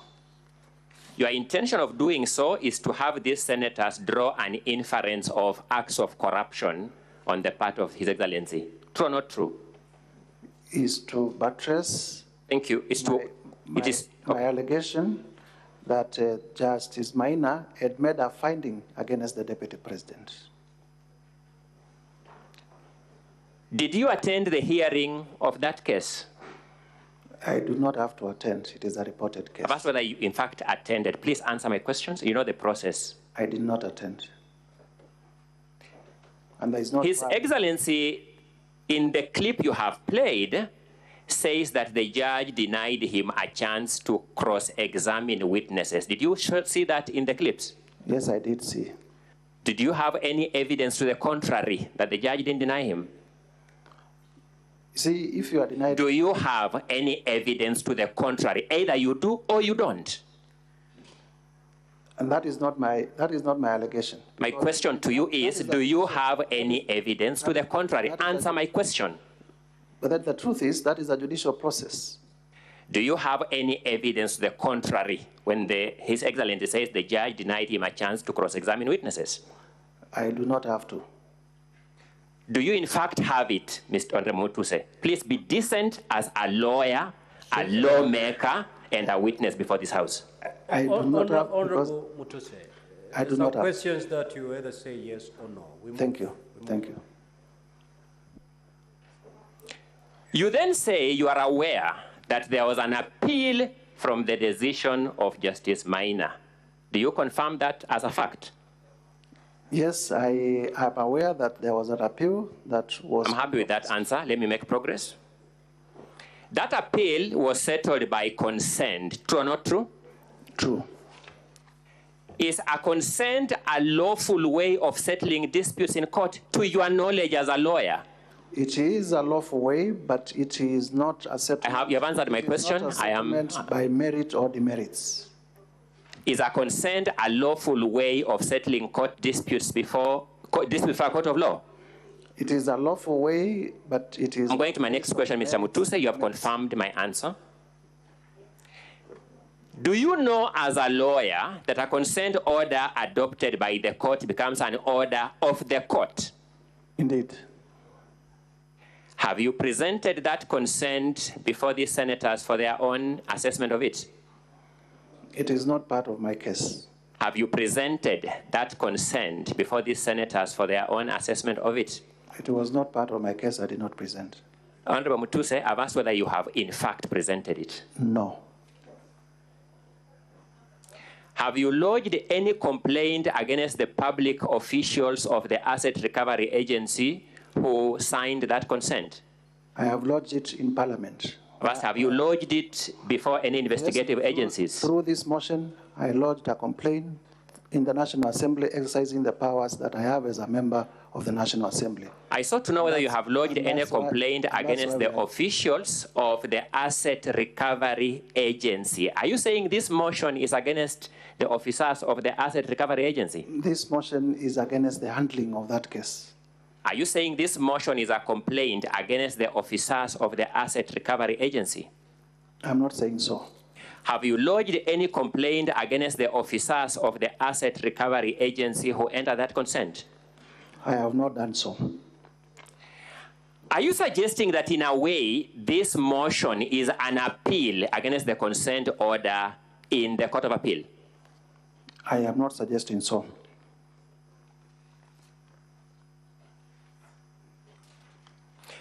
By the way, do you know the position of the law on illegal consents? Can a court of law accept an illegal consent? I wouldn't imagine that. You're a lawyer. Can a court of law accept an illegal consent? No. Was this consent accepted by a court of law? It was adopted, yes. Shouldn't that present a presumption of legality until you present evidence the contrary? Indeed. Thank you.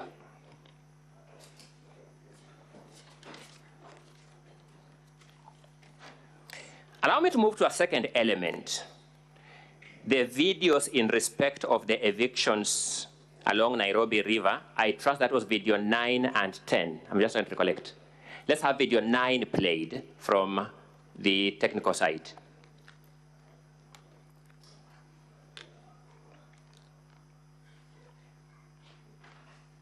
Mr. Speaker, may I have video 9 played? Is it on?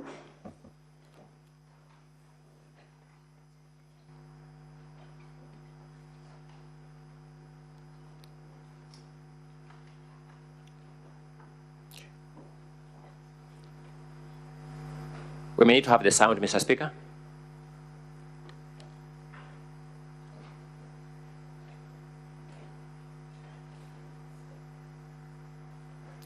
Mr. Speaker, I would urge that the time taken by the technical people to play my videos is frozen because I have no control about it. No, That cannot be the case. Otherwise, we'll continue freezing time. Mr. Speaker, maybe direct the people in the gala, in the technical side. We had a similar problem when the Counsel for the National Assembly was leading the council. I mean, the witness and evidence in chief, and time wasn't frozen. So we're going to be fair. We're going to apply the very same rule.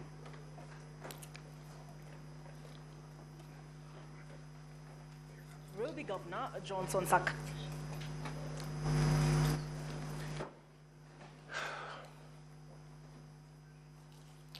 Mr. Speaker, may I have the public, the technical side, play my videos? My time is running.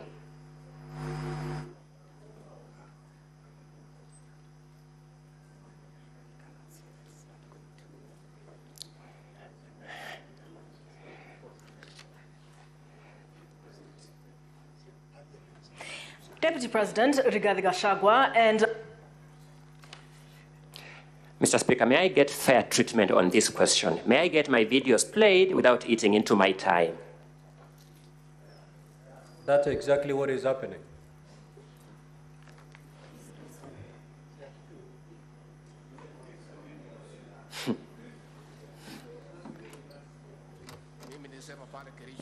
Watu ya Azimio wakanipigia kelele.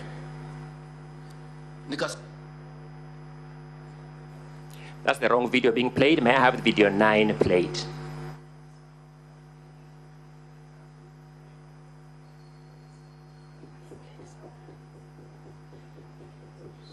Can you pause the time for council? Thank you, Mr. Speaker.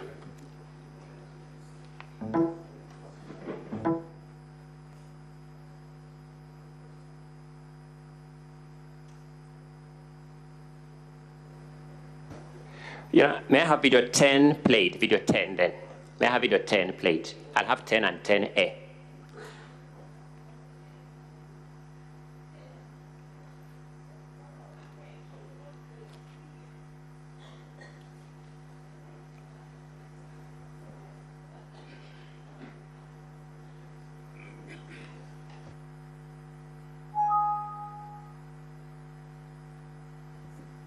Counsel for the Deputy President, is it a video that had been played previously?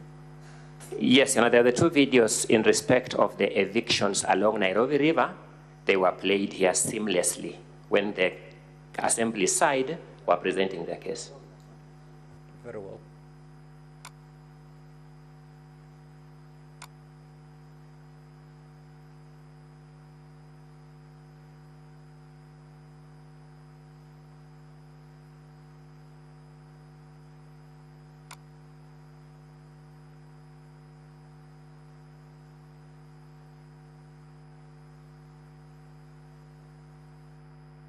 Counsel for the Deputy President, do you have your technical person at the control?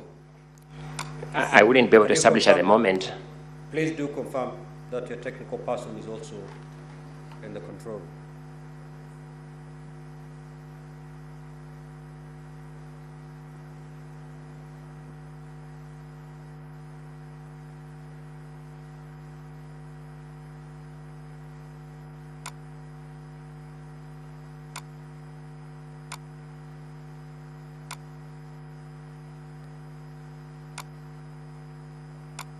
Mr. Speaker, may I move to some other thing, then I'll proceed with the video later. I'm going to submit my train of thought. Proceed, Counsel. Thank you so much. Honorable Mutuse, allow me to move to another limb, which is at paragraph 74 of your motion, and that is at page 36.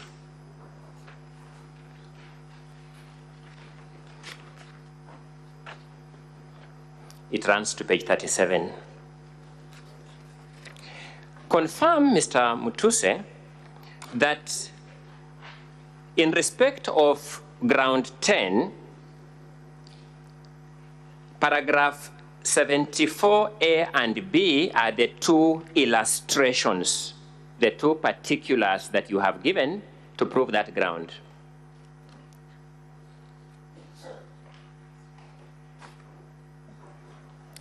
Yes, in the motion, those are the 2 grounds. Let me start with ground B.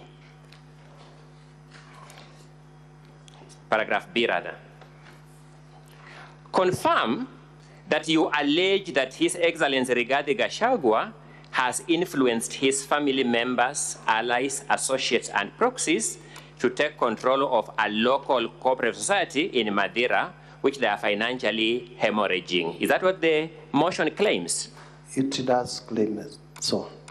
Confirm that you have not given us the name or any evidence of that circle. Have you? Let us not have a war with wananchi. Tusipigane na wananchi wale walituchagua. Let us be empathetic. Let us, if people must move, let there be an engagement. And let people... Yeah, there is a problem up there. Okay, proceed, and then at the time you wish the video to be played, you will let the senators know. Proceed. Let us not have a war with wananchi. The team at the control room. Let us be empathetic. Secretariat, can you move to the control room and tell them to let there be wait. An engagement. And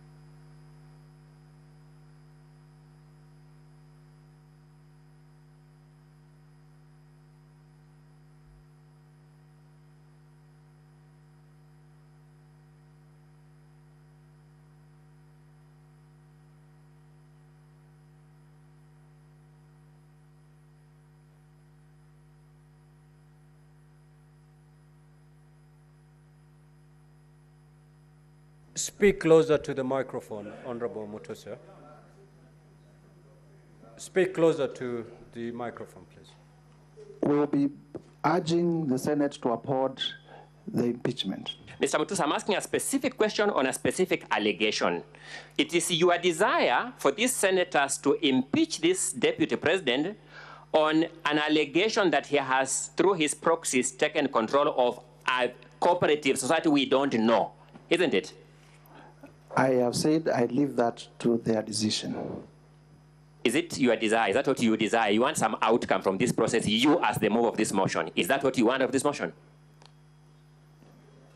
What do you understand when I say I leave it to their decision? You have no right to ask me any question. Mutuse, just say yes or no. We move on. We make progress. Thank you. My apologies. Yes. Thank you so much for that comic moment. You also want this distinguished Senate to find the deputy president to have taken over the control of this unknown circle. Now, this is my element, through undisclosed family members. Indeed, it is my desire that the motion is upheld.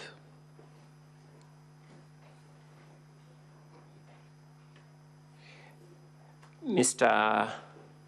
Mutuse, Honorable Mutuse, do you know the seriousness of the business that keeps us here?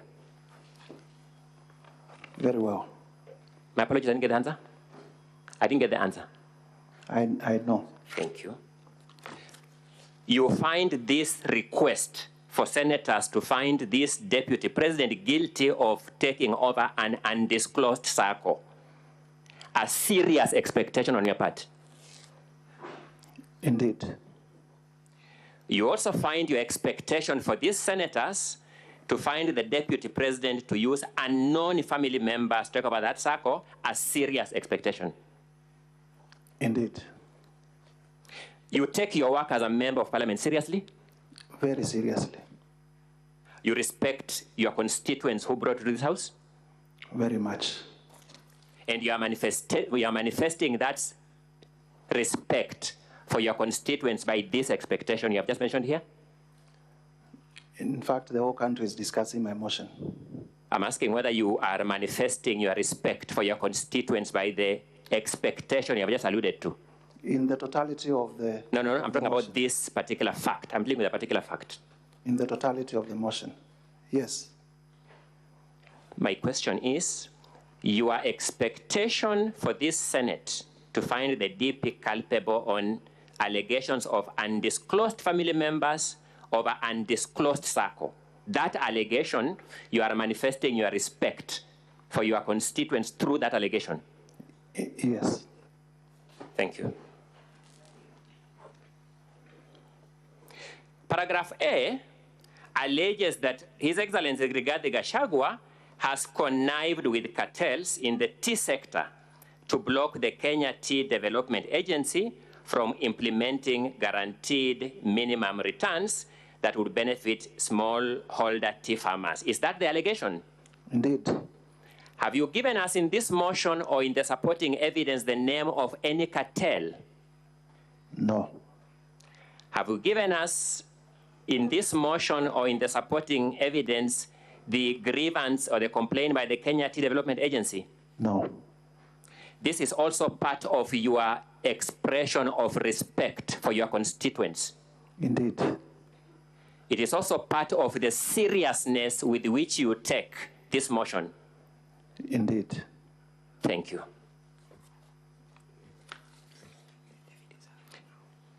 Mr. Speaker, may I now move to the video 10 and 10A. Let's start with 10 first.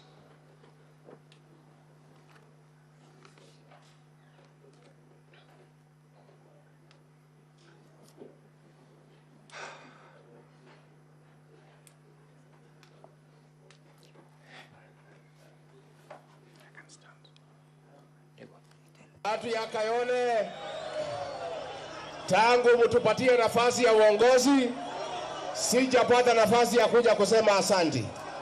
Nataka kutoka kwa roho yangu ndani, watu ya Kayole, asanteni sana. Mimi najua, nimeona iko shida ya watu ambaye walibomolewa, si ndio? Na nimeona mumeandika vizuri ya kwamba mteue kamati ya watu wachache ndio mkuje niketi na nyinyi. Just pause there. Mtakubaliana? Pause there. At that time, the deputy president is suggesting that he needs the people, the citizens there to have a small committee to have an engagement with him. True or not true?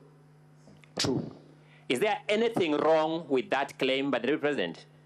There is nothing wrong with. Let's proceed. Mimi ningetaka wale watu ambaye walipata shida hii ya ubomoaji, ambaye ni kitu tulikuwa tumeahidi wananchi haitafanyika kwa serikali yetu. Mimi ningetaka niwasikize na nitapanga na mheshimiwa Meja Dong wakuje ndio tukue na nafasi ya kuongea. Let's pause there. Tumekubaliana. The deputy president is saying he wants to listen to those people so that together they can talk. Is that what he's saying? Ambayo ni kitu tulikuwa tumeahidi haitafanyika kwa serikali yetu. No, you didn't get my question, Mr. Mutuse. Please be a good listener. Just answer my questions. The deputy president is saying he wants those to sit with Honorable Madong, I didn't get the name right, and those people so that they can sit and talk. Is that what he's saying? In context, yes, that's part of it. Is there anything wrong with that statement?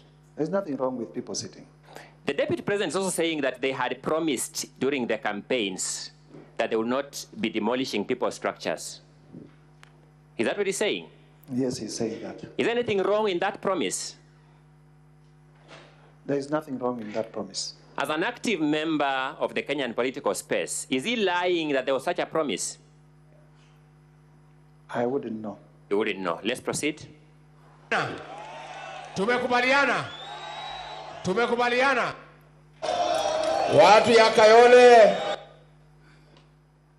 Let us not have a war with wananchi. Let's stop there. The deputy president is saying, let us not have war with the wananchi. Do you find anything offensive in that statement? There is nothing offensive. Thank you. Let us not have a war with wananchi. Tusipigane na wananchi wale walituchagua. Let us be empathetic. Let's stop there. Let us. He's calling for empathy towards wananchi. Is that correct? Yes, indeed. Do you find anything offensive in that call? It is the forum where he's saying it. Do you have anything wrong with that call for empathy? I have a problem with the forum where... No, you're answering your own question. I'm asking whether you have a problem with the call for empathy. My allegation is that he had forum... I've asked whether you have a problem with his call for empathy. Please answer my question. He would have said as much in cabinet. Please answer my question. Do you have a problem with a call for empathy? I have no problem with the call for empathy other than... Let me move to the next question. Do you have a problem with a deputy president calling for empathy in public? I have no problem other than the forum. What forum was that, by the way? This appears to be a press conference. What law prohibits a deputy president from calling for empathy at a press conference? The law is that you raise all those issues in cabinet. Which law prohibits a deputy president from calling for empathy at a press conference? There is no law that prohibits a deputy. Thank you so much. Let's make progress with the playing of the video. If people must move, let there be an engagement. Thank you so much. What is wrong with that statement? If people must move, let there be an engagement. What is wrong with it? There is nothing wrong with having engagement. Thank you. You are a lawyer, you said? Yes. You know the principle of public participation? Indeed. It's actually what the deputy president is addressing. The deputy president is saying, let's have an engagement. That is consistent with the constitutional principle of public participation. True or not true? Well, that's you saying so. The deputy president is saying, let's have an engagement. Is that consistent with or inconsistent with the constitutional principle of public participation? Engagement and public participation may mean different things at different levels. The deputy president is saying, let us have an engagement. I'm asking whether that is consistent with or inconsistent with the principle of public participation. Again, as I said, we would imagine before a policy goes to cabinet, it has also been taken through public participation.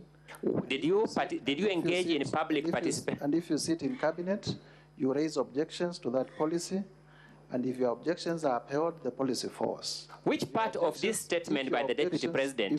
Sorry, I'm not asking the question. Yes. Which part of this statement calling for empathy violates a policy decision of cabinet? We have the affidavit of Mercy Wanjau that clearly shows that the cabinet adopted a position on that. Did the cabinet adopt a resolution for unempathetic evictions? The deputy president was in cabinet. He is the one who better placed to tell us. You are the move of this motion, and we are testing the deputy president's statements against your allegation. Indeed. Did the cabinet adopt a resolution for unempathetic evictions? The cabinet adopted a resolution. Did the cabinet adopt a resolution for unempathetic evictions? Yes or no? A resolution for empathetic evictions. And the DP here is calling for empathetic evictions from what we have heard. True or not true? True. So that is consistent with the cabinet resolution. True or not true? Semantics. Mr. Speaker, has my question been answered from your understanding? I don't think it's been answered. Order, honorable senators. You note how the witness is answering the questions and make your judgment. Let's make progress. Let's make progress. If a witness is evading questions, please note that. Proceed. Mr. Speaker, you are right in that ruling, save that he's doing this at the expense of my time and the deputy president's time, and at the compromise of the deputy president's right to a fair hearing, where he has to have adequate time, which means time managed economically. Proceed. Did the cabinet approve unempathetic or empathetic evictions? Cabinet approved evictions in public interest. I'm asking a different question. Empathetic. Did the deputy president call for empathy or lack of empathy? Empathy. Is that call by the deputy president consistent or inconsistent with the cabinet resolution? Inconsistent. Did cabinet approve a resolution not to engage citizens in the demolitions? That I wouldn't know because I'm not a member of cabinet. And yet you are saying that call by the deputy president to engage citizens is part of the violation of the cabinet resolution. in context. Mr. Speaker, Mr. Mutuse, Honorable, I sought to know whether the people you respect, the people who elected you, do you suspect they will respect you with this behavior you are showing here? Mr. Speaker, I will also request for your protection because the people of Kibwezi are not on trial. I didn't try the Counsel for the Deputy President, just stick to the subject matter. Mr. Speaker, we seek that our witness not be subjected to barbs or badgering. The question whether he respects or the people respect him and whatnot. The allegation is clear in black and white. If we could stick to that, it would help. My learned colleague, Dr. Counsel, I've already ruled on that. I know, but my Lord, there's a question or issue here. Progress. I'll make the progress, Mr. Speaker, as you direct. Let's look at paragraph 72 at page 35 of volume 1.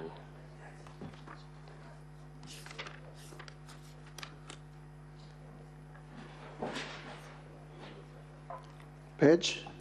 Page 36, my apologies, 36. The original motion had 35, it's now 36 on the reproduced motion. Paragraph 72.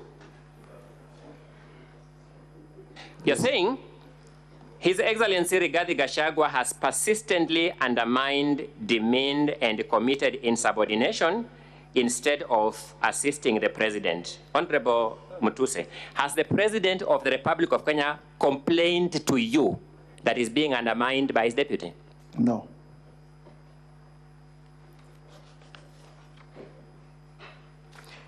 Does the Deputy President have another supervisor in the structure of government other than the President? The people of Kenya and Parliament. Have the people of Kenya complained to you that the Deputy President is undermining the President? Many of them. Have you presented before this court, this Senate, those complaints by the people of Kenya to you? I am their representative. Have you presented them, the complaints, the emails, the letters, the messages? You have given us screenshots here. Have you given them to this Senate that the DP is undermining the President? That I don't have, but I have presented the motion.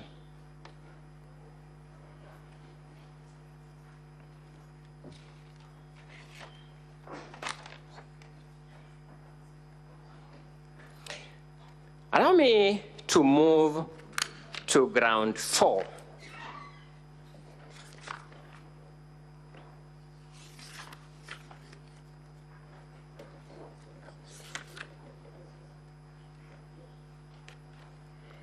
Let me start by asking this question. It is your claim that the Deputy President has amassed a humongous property portfolio estimated at 5.2 billion shillings. That's ground 4. It is not. So that... My apologies, ground 7. My apologies for that. I'm sorry for that. Ground 7 at page 17. My apologies for that. Yes, it is our allegation, and we have justified it in our evidence in chief. Who gave you this value of 5.2 billion? We said estimated at 5.2 billion, and we have... Yes, who gave you that estimate value of 5.2 billion? We have made the additions. Sorry? It's a matter of additions. So, you are saying that when we take you through these values, you'll get a property value of about 5.2 billion? Approximately 5.2 billion, yes. You said you made the additions. Additions result into a definite figure, Mr. Mutuse. Although you are a lawyer, mathematics are pre-qualification for studying law. There are two things. One, there is the... Are you saying that when we do those additions, we will get 5.2 billion? There is the stated value in the sale agreements and in the acquisition documents. That's what I'm saying. Are you saying when we add those values, we'll get 5.2 billion? I will also be telling you what, in my view, are the values of some of the properties. Oh, what, in your view, are the values of some of the properties? Yes. You have graduated from a lawyer to a valuer now, isn't it?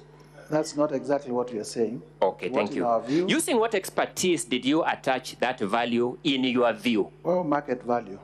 I'm sure you also know land in Kitale, an acre goes for 4 million, land in Kilifi, an acre goes for 2 million, and if it goes beyond that, it's a reasonable man's test. And that reasonable man is you? Indeed. Thank you.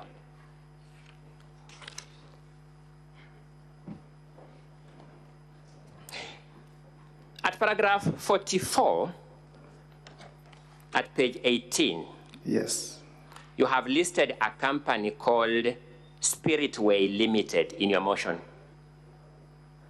Yes? Number 18.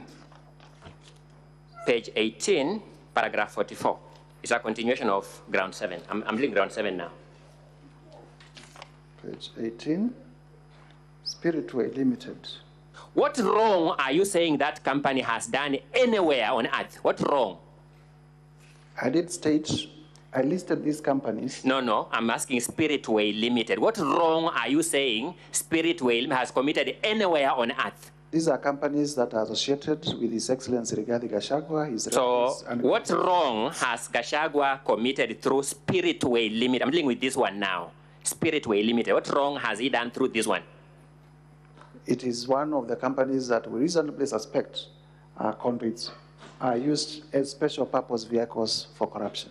So, what proceeds of corruption have passed through Spiritway Limited? How much? We have demonstrated the specific... No, I'm asking what proceeds of corruption have passed through Spiritway Limited as a particular company? In our evidence, we have not presented evidence against Spiritway. You have not? Yes. No, in correct English, when I say you have not, you say no, we have not. You don't say yes. Okay. You have not presented evidence. We have not presented evidence. Thank you. Let's move to Fortis Vis Group Limited. What wrong has Fortis Vis Group Limited committed anywhere on earth? Fortis. Number 2 on page 18, company number 2.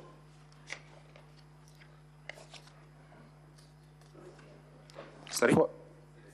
We have no quarrel. Page 18 of 85 for volume 1. We have no quarrel with Fortis. Sorry? We have no quarrel with Fortis. I didn't get the answer. We have no quarrel with Fortis. You have no quarrel with Fortis Vis Group Limited? We don't have. What is it doing in this motion, Mr. Mutuse? Decorative. It is one of the companies associated with His Excellency Rigathi Gachagua. What is wrong with Fortis Vis Limited being associated with Rigathi Gachagua? What is wrong with that? At the time of submissions, we'll be stating why we think there is something wrong. No, we want that question answered now so that we will submit on it. What wrong has Fortis Vis Group Limited committed anywhere on earth? Why would one person own 25 companies doing the same things? What law prohibits a person owning 25 companies? What law? I think counsel for the Deputy President, the Honorable Mutuse has said he has no quarrel with that company. Which is what? Settle it. You know, Mr. Speaker, I made an opening statement. In my opening statement, I said we have allegations that oscillate from the false to the ridiculous to the embarrassing. If he just answers and I keep quiet, I would fail to demonstrate the oscillation. I want these distinguished senators, in their conscience, to know what exactly we are doing here. Because they were given an 85-page motion to deal with. This is part of the content of 85 pages.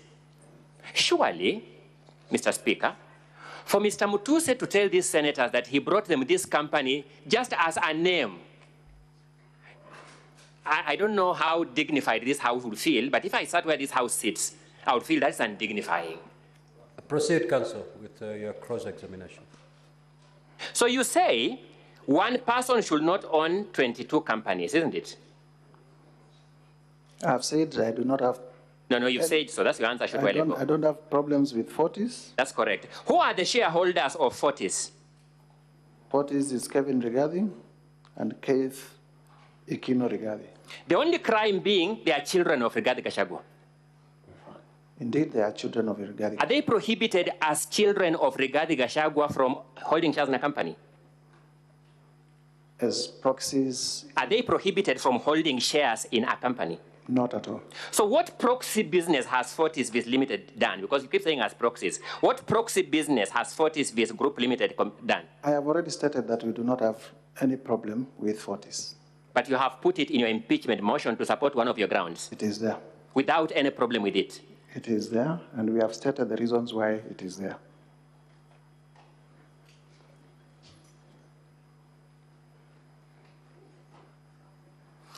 Grand Bypass Apartments Limited. What problem do you have with it? We do not have a problem with it.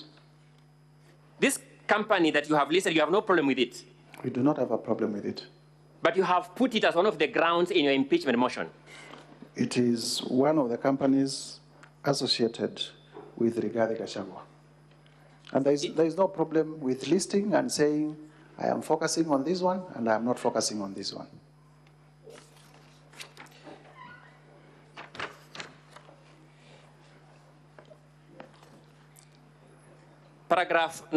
Page 19, company number 5, the Anansi Collective. What problem do you have with it?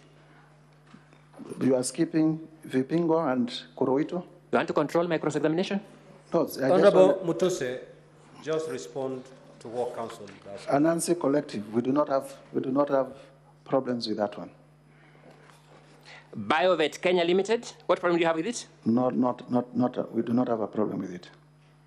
Calvary Creed International Limited, what problem do you have with it? We do not have a problem with it. Cosmia Venture Limited, what problem do you have with it? We do not have a problem with it. But we have a problem with number Delta Delia Merchants Limited, what problem do you have with it? Not at all. But we have a problem with Vipingo Beach. Let me go to Vipingo Beach because you appear excited to go there. Who owns Vipingo Beach? Just answer my question. Who owns Vipingo Beach? I need to check my CR12s. Show us the volume that you're checking for us to look at together.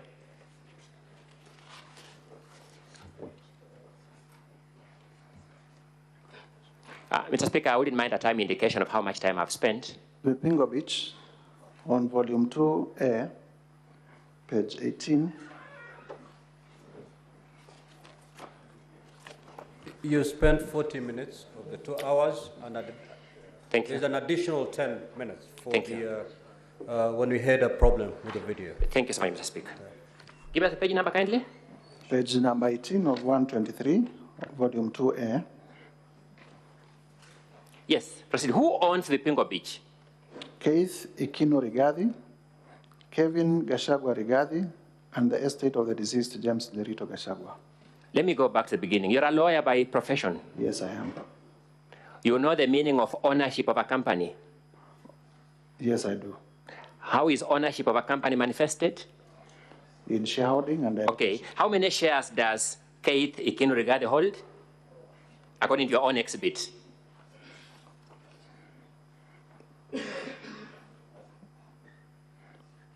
It may be getting hotter, but look at the document, compose yourself, and read.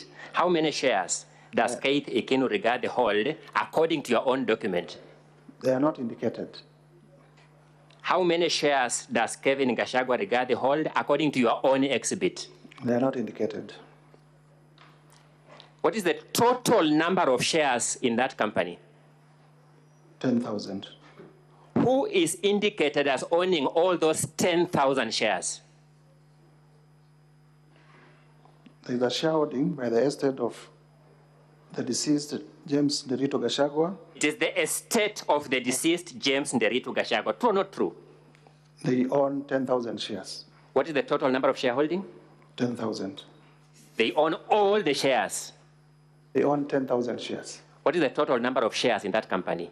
10,000. So they own all the shares. The estate of the late James Lerito Gachagua owns all the shares according to your document. It would appear so. Is it so or is it not so? From your own document. On the face of the document, it would appear so. Do you doubt this document you have given us? No, I don't doubt it. Thank you. The Deputy President then in defense says, this is a property owned by the estate of my late brother. Is he speaking the truth or not? From your own document. The Deputy President says, this is a company owned by the estate of my late brother. Looking at your own document, is the Deputy President saying the truth or is he not saying the truth? The estate, remember, you are a lawyer all the time. The estate of The deceased James Derito Gachagua owns 10,000 shares.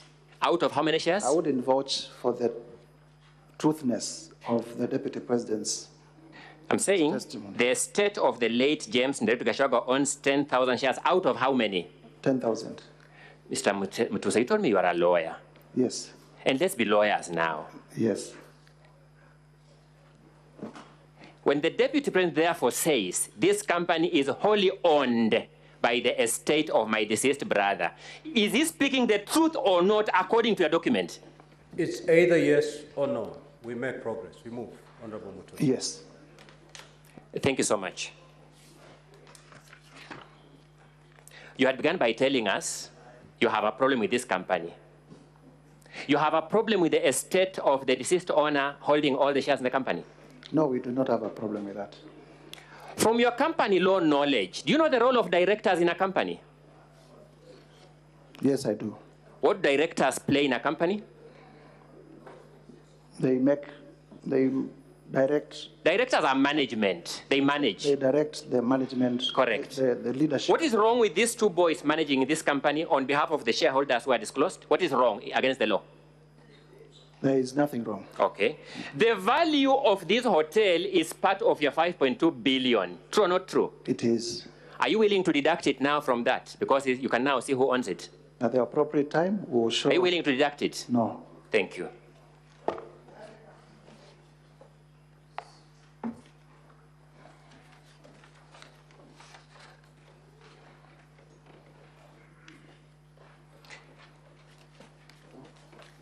So I was proceeding for you to stop me to deal with Vipingo, and I've dealt with it. I hope to your satisfaction. Are you satisfied? We can proceed. Heartland Supplies Limited, what problem do you have with it? If you could remind us, that was page? Oh, sorry, page 20 of 85, company number 14. Volume 1, eh? Volume 1, yes.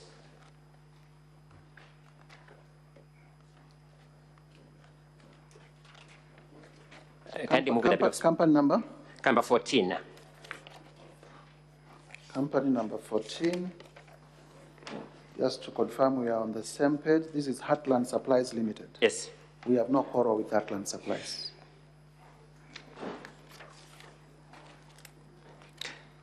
Page 21, paragraph 17, Mothers of the Land Limited. What problem do you have with it? We have no quarrel with Mothers of the Land. Number 18, Pioneer Medical Kenya Limited. What problem do you have with it? We don't have a problem with it.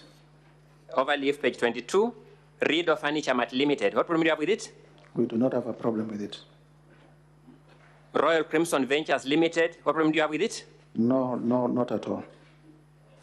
Technical Supplies and Services Limited. What problem do you have with it? We do not have a problem with it.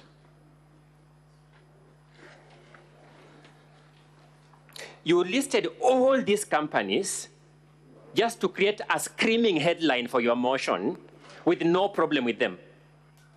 We listed all these companies to show that they are associated with persons close to the Deputy President, and that they are companies that are either used or can potentially be used for purposes of corruption and money laundering. Oh, okay. They can potentially be used. The DP intends to use them in future, so this motion is preventive. Indeed, we are addressing fears.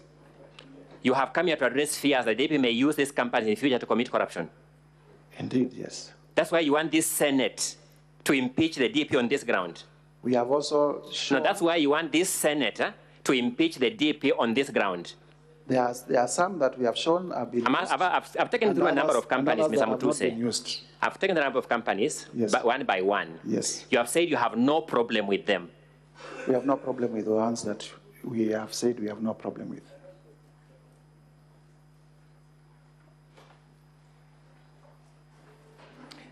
Let's go to paragraph 70.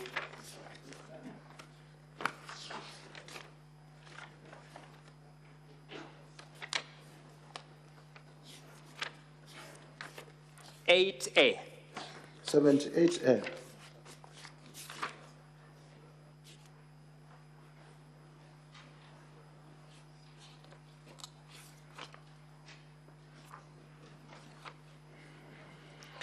His Excellency Rigathi Gachagua bullied Kenya Medical Supplies Agency officials into awarding a tender for the supply of mosquito nets to Crystal Kenya Limited.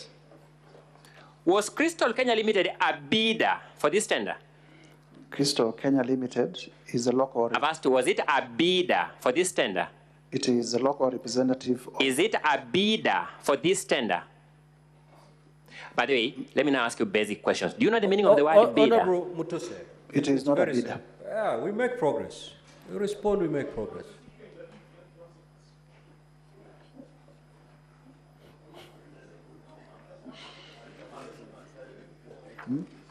So let's read the allegation, the particulars. Yes. It says, His Excellency Rigathi Gachagua bullied Kenya Medical Supplies Agency officials into awarding a tender for the supply of mosquito nets to Crystal Kenya Limited. Was Crystal Kenya Limited, in fact, awarded that tender? They were not a bidder. Were they, in fact, awarded that tender as your ground alleges? No, they were not. So why are you alleging that they were bullied into awarding the tender? Why are you alleging when they were not awarded? The local representative. I'm asking, why are you alleging that they were bullied into being awarded the tender? Because they are the local representatives of Shobika, the company that is under investigation for this tender.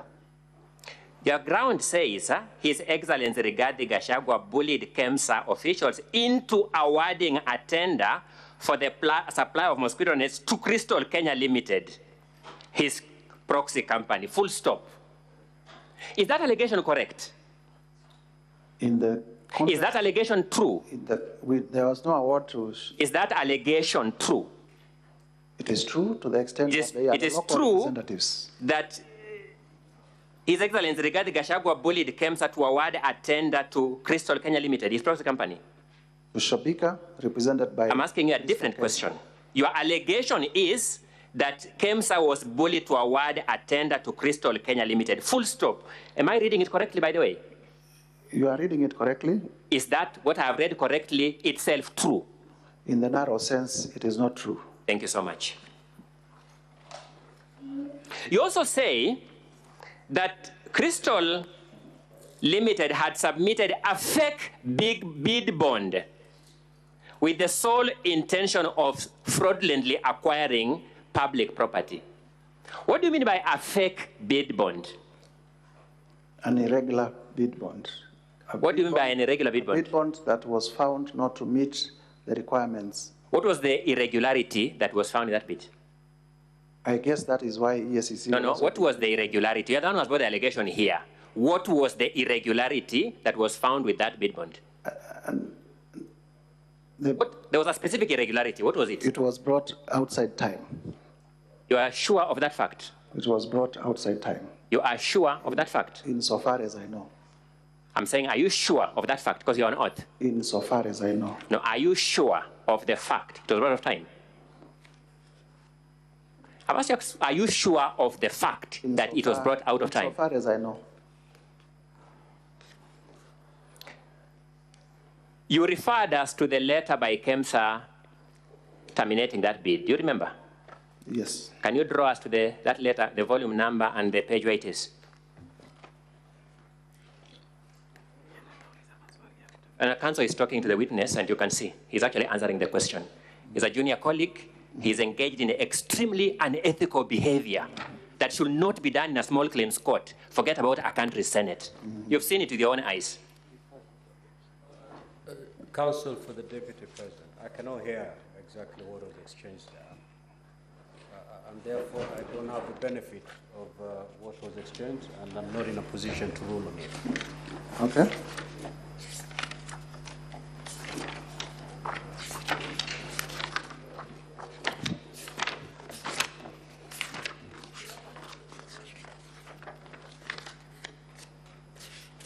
Let's make progress. Yes. I'm coming to you shortly. We have the affidavit of Dr. Andrew Mura, who was the acting CEO of KEMSA at the time. I've asked for the letter from KEMSA rejecting the bid, the letter, the three letter. in our volume 1 from page 67, you are asking for which letter? As you refer to the letter by KEMSA that rejected the bid by, in this mosquito net deal. No, I referred us to the messages from Honorable Rigathi Gachagua's son to the children, to the CEO. Let's go to that directly. Let's just go to that issue directly so that we finish with it now that you have raised it. Are you referring to the document at page 70 of volume 1? Yes, indeed. From which phone number is that message coming? It's it needs to be read But from which phone number? You know a phone number? With paragraph 4. I've asked from which phone number? Just give me the phone number. Plus. It is sending the message. Plus 254 717 871 036. I'm asking at that page, we can see a screenshot of a message. Is that screenshot telling us the phone number it's coming from? It is not. It is not. Yes.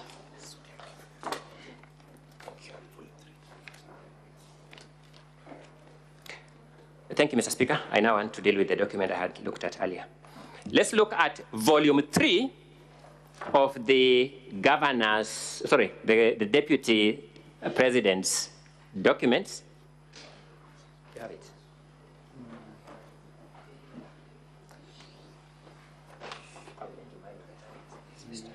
Look at volume 3 of the deputy president's documents at page 180.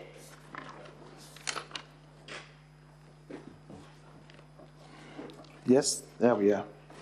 That is a letter from KEMSA. Yes, on the face of it. It is addressed to Shobika Impex Private Limited. Yes. It is setting out the reason why that bid was unsuccessful. Does it set out the reason?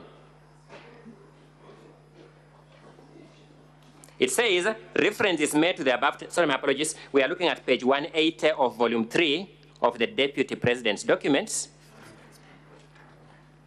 And it's been projected on the screen. For those of us who can read the font on the screen, it's been projected on the screens. It is setting out the reason why that bid was rejected. It is because the tender security was not paginated. Yes, from this document it says so. That's what you are calling a fake bid document. That's what you are describing as a fake bid document. The document you have shown. I'm asking, this reason is what you are saying constitutes a fake bid document. Of course, if the tender security was not paginated, yes, it is irregular. Are you saying it is fake? It is irregular. Then I'm asking a different one. Are you saying you want this sentence to conclude that this attribute, failing to put a page number on a bid document, made it fake? It made it irregular. I'm asking a different, the word you have used in the motion is fake. We are trying the motion. No, but irregular. Thank you. Your statement in the motion, therefore, that was fake is not true. It's false. Your statement in the motion that was fake is false. Strictly, yes. Thank you.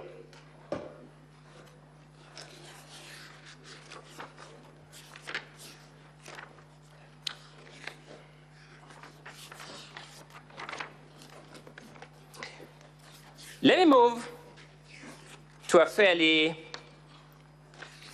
different limb of argument. And this is now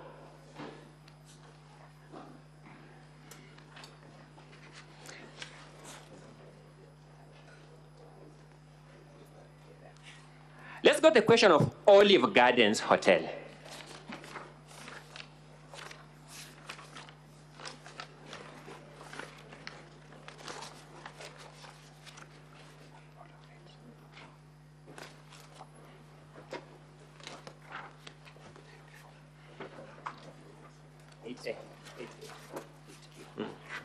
Have it. I don't.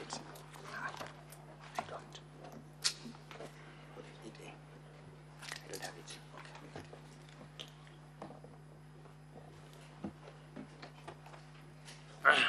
Thank you, Mr. Speaker. We have some massive documents here. Sometimes you... Let's deal with the affidavit of Peterson Njomo Mushira. Indeed.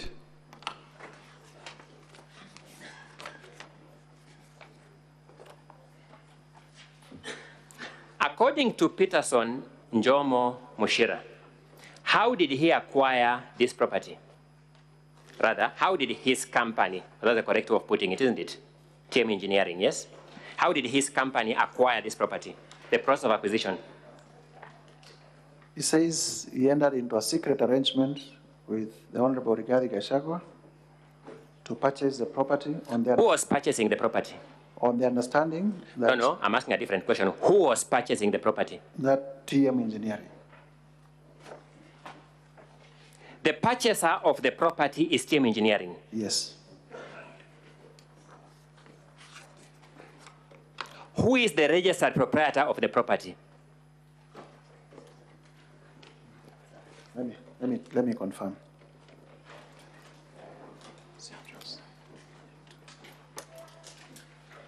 This is the Olive Gardens.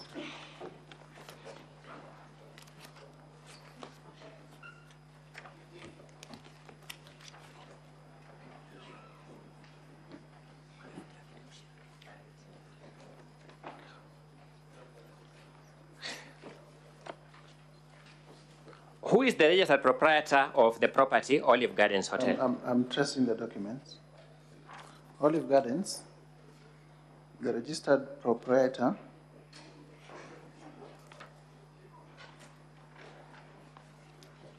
is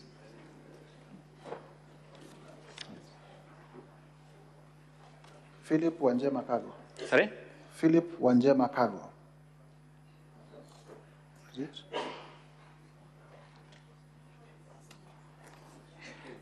Kindly refer to the page, the volume and the page you're looking at. This is the volume 2A, page 10 of 123.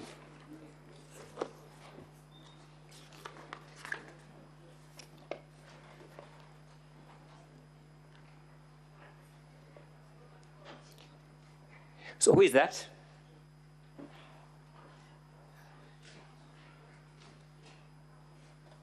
Who is that? Is Philip Wanjema Kago. I'm asking, who is he? Do you know him? I don't. Let's look at your affidavit of Njomo.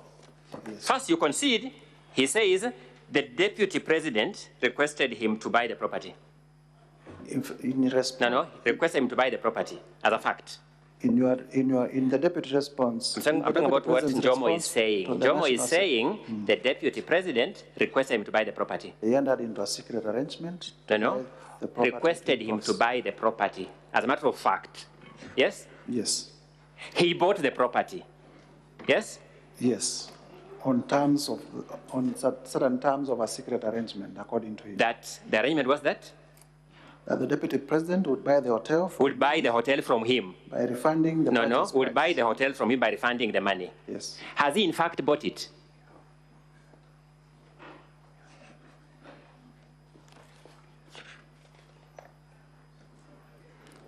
He would be the correct Has he? No, you are the motion mover. You are here with us. You'll not run away from anything, Mr. Mutuse. Has he in fact bought it? I would imagine so. Sorry? I would imagine so. When did he buy it? I do not know. Oh, you want these senators to impeach this deputy president on your imagination? I have said, and there is nothing wrong with not knowing. I do not know. Does Mr. Peterson Njomo Mushira say that, in fact, the DP has bought this hotel? Does he say so, that, in fact, the DP has bought this hotel?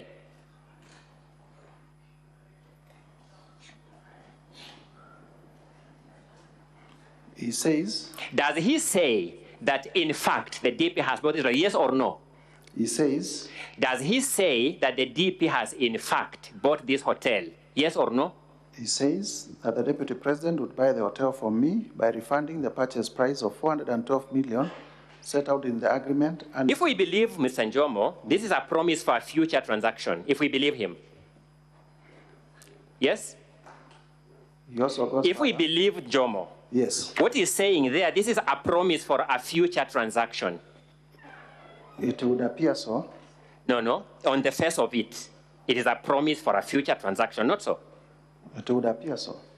But has that future come? Has that transaction happened, to your knowledge? I believe so. What's the basis of your belief? Your own response. Sorry? In your response, in the DP's response, you say... Has the DP said he has bought that property? It was bought by TM Engineering. Is that not a fact? Is that what Njomo is telling us? Yes. So what the DP is telling us, it was bought by TM Engineering, and what Njomo is telling us, it was bought by TM Engineering, factually are the same. Factually are the same. Then Njomo is bringing a new perspective to it, that the DP promised him, in future, I will buy back this hotel. Yes? And that's why he's saying... Jeme is saying, yes. The DP then, when I bought this hotel, yes. The DP then told me I intend to buy it back in future. Yes. By the way, is there any unlawfulness in a future intent to acquire property? It points to a scheme. A scheme to? A scheme to do what? It points to a scheme. To do what? To launder. Sorry? To a scheme to hide the transaction, because... Mr. Mutuze, let's also just be basic, sensible people. If we wanted to, we would just have bought it immediately. Yes. Isn't a promise to buy in the future itself, on the face of it, evidence of lack of immediate money?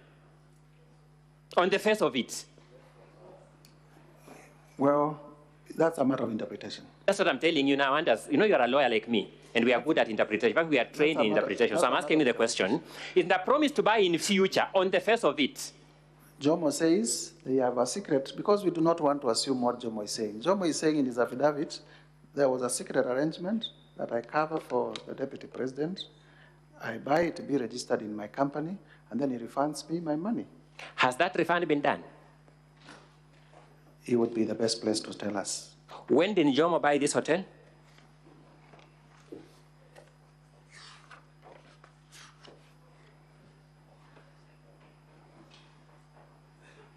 It's around March 2023 from the affidavit. Not true? On around 31st March.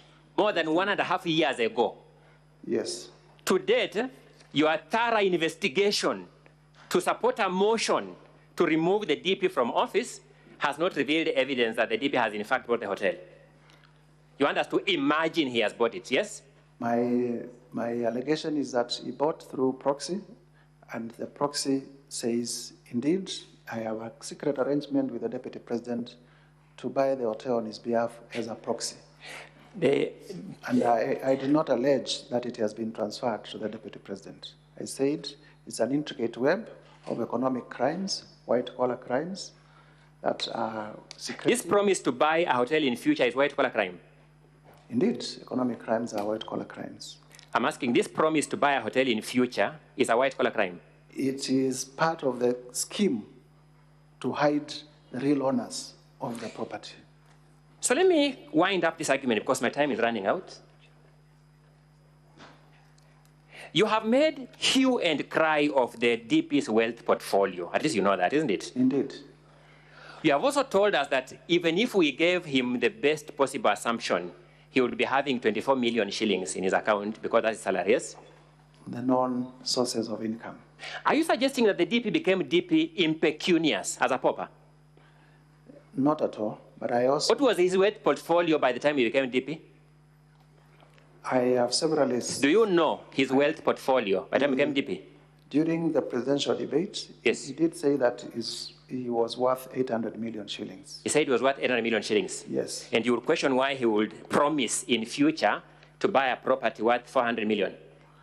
And I question why... Do you know the formula he wanted to use to buy the property, whether to liquidate his wealth to acquire it? Do you know the formula he wanted to use in future to buy the property? That would be for him to say, not me. I'm asking whether you know you are the one to establish this charge. Do you know the formula? I have demonstrated that the formula is corrupt and the sources of the wealth are unexplained. Which wealth has unexplained sources that you explained? I have shown. I thought you began by Vipingo, which we have dealt with you. All the way from Nyeri, Treetops, all the way to Vipingo. We'll have our time, our day. Sorry? In terms of Vipingo, we will also be able to show. When? We still have time for submissions. Oh, you're going to call more evidence? No, we are not calling evidence. We'll just point out to the other documents because we were reading documents in isolation. We'll also show other documents that point out to his ownership of the Vipingo Hotel. Mr. Speaker, may I invite my colleague, Mr. Macharia, to pick up from there? And thank you very much. Thank you, too.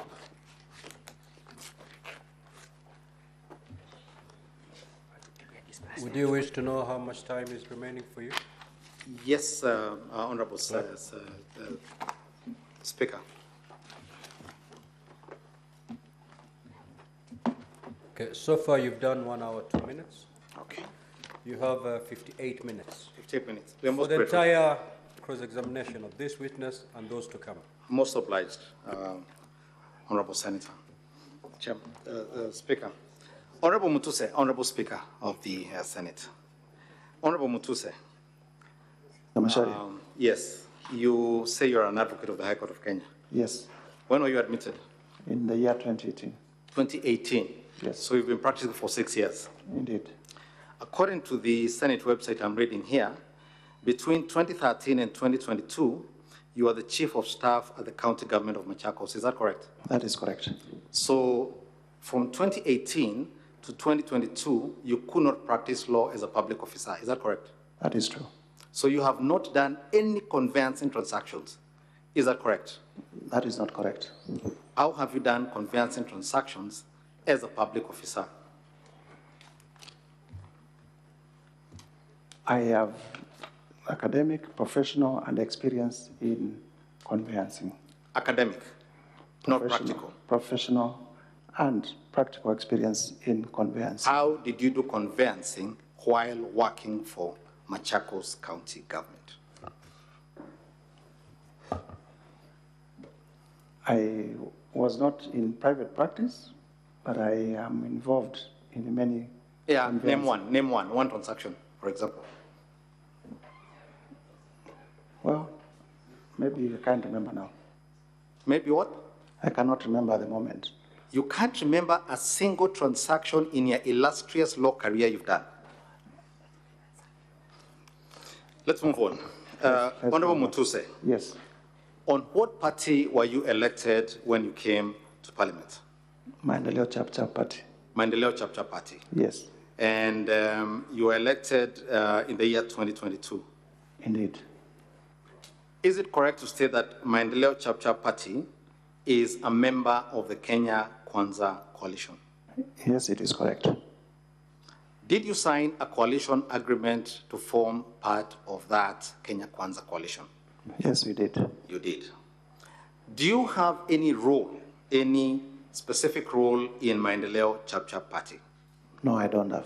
You do not have any role? Yes. I want us to deal with grounds. I believe your counsel led you on what he said jointly were grounds 1, 5, and 6. Ground 1 and 5 and 6 deal with the utterances you stated. And let me get some facts straight from you. You said one of the things that vexes you the most about these utterances, you mentioned sensationally Rwanda, you mentioned Sudan, you mentioned various countries having problems. Is that correct? Yes, indeed. And you said that my client, the deputy president, was a DO in Molo during the clashes. I said, it is said that he was a DO in Molo during It the is class. said. Yes. So this is not a fact. Yes or no? It is not correct that he was not a DO in Molo. I do not know it out of my own information, but it is public information. What do you mean by public information? Either he was a DO or he was not. Can you confirm yes or no? Was he or wasn't he? Or don't you know? He was a DO? He was, no, Molo, please, let's not waste time. Was he a DO in Molo or was he not, to your knowledge? It is publicly alleged that he was a DO in To your knowledge, not to the public, to you, Mutuse MP Kibwezi, was he a DO in Molo or not, to your knowledge? I believe so. I'm not asking for your belief or imagination. Do you know or do you not know? Oh, I do not have it, as a matter of fact. Okay, let's move. Now, you confirm that you are a member of the Kenya Kwanza Coalition. Yes, indeed.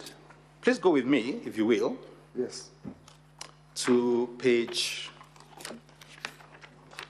417, honorable members, 417 of volume 3 of the Deputy President's documents. That one.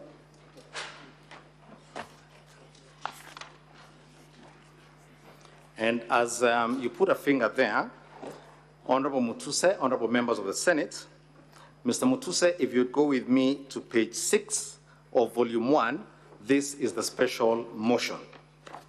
Volume 6? I said page 417, keep a finger there, page 417 of volume 3. These are annexures in support of His Excellency the Deputy President. Yes. And then volume 1, which is your motion, at page 6 of 85. But let's begin with page 6 of 85.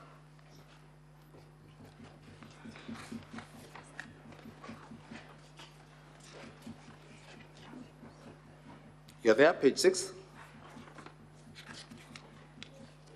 Yes, I'm there. You're there.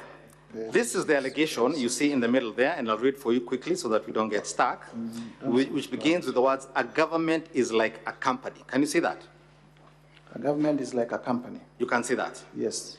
I want you to show me where in that paragraph the word tribe, ethnic, Kabila appears, even once.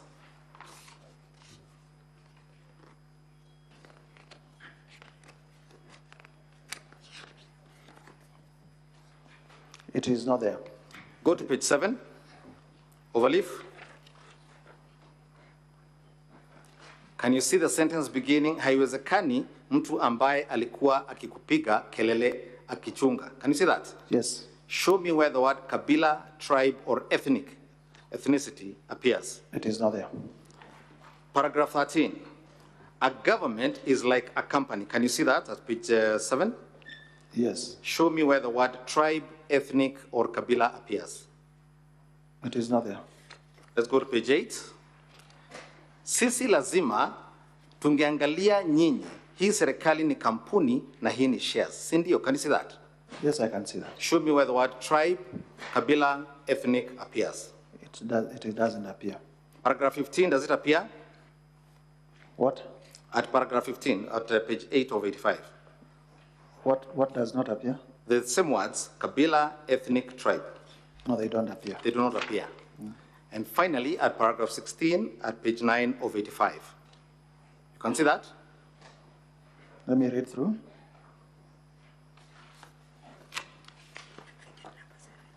I can see nikuwe nikichunga mambo ya watu wa mlima. Very good. So Mlima is a tribe. Is a region. Is a region. Can you please name for me the counties in that region? Several. Central is not a county. I've said several. Several, there are 10 actually. Read them out. Kiambu, Murang'a, Nyeri, Embu, Tharaka-Nithi, Meru, Nyandarua, Nakuru, Laikipia. Which other one? The 10, all of them. Okay. Now, do all those 10 counties have one tribe?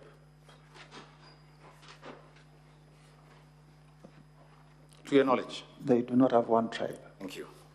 Now, would you agree with me that the government or the party or the coalition that is the majority in the Senate and in the National Assembly is the Kenya Kwanza Coalition? Yes. So the ruling party is Kenya Kwanza? The ruling coalition. Is the ruling coalition? Yes. And they rule because they are a majority? Yes. You agree with that? Indeed. Very good. Now, to your knowledge, if you now go with me to page 417, is a letter, can you see that? Page 417 of volume 3 of the Deputy President's documents. Can you see that? Yes. It is addressed to the Office of the Registrar of Political Parties Yes. And it is signed by our professional colleague, Professor Kithure Kindiki. Can you see that? Council for Kenya Kwanza Alliance Coalition. Yes. You can see that? Yes. In the middle is a paragraph beginning with subsequently. Can you please read out for me the parties that were constituent parties of Kenya Kwanza? Subsequently, on 12th April 2022, the following political parties were admitted and signed to join the coalition pursuant to Article 24 of the Coalition Agreement. Chama cha Kazi, Communist Party, Devolution Party of Kenya, Economic Freedom Party, Farmers Party, the Service Party, Tujibebe wa Kenya Party, Umoja na Maendeleo Party of Kenya, Democratic Party of Kenya. Thank you. If you go with me to the first of those coalition agreements, it is to be found at page 418. Can you see that? Yes, I am there. At the very top there, under the date, who are the constituent, who are the parties that have signed this agreement? United Democratic Alliance Party and Amani National Congress Party and Ford Kenya Party. Thank you. If you'd go with me to page 420, a few pages from there. Page 420, I'm there. Mm-hmm. Paragraph C, Article 5, Paragraph C. Please read that out fairly quickly. The validity or legality of this agreement may not be subject to challenge by any founding or future coalition member party or their respective individual party members before any organ of the coalition. And Paragraph D? Any constitution, rules, regulations, or guidelines, whatever the nomenclature of founding or future member parties, which is not inconsistent with this agreement, is null and void to the extent of the inconsistency. So this is the master agreement of the Kenya Kwanza Coalition. Is that correct, yes or no? It is correct. Thank you. Do you know why these agreements are signed and under what law they are signed? Yes, I know. Please tell us. They are signed under the Political Parties Act for various reasons. Number one is... No, I asked you the law. Now, do you know what specific section requires a coalition agreement and what is to enter into a coalition agreement? Well, not off it, but I know. Schedule 3. Does that ring a bell for you? The Schedule 3 is what states what the elements of a coalition agreement. As a member of the Kenya Kwanza Coalition, according to you, yes, are these agreements of your coalition drawn in accordance with the law? Yes, they are. So they are lawful? Yes, indeed. They are enforceable? Yes, indeed. They are the basis upon which Kenya is governed? Basis upon which Kenya Kwanza Coalition is run. Is governing the country? The country is governed by the Constitution of Kenya. Correct. But the Kenya Kwanza government that is governing, these are its constituent documents. This is the foundation of Kenya Kwanza. But they are not superior to the Constitution. I did not ask for an argument. I asked, is this the foundational constitution? You've just read about it saying that it is... It is the coalition agreement for Kenya Kwanza, yes. Thank you very much. Would you know whether Maendeleo Chap signed any agreement to enter the Kenya Kwanza coalition? Yes. You did? They did sign. Are you familiar with the contents of that agreement? Yes, I am. You are? Yes. Are you certain about that? Yes, I know. Very good. Then let's first go to the documents we're reading here. Let's begin at page 426. Page 426? Yes. I am here. Article 19. Can you please read the heading? Article 19, sharing of county assembly responsibilities, top leadership. Sharing. Sharing. Very good. Article 20, please read the heading again. Sharing of leadership of parliamentary committees. Sharing. Yes. Let's go to Article 21. Sharing of national government responsibilities. Let us start with A. UDA shall nominate the coalition's presidential and deputy presidential candidates in the general elections of 9th August 2022.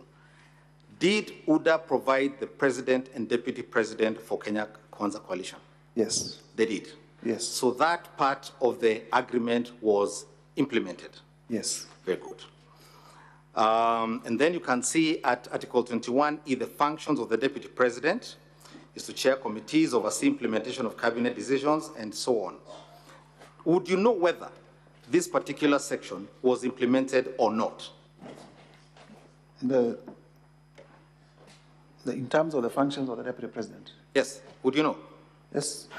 To the best of my recollection, it was put into effect through an executive order. So that was also implemented? Yes. Go with me to page 428. Page 428? Yes. We are here. F. Can you see F at the top there?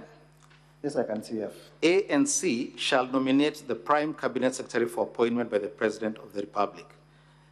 Did the leader of ANC, was the leader of ANC nominated and appointed as the Prime Cabinet Secretary? Indeed. That is correct. Prime Cabinet Secretary and Cabinet Secretary for Foreign Affairs. You can confirm the name. What's the name? His name is Musalia Mudavadi. Mudavadi. Yes. Very good. And the functions you see at J and I, was that also implemented? Yes, they were implemented. Very good. Let's go to page 429. Page 429, yes. Paragraph L at the top. Paragraph L at the top. Ford Kenya shall nominate the Speaker of the National Assembly for election in accordance with the Constitution. Did Ford Kenya nominate, and was the nominee, in fact, elected as the Speaker of the National Assembly? Indeed. Indeed. That was also implemented? Yes. Very good. Now, let us go to N. Please read out for us N. ANC and Ford Kenya shall have 30% share of the positions in the national government, including cabinet secretaries, principal secretaries, ambassadors, high commissioners, heads of diplomatic missions, chairpersons of state corporations, directors of state corporations, and chairpersons and commissioners of constitutional commissions, provided that their foreseen 30% share positions in the national government shall be shared equally between ANC and Ford Kenya. Who would be the appointing authority for those positions? Well, different office orders. Remember, you're a lawyer. Some by the president. Yes. Others by cabinet secretaries appointed by the president. And In fact, all these, in fact, and others through Public Service Commission by way of competitive. Now, but ANC and Ford Kenya were promised 30% share positions in all these positions. Indeed. Is that correct? Yes. Now, they have a 30% share. Yes. So when you hold shares, what are you called?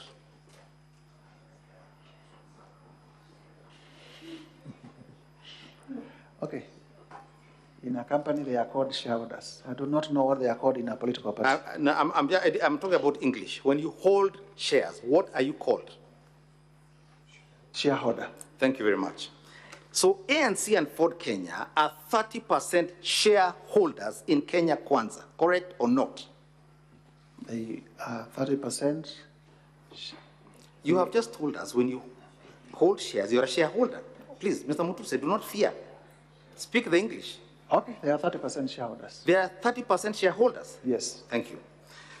Let's go to Article 22. But not in a company. Mr. Mutuse, please answer the questions when you asked. Let's go to Article 22. My apologies. Let's go to Article 22. Please read paragraph, the one that begins with pursuant. Pursuant to the principles of equity, national development, and fair allocation of national resources, the Kenya Kwanza Alliance administration shall endeavor to fulfill the following developmental obligations in the ANC and Ford Kenya strongholds of Western Kenya within the electoral period starting 2022 and ending in 2077 on a priority basis. Stop there. Please tell me, what are the ANC and Ford Kenya strongholds in Western Kenya? As a member of the coalition, please tell us. Come again. What are the Ford Kenya and ANC strongholds in Western Kenya? Western Kenya? Yeah. Read for us the counties. Oh, you want counties? Of course. That would be the county of Bungoma, the county of Kakamega, the county of Vihiga, the county of... which other one? I am the questioner, you're the motion mover. Please answer. Now, primarily those ones. These are priority projects for one region, correct? Yes. And this is a shareholders agreement, correct? This is a coalition agreement. Coalition agreement. It says shares. You've just told us that yourself. Because it has a heading. Now, let's read the projects. Go to A. Completion of all existing incomplete or stored bitumen road projects within the aforesaid counties is at 9th August 2020. Let's stop. These are projects for one region, correct or not? Yes. Would you say, as you have alleged here, that by Kenya Kwanza focusing on one region, certain projects, what you're accusing the Deputy President of saying must be implemented, how does that cause disunity or ethnic strife? As a member of Kenya Kwanza, you're a member, you're the ones who say this. Tell us what you had in mind. This is in promotion of regional inclusivity of all regions in the national development. But we're talking about Western here. Can you please show me in this document where other regions are mentioned? Please go through it quietly. Take a minute. It ends at page 433. It starts at page 418. Show me one other region mentioned there by name in the whole document.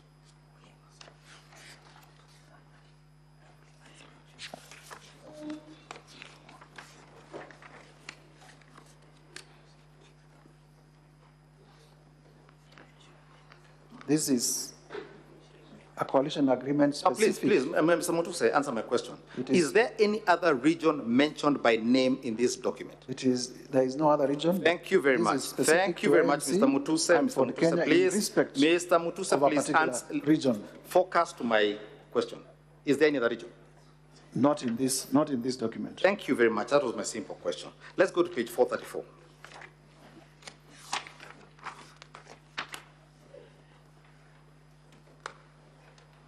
Who are the signatories to this agreement? Several. Name them. William Ruto. Yes. Musalia Mudavadi. Yes. Moses Wetangula. Veronica Maina. Simon Gikuru. And Chrysanthus Wamalwa. And it is witnessed by who? Professor Kindiki. Do any of these persons bear the blame as you pile on the Deputy President for causing ethnic strife by focusing on one region in a document? None of them has made pronouncements to similar to. They're in the document. This is an agreement, and it has been implemented. And none of them has a motion on the impeachment. So let me understand this, and be careful with the answer here. Yes. Your problem with the Deputy President is that he spoke out aloud what was written in the agreement that formed the government. Yes or no? There is no way I've... No, yes or no, Mr. Mutuse? The Deputy President has not said the people of Western have not been given what... No. He spoke about shares. We've read. He said everybody deserves their share. So it is in the agreement you've confirmed. But we have also to be faithful to the agreement. We have to be faithful to an agreement that gives shares. A coalition agreement. But we mustn't talk about it. The Deputy President is not accused of saying the people of Western Kenya have not gotten their share. Let us go back to your document, Mr. Mutuse. Please. Go back to page 7. Page 7 of volume? Page 7 of volume 1.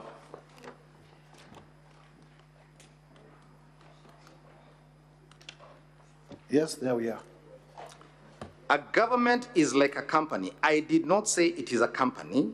I said it is like a company. In every company, there are shares, preferential shares and ordinary shares. When there's an AGM, non-shareholders do not vote or attend. When there are dividends to be divided, they're divided according to the number of shares. This is the truth. A government. And this is the government being formed here. So, Mr. Mutuse, are you saying that the problem is that the Deputy President spoke out aloud what was written in an agreement deposited with the Registrar of Political Parties and which formed the government? I am not saying that because there is nowhere in the coalition agreement we spoke about a company. All right, let's move on. Let's go to the agreement at page 435. Yes. Can you see that? Yes, I can see it. What is this agreement? Who are the parties to this agreement? Kenya Kwanza Coalition and Pamoja African Alliance Party, yes, otherwise abbreviated as PAA. PAA. Let's go, if you don't mind, Yes. to page 438. Page 438. Yes. Yes.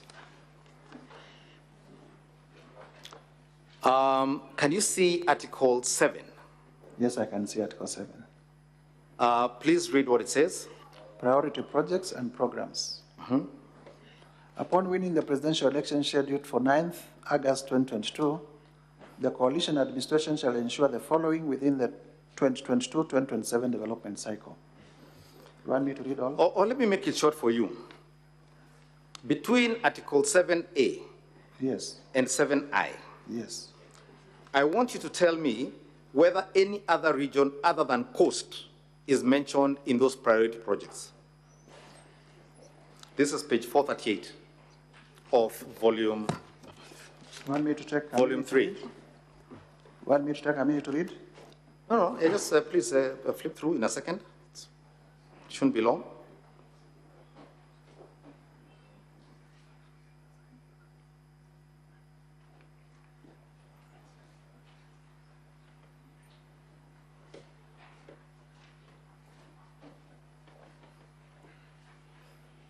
Let me help you.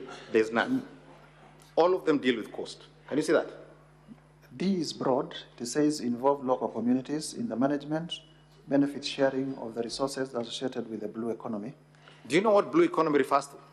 Yes, I do. Is there a blue economy in Makueni? There is a blue economy in Kisumu. Very good. So this deals, other than the D, the rest of it is all coast. Well, reverse operational changes that have been carried out in the recent past, whose effect has been to relocate some of the core activities, well, basically coast, but also with a national, with a national nature. You can read them for yourself, they're coast. Now let's go with me to Article 8 at page 439. Page 439, Article 8. 8A. It says that PAR shall nominate a candidate for the Speaker of the Senate. Can you see that? Yes, I can see that. Page 439, paragraph 8A. You can see that? Yes, I can see that. Did the candidate nominated by PAR in fact become the Honorable Speaker of the Senate? Indeed. He did.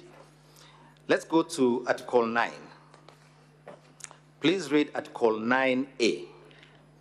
Sharing of responsibilities in the national government. Upon the coalition winning the presidency of the Republic of Kenya in the general election scheduled for 9th, PAR shall submit one qualified nominee for appointment as Principal Secretary in accordance with the applicable law and procedure for appointment.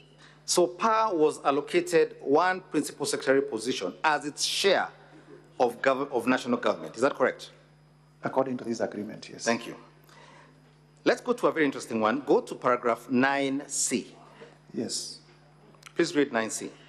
PAR shall be entitled to nominate other qualified persons for appointment for positions in the national government, including principal secretaries, ambassadors to high commissioners, chairpersons of state corporations, chairpersons of constitutional commissions, and other appointive officers commensurate with the number of members of National Assembly and senators that will be elected on PAR ticket vis-a-vis the total number of elected under the ticket of other coalition constituent parties. In simple English, when the number of the national government positions for PSs, ambassadors, state corporations, and etc., including constitutional commissions and other appointing offices, will be allocated to PAR commensurate with the number of members of National Assembly and senators, doesn't that mean that PAR will be allocated positions based on how well it does in the election? Yes or no? Yes. Let us go to page 440 again and 441. You can see that? Yes, I can. Again, you can see it signed by the party officials. Can you see that? Yes, I can see. His Excellency the President, the Prime Cabinet Secretary, the Honorable Senator of the National Assembly, my village mates and Senator Veronica Maina, Simon Gekuru, Chrysanthus Wamalwa, Ibrahim Mutwafi, and Benedict Furaha. You can see that? Yes, I can. And you confirm this is an agreement of the Kenya Kwanza coalition? Yes, between Kenya Kwanza and PAR. Very good. Honorable Speaker, I'd now like to play a video. This is video number 7 in the Deputy President's documents.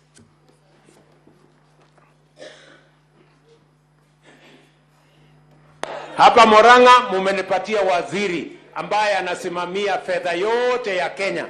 Anaitwa Profesa Njuguna Ndung'u. Hapa Murang'a mumenipatia chairman ambaye anakusanya ushuru yote Kenya. Anaitwa Bwana Mwaura, anatoka hapa Kandara. Na nyinyi watu wa Murang'a, waziri wa maji ndio huyu yuko hapa.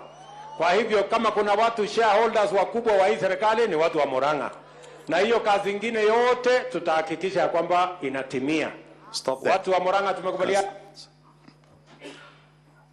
Honorable Mutuse. Answer.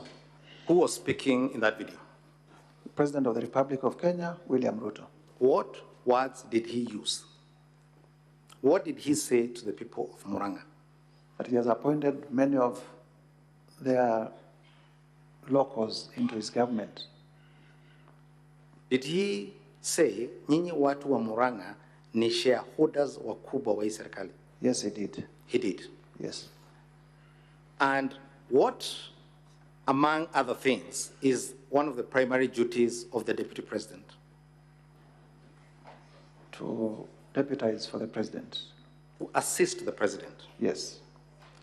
When the Deputy President assists the President in talking about shareholders, how does that become an impeachable offense that does not attach to his principal, the President? That is not one of the functions assigned to the President by the Constitution. It is one of the functions in your founding documents. So he's assisting him in that function. It's politics. What is the problem with that? He's the deputy party leader. For order. Well, I wouldn't know that. You wouldn't know? Yes. Let me ask you. Before you filed this motion of yours, which my colleague Elisha Ongoya calls false, he used some other words. I can remember them. You can remember them? Yes. You want to, now that you know what you have done, what are they? No, I can remember Ongoya's words. What are they? Now that, describe yourself. What has he used? What was it used? Go ahead. You can ask him for assistance. Now, when you say that the Deputy President used words in support of something the President himself said, how does that become insubordination? I have not said that the Deputy President used words in support of what the President said. So when the President says to the people of Murang'a and not to the people of, say, Makueni, that nyinyi ni shareholders wakubwa wa serikali, is the President's words likely to incite ethnic hatred, violence? Rwanda, are the President's words likely to turn us to Rwanda, as you suggested? The President is not on trial. Sorry? The President is not on trial. Oh, I see. So his assistant, who assisted him do the thing. Counsel for the Deputy President, you have 30 minutes. I'm most obliged, Mr. Speaker. Mr. Mutuse, yes. By assisting the President in something the President said, signed, and effected most of these appointments, would you confirm with me that most of these appointments, for example, Principal Secretary, were made by the President? Yes, indeed. Cabinet secretaries were appointed by the President? Yes, indeed. In fact, under the Constitution, does the Deputy President have any power to appoint anybody? Sorry? Not expressly. No. If it's by insinuation, tell me where, which law, what law are you talking about? The President can sign an instrument for him to deputize by way of signing an instrument of appointment. Sorry? Maybe the President can delegate some power of appointment. Are you aware of any power delegated in this government? I am not. Is there any you know of? I am not. You're not aware of any? Yes. Okay. Now, one of the other allegations is that the Deputy President, in these utterances, thereby ensured that other regions did not have adequate development. Is that correct?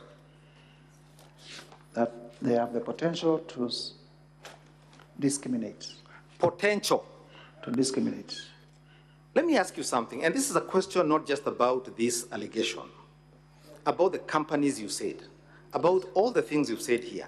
Yes. Before you filed your motion, Yes. did you write to the Deputy President to ask him to explain himself? I was not under obligation to do so. You are not. So I did not. I want you to go with me to page 431. Page 431 of volume? Volume 1, the same volume we're reading here. Volume? Volume 3. Page 431. Yes, page 431.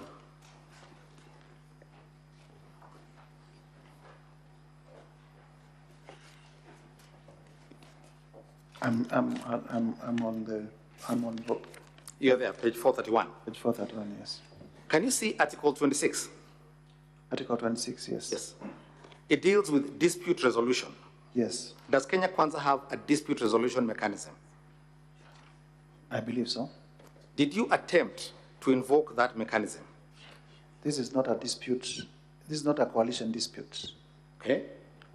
So it's not a coalition dispute. I asked this question because I asked you, did you ask the Deputy President why he said any of these things? Whether he was acting on presidential instructions or why was he doing it? Did you ask?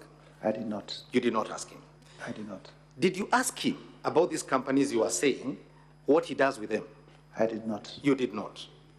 Did you ask him about these companies, these parcels of land? Did you invoke your Article 35 rights to find out the truth?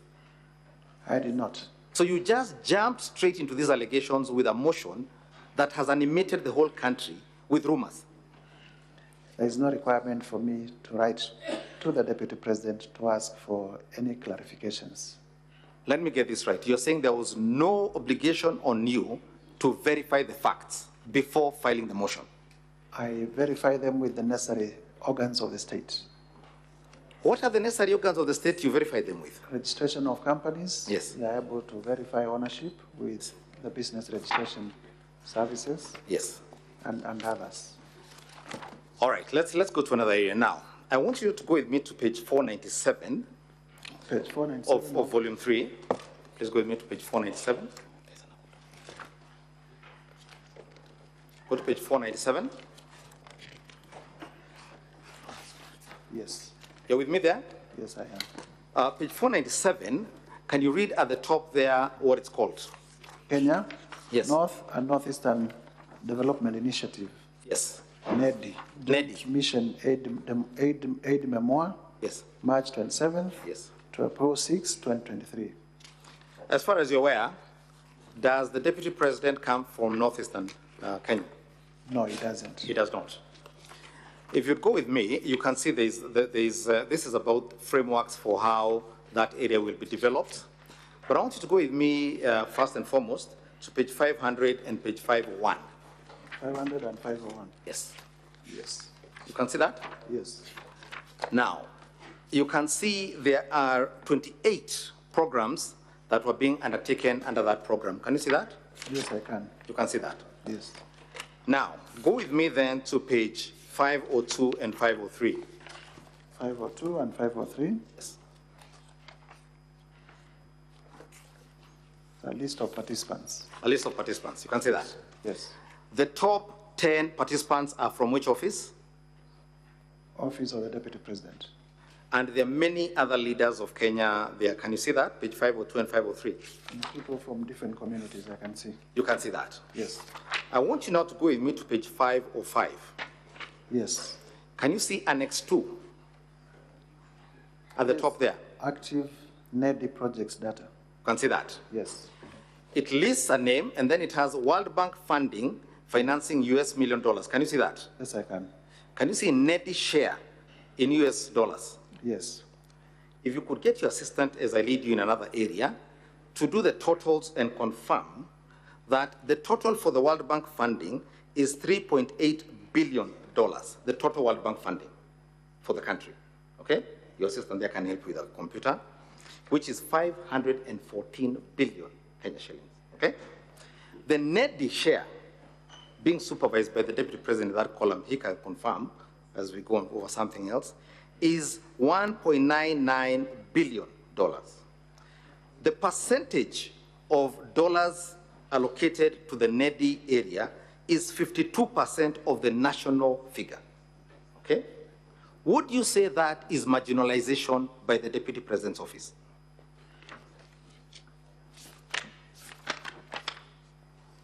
This is not a program by the Deputy President. It is I'm a program by the government of Kenya. Fantastic. You raise a very important point. You know, government has no money.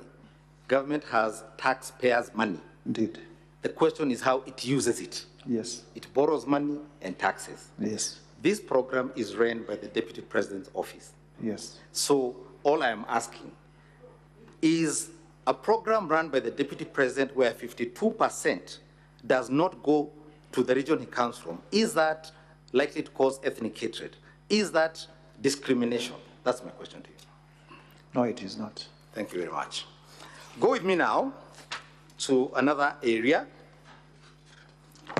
Go with me to page 410. Page 410? Yes, 410. Honorable Mutuse. Yes, Council. You have said that the Deputy President acted beneath his office and violated his oath of office by criticizing the Director General of the National Intelligence Service. Yes. In public. Yes. And you say that is a terrible thing. Yes. It's the worst thing a Deputy President can do. Yes. Okay. Now, if you go with me to the constitutional provisions that deal with security, I believe that's Article 2.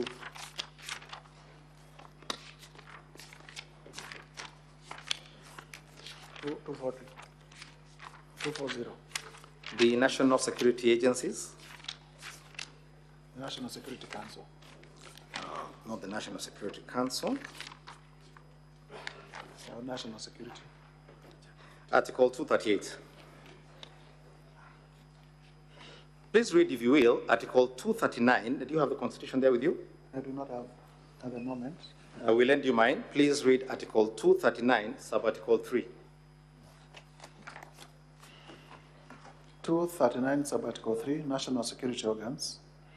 In performing their functions and exercising their powers, national security organs and every member of the national security organs shall not act in a partisan manner, further any interest of a political party or cause, or prejudice a political interest or political cause that is legitimate under this Constitution. Thank you. And so if a senior member of any security agency were to, if I could have back my Constitution, if a senior member or any member really of any security agency were to engage in that activity, that would be unconstitutional. Indeed. It would be worthy of criticism. Indeed. Now, Mr. Mutuse, you are a lawyer and a leader in this country. Are you familiar with Kenya's first Director of Intelligence, Mr. James Kanyotu? Mr. James Kanyotu, I have heard much about him. Are you familiar with a saga in Kenya called the Goldenberg Commission? Yes, I am familiar with the Goldenberg Commission. Was Mr. Kanyotu brought before the commission to explain his role in that commission and his role in that saga? But not when he was in office. I'm asking, was he brought there? Yes, indeed. Thank you very much. You're familiar with the former Director of Intelligence called Brigadier Gishangi? Yes, indeed. During the Waki Commission, there was Brigadier Gishangi called to give evidence before the Waki Commission to explain the role of the security agencies in post-election violence? Yes, in a commission. In a commission, he was summoned. In a commission, summoned by a commission. A public commission. Public commission, yes. that was formed pursuant to the laws of Kenya. Okay. Number 6. Now, you're with me at page 410. 410, yes. You can see that is a newspaper article. Yes. What is the headline? This is On the face of it, It can only be on the face of it, Mr. Mutusa. We don't need to use extra adjectives to explain obvious things. What does it say? Ruto, I was locked out of Security Council meeting 3 years ago. Thank you. What is the date of that article at page 410? It's on the extreme right. This is on 7th of July. Yes. Yes. Let's go to page 411. Page 4? 11. Yes. Please read that article in full. UDA presidential candidate William Ruto on Thursday said he was excluded from attending the National Security Council meeting 3 years ago. The National Security Council brings together the President, Deputy President, Defense, Foreign Affairs, and Internal Security Cabinet Secretaries, the Attorney General, Chief of Defense Forces, the Director of National Intelligence Service. Ruto made the revelations while explaining his take on the ongoing extrajudicial killings in the country. Stop right there. When you played your video, you said that the problem was that the Deputy President had discussed issues of security at a time when we were having what were called the Gen-Z protests. Is that correct or not? That is one of the problems. That's one of the issues. Yes. Now, the Minister for Interior was before the National Assembly last week, I believe it was, or the other week. Yes. And said that 42 people died during those protests. You recall? I do not have that, but we take it as you put it. He said 132 people are missing. Okay. Are you aware that cases have been filed in court, including one where the Inspector General of Police was cited for contempt over allegations that the security agencies were abducting Kenyans? I am aware of the matters in court. Are you aware that during these protests, property of immense value was lost? Yes, I am aware.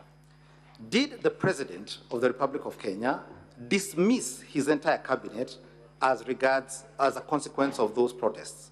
Yes, he did. Yes, he did. Are you aware, as a member of Parliament, that the World Bank and the IMF, as early as January 2024, sent a document to the government, a public document available on the website, indicating that the introduction of the reforms in the Finance Bill 2024 would lead to protests? Are you aware of that? I am not aware. Now, if the World Bank and the IMF had warned the government in January 2024 that there would be protests, what should a responsible government have done in the intervening period? The government is not on trial. Rigathi Gachagua is. That is not my question. My question was, what should a responsible government and security agencies have done? I can't tell because I am not part of them. I'm not in the executive. I see. Let's go back to my article at page 411. There is a sentence beginning at the same time. Start there. At page 411, at the same time, the DP also revealed that Director of the National Intelligence Service no longer picks up his calls. This, he said, has made him unable to play a key role in ensuring an end to the judicial killings in the country, as well as the runaway insecurity in some parts of the country. Stop right there. Go to page 412. Page 412. In the middle, there's a sentence beginning with the words, he reiterated. He reiterated that the remarks he made in a campaign rally in Moyale, that he will ensure. Read, finish. That will ensure end to extrajudicial killings. So the Deputy President at the time is criticizing the entire National Security Council and even disclosing, and Kenyans didn't know this, that the Director of National Intelligence no longer picked up his calls, and this is being made at a rally in Moyale. Between that and the Deputy President addressing a national crisis that was foreseen, please explain to me what the difference between those two situations is. There is a huge difference. Number one, he begins by saying he has been locked out of National Security Council meetings. Honorable Rigathi Gachagua has not said that he has been locked from National Security Council meetings. Number two, he goes ahead and says the Director General of the National Intelligence Service no longer picks his calls. Mr. Rigathi Gachagua does not say the Director General of the National Intelligence Service no longer picks his calls. I see, but they're talking about the Director of National Intelligence. And our case is that... And they're discussing things the public don't know yet, correct? Yes or no, Mr. Mutuse?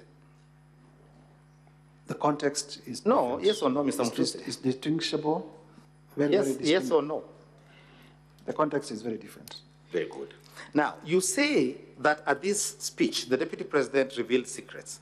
What specific secrets did he reveal? He said, and the clip that was played, that he has been told in confidence by officers of the National Police Service. I have been told in confidence that the officers did not receive advanced security information, intelligence on the planned protests. And this is subject to the Official Secrets Act. You can confirm this? The oath of office is that if issues are revealed to you in secrecy, you are not supposed to make them public. And when you made this allegation yourself, who are these officers you're saying made these secrets, gave him these secrets? The Deputy President, in the clip that we played, from his own mouth, says, I have received confidential information from officers of the National Police Service. Let us play for you a video here, Honorable Speaker, video number 6. We have the most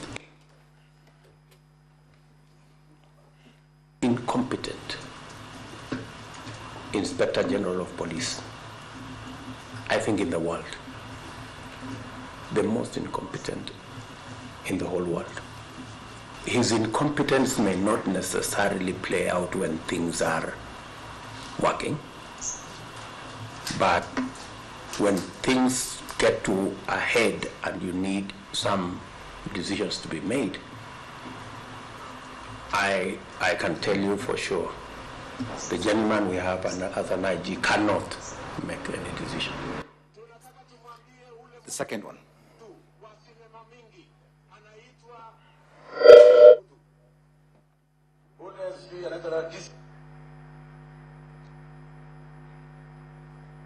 Tumwambie ule mtu wa sinema mingi anaitwa nani ule mtu? Ule sijui anaitwa DCI, ule anaitwa nini? Ule mtu anaitwa Kinoti. Awache ujinga.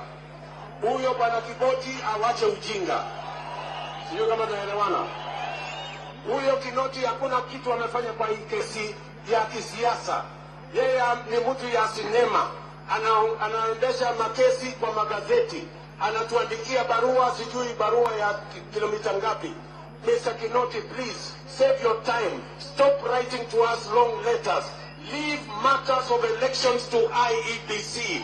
You have no business in IEBC. You have failed as TCI. We don't want you to fail our elections. Tunaelewana? Huyo bwana Kinoti awache hiyo ujinga yake anaendesha pale. Kwa sababu natukasirisha huyo bwana Kinoti, tunataka tumwambie awachane na watu wa IEBC wafanye hiyo uchaguzi. Alipatiwa kazi. You can stop there. Yes. Do you recall in the 2 years the Deputy President has been in office? Yes. Where he called any public servant in the security sector awache ujinga?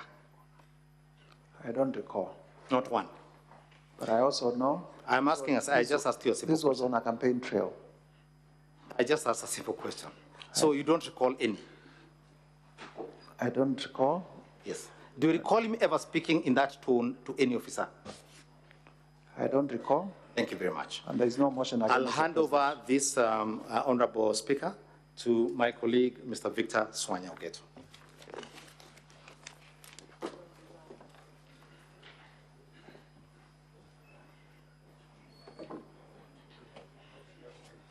Now, Counsel, you have 9 minutes for this witness and the other witness that are going to be called. Thank you, Mr. Speaker, and the senators. I'll be very brief. Mheshimiwa Mutusi, I want to refer you to your motion 45I. Paragraph. One, yeah. That's paragraph 45. Paragraph 45, yes. Paragraph 45I. Yes. Yes. Can you read it for us? Additionally, His Excellency Rigathi Gachagua used his office of Deputy President to exert influence and connive with the unscrupulous Ministry of Lands officials to issue an allotment letter to Wamonyoro Investments Limited, a company that he owns, to acquire LR 209/12077 and LR 90923, situated at Embakasi, Nairobi, whose value is estimated at 1.5 billion Kenya shillings or thereabouts. After that, this company used the fraudulently acquired documents to support a court case at the expense of the legitimate owner of the property. Very good. In your allegation, you have alleged that the Deputy President connived with unscrupulous officials of the ministry. Have you placed any evidence to this House or anywhere in the bundles naming those officials? I did not place, but as far as I can remember, there is information that came through Mr. public Mutuse, participation. please, because of time, I think I want you to answer yes or no, so that you can proceed. Have you placed any evidence? In my motion, no, but in the documents contained in the public participation, yes. Thank you, Ms. Mutuse. Now, how many letters of allotments were given to Wamonyoro Investment? I do not know. You don't know? Yes. Okay. Have you placed to this House any letter of allotment as evidence? I haven't. You have not. Okay. I want to refer you to 107, that's volume 3, 107. Volume 3? Of your documents, 107. Just a minute.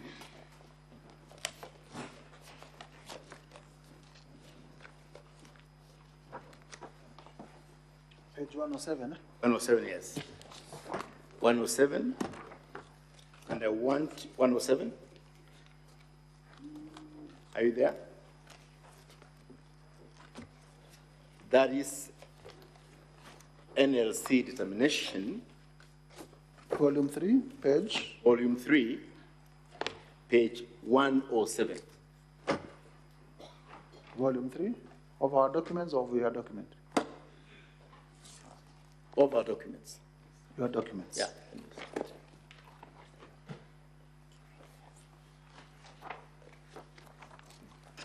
Yes, I can see a letter from the National Land Commission. Yeah. I want you to read the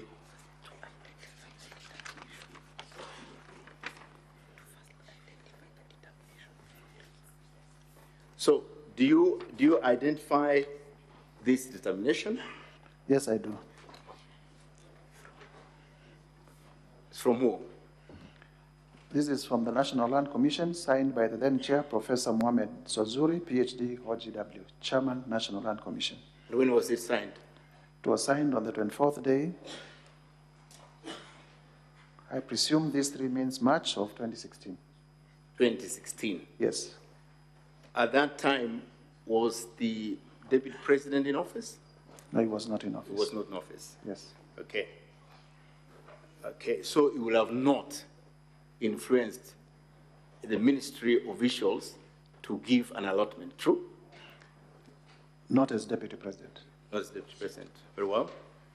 I want also to refer you to,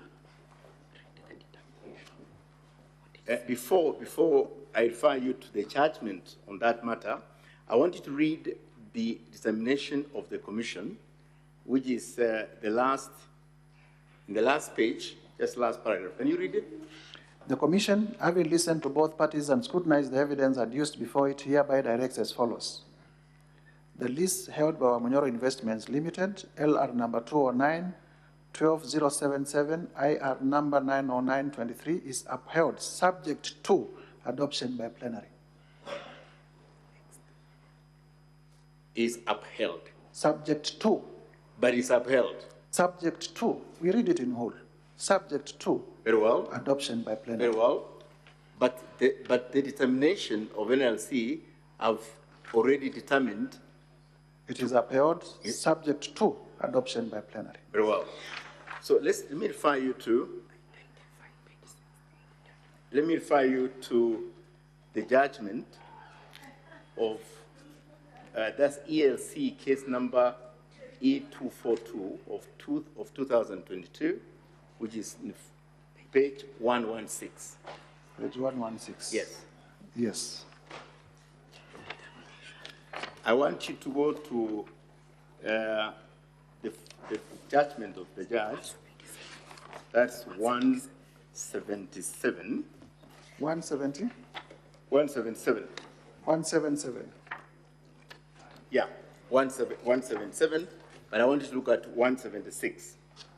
176? Yeah. Yes. 176, paragraph 440, right? I. Can you read paragraph 440I? A declaration be and is hereby issued that the plaintiff is the lawful registered absolute owner of all that parcel of land known as LR number 209 12077 IR number 90923. Who is the plaintiff? Who is the plaintiff? Wamunyoro Investments. Wamunyoro Investment. Okay. And therefore, the judge has determined who is the rightful owner of that property, right?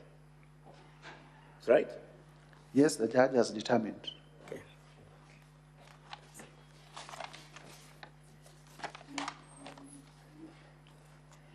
Okay, now,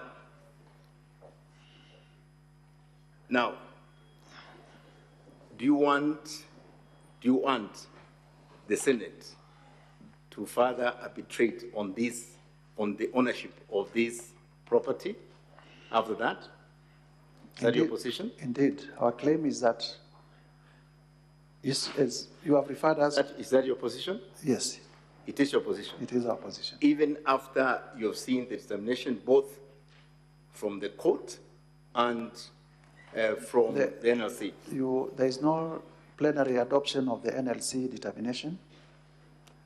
Subsequently, we have made allegations which will be proved that the letter of allotment came long after, and it is the letter that was used to support, to lead the court to make this decision.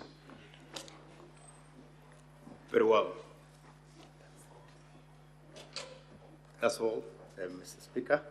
Thank you so much. I thank you. Counsel for the National Assembly, you may re-examine the witness. But just to remind you, you have 40 minutes to conclude your entire case. Mr. Speaker, we have no questions in re-examination for this witness, so we propose to call our next witness. That is Dr. Andrew Mulo. Very well.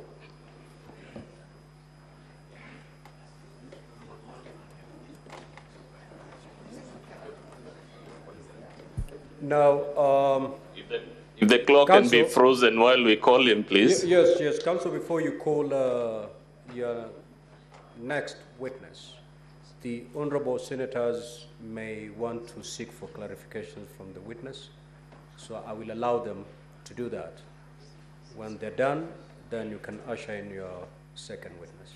Much obliged, Mr. Speaker. Now, honorable senators, you have 2 minutes to do that, and we are going to do that. I'm going to allocate 20 minutes for that exercise.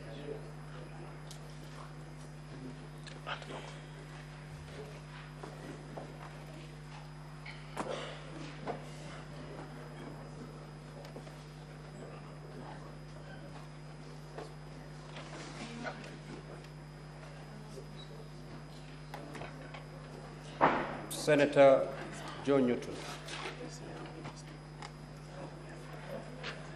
Not present. Senator Sotsi.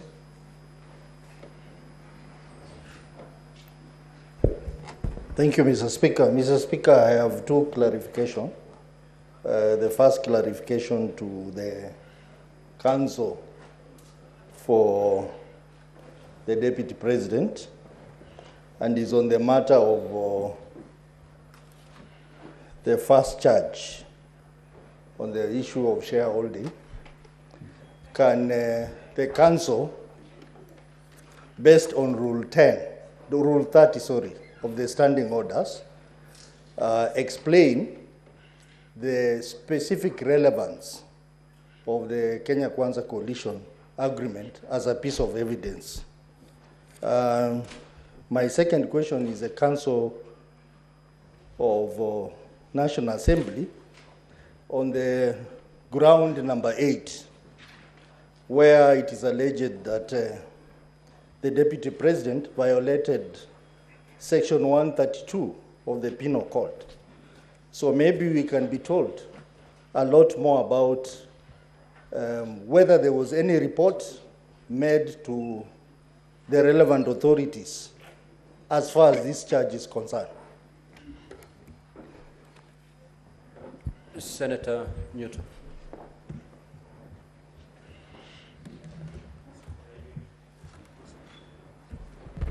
Thank you, Mr. Speaker. I rise to seek some clarifications from the Honorable Mutuse.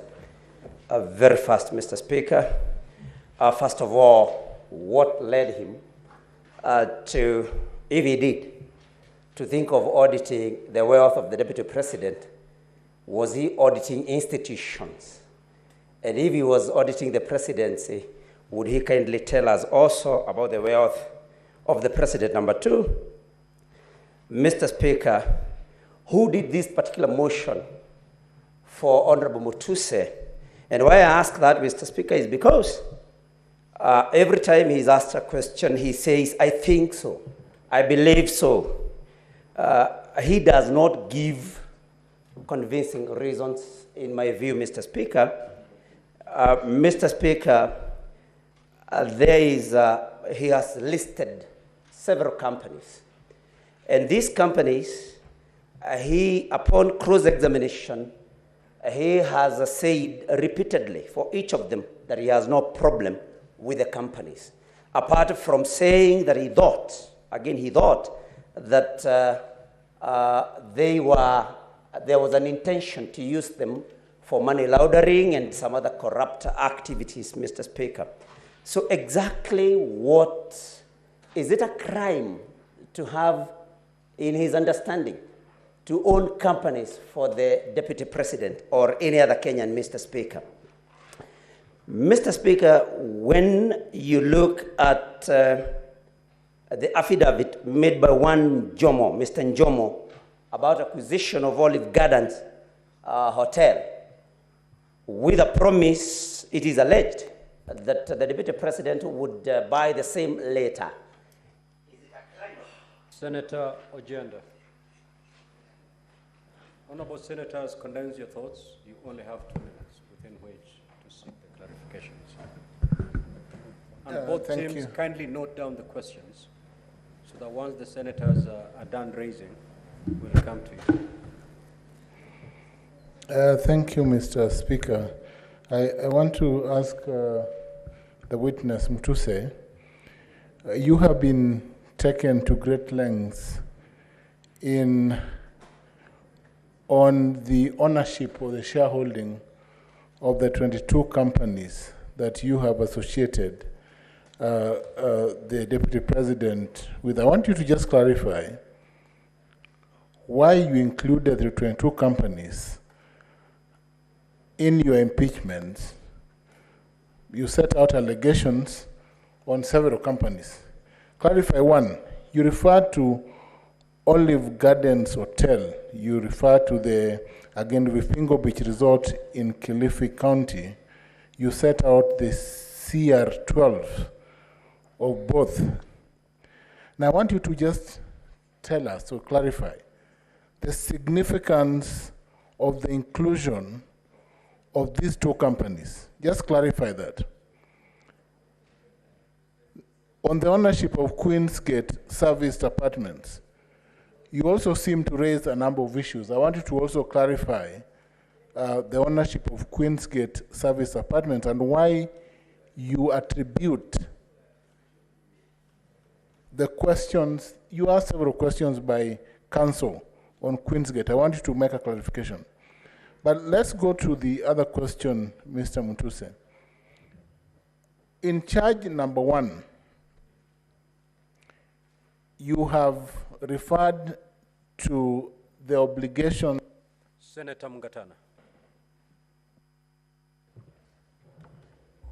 Asante Bwana Spika. Mimi nilikuwa nataka kumuuliza Mheshimiwa Mutuse, mbunge wa Kibwezi Mashariki, atufafanulie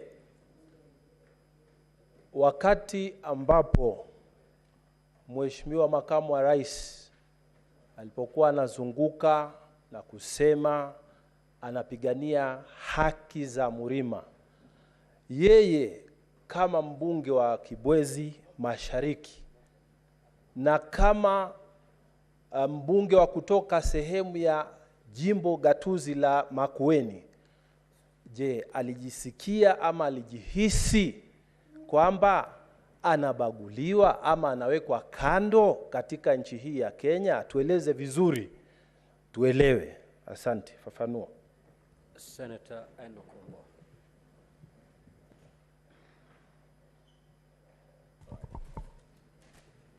Thank you, Mr. Speaker. Mr. Speaker, I will have 2 clarifications to seek from Mheshimiwa Mutuse, but because my leader, Senator Governor James Orengo, opened this session with the verse from the Bible, I will also read one from the Bible. The book of Exodus, chapter 23, verse 1. You shall not spread a false report. You shall not join hands with a wicked man to be a malicious witness. That is the Bible. The Mutuse, I want to know from Mr. Mutuse, 1, is this impeachment motion really and truly your motion? I ask that question, Mr. Speaker, because on all accounts, the witness is unable to prove anything. Is this your motion, or are you called to just sign a motion, then to come and defend it here? Secondly, in the oath of office for the Deputy President, it is required of him to diligently serve the people of the Republic of Kenya in the office of the Deputy President of the Republic of Kenya. The people that reside in the Mount Kenya region, are Kenyans. What is so wrong with a Deputy President, a state officer, in defending people from a region in this country and then coming to defend other people in Nairobi and other people in other regions? What is so wrong? What is impeachable about that defense? I thank the Speaker. Senator Veronica.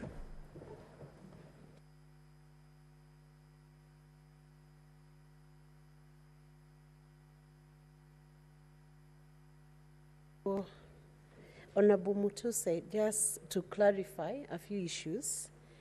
1, are there any charges for money laundering that have been preferred against the Deputy President? That's 1. And then to confirm whether the Asset Recovery Agency, the case of the Asset Recovery Agency that was before Justice Esther Maina, was fully resolved using the consent order. Those 2 clarifications. Senator Olekina. Thank you, Mr. Speaker. Mr. Speaker, I need to seek 2 clarifications, and one of them is from the Council of the Deputy President. This is in regards to the allegation on ground 4 in terms of the consent that was reached upon for the 200 million. I heard that there was a consent after the Deputy President filed an appeal of the case, which I believe the judgment still stands. Do we have that consent?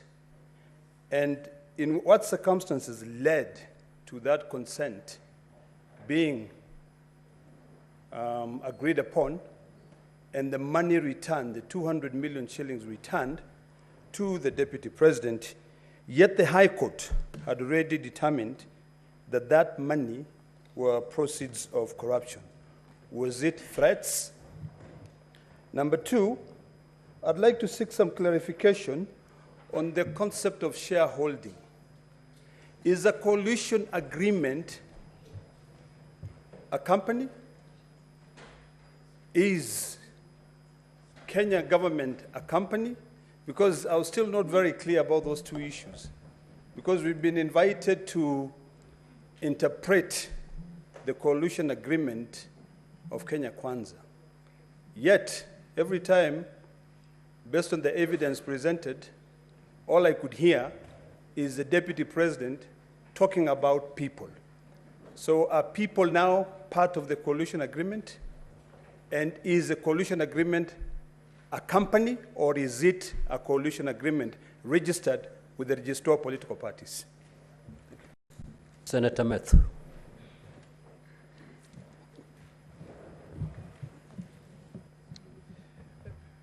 Thank you very much, Honorable Speaker. I also want to get to understand from a clarification from Honorable Mutuse on the assertion that you made on ground number,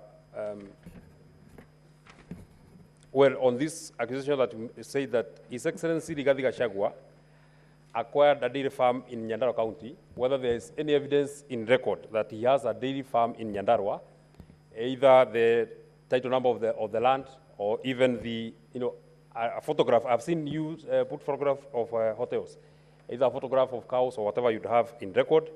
Number two, I would also want to know from the Honorable Mwengi Mutuse, on this matter that you say the people of Kenya feel that they have been left out, whether there is any evidence in record of people who have complained to the National Cohesion and Integration Commission, complaining against the conduct of the Deputy President in as far as the issues that you've raised.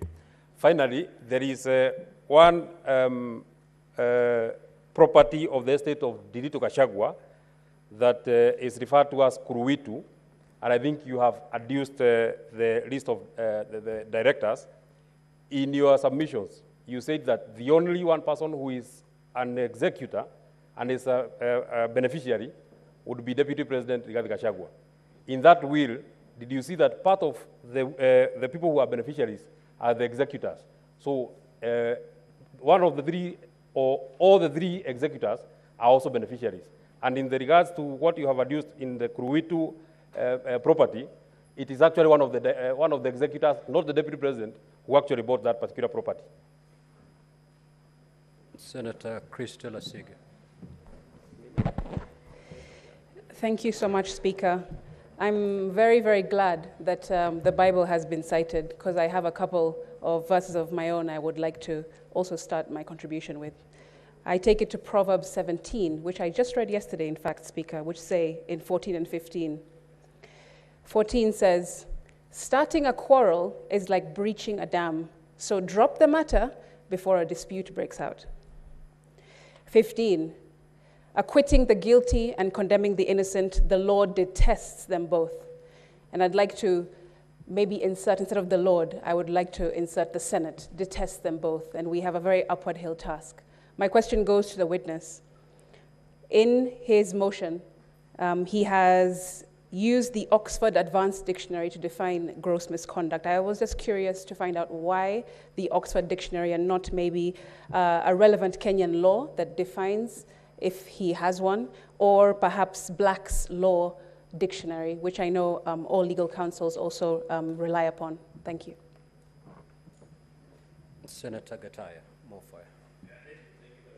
Speaker, I want to seek clarification from the council for than Deputy President. I have seen parade photos and utterances for His Excellency the President. I need to get the relationship between what is before us and the President for this matter. So can he please explain what is the relationship between what he has paraded for the President and what is before us as a House? Senator Karungo.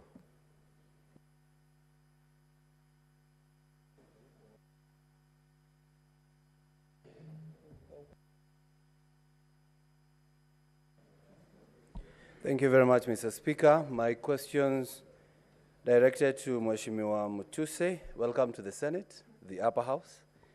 And my question is, you said the Deputy President is tribal because he spoke Kikuyu in Nairobi. Are you aware of Article 7 of the Constitution that says the state should promote local languages? Are you also aware of Article 27 that says no one should be discriminated on the language they speak?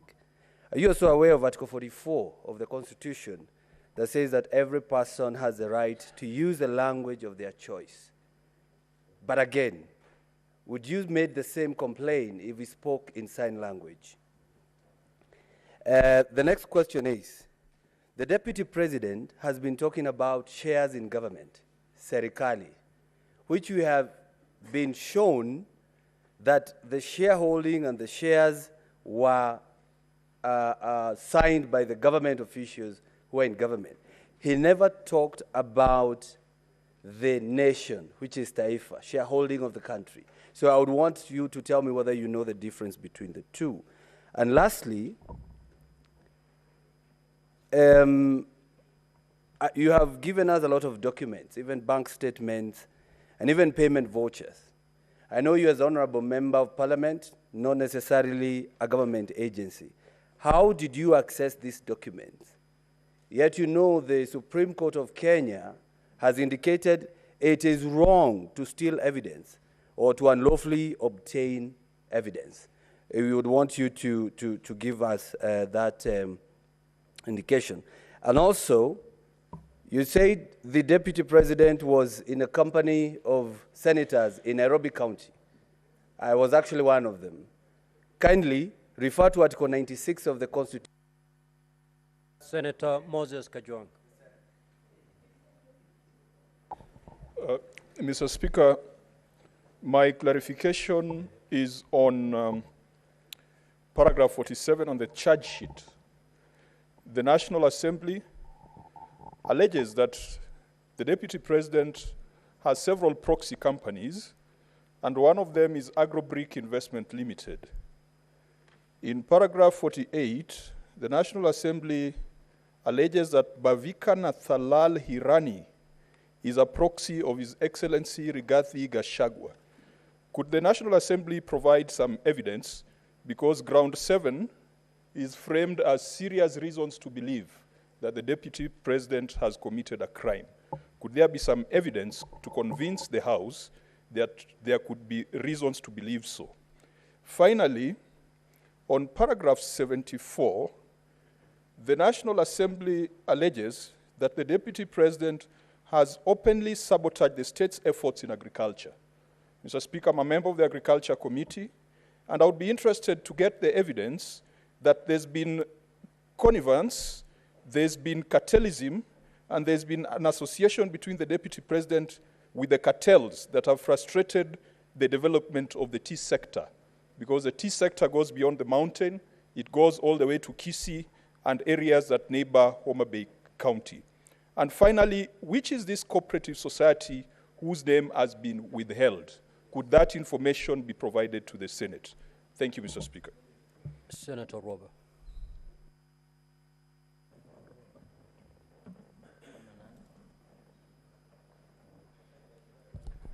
Thank you, Mr. Speaker. My clarification is to His Excellency, the Deputy President, on the issue of the property of the deceased. My question is, does the deceased have any children? Are they of sound mind? And because it appears as though they are not involved in any of the management of the estate of the deceased, and that is the big question, and possibly a clarity that we would like to have from you. Thank you. Senator Okongo. Thank you, Mr. Speaker. I want to seek clarification on what is at page 15, paragraph 41. There is the allegation being made that in the past 2 years, His Excellency the President has amassed a humongous property portfolio estimated at 5.2 billion. I was trying to follow your answers during cross-examination, and I don't know whether you were trying to drop this allegation or if you want to still maintain it. I want you to give a proper clarification that links the person against whom you have brought the motion, that is the Deputy President, with that allegation of 5.2 billion. I didn't quite see you make a clear clarification in support of that allegation.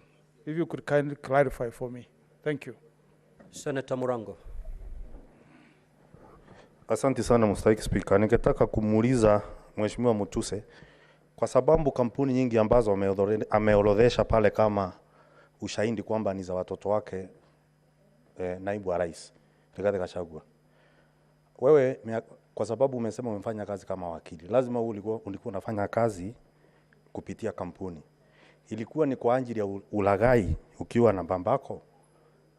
Kama wale watoto ambao umeorodhesha pale wote walitengeneza kampuni ili kulaghai pesa kupitisha zile kampuni. Swali langu la pili ni kwamba katika stakabadhi ambazo zimeletwa pale zinaonyesha kwamba waliokuwa wanafaa kupata mgao wa shares katika kampuni, kuna wale walikuwa wanafaa kupata 30%, na ile miradi ilikuwa inafaa kwenda Western Kenya, haikuwa imeorodheshwa kunja Nairobi ama mahali pengine popote. Unasikia kwamba ulikuwa umegatuliwa kwa sababu umetoka Makueni na ile miradi haikuwa inakuja Makueni. Asante sana Mstahiki Speaker. Senator Sifuna.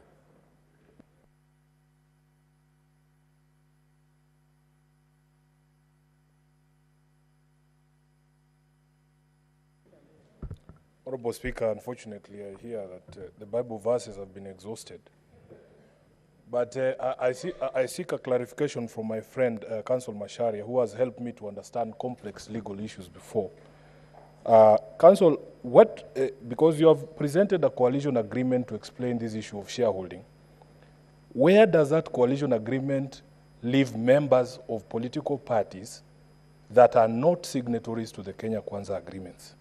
That is the first question I would want clarification to. Number two, what would be the place of a coalition agreement that is manifestly unconstitutional or illegal?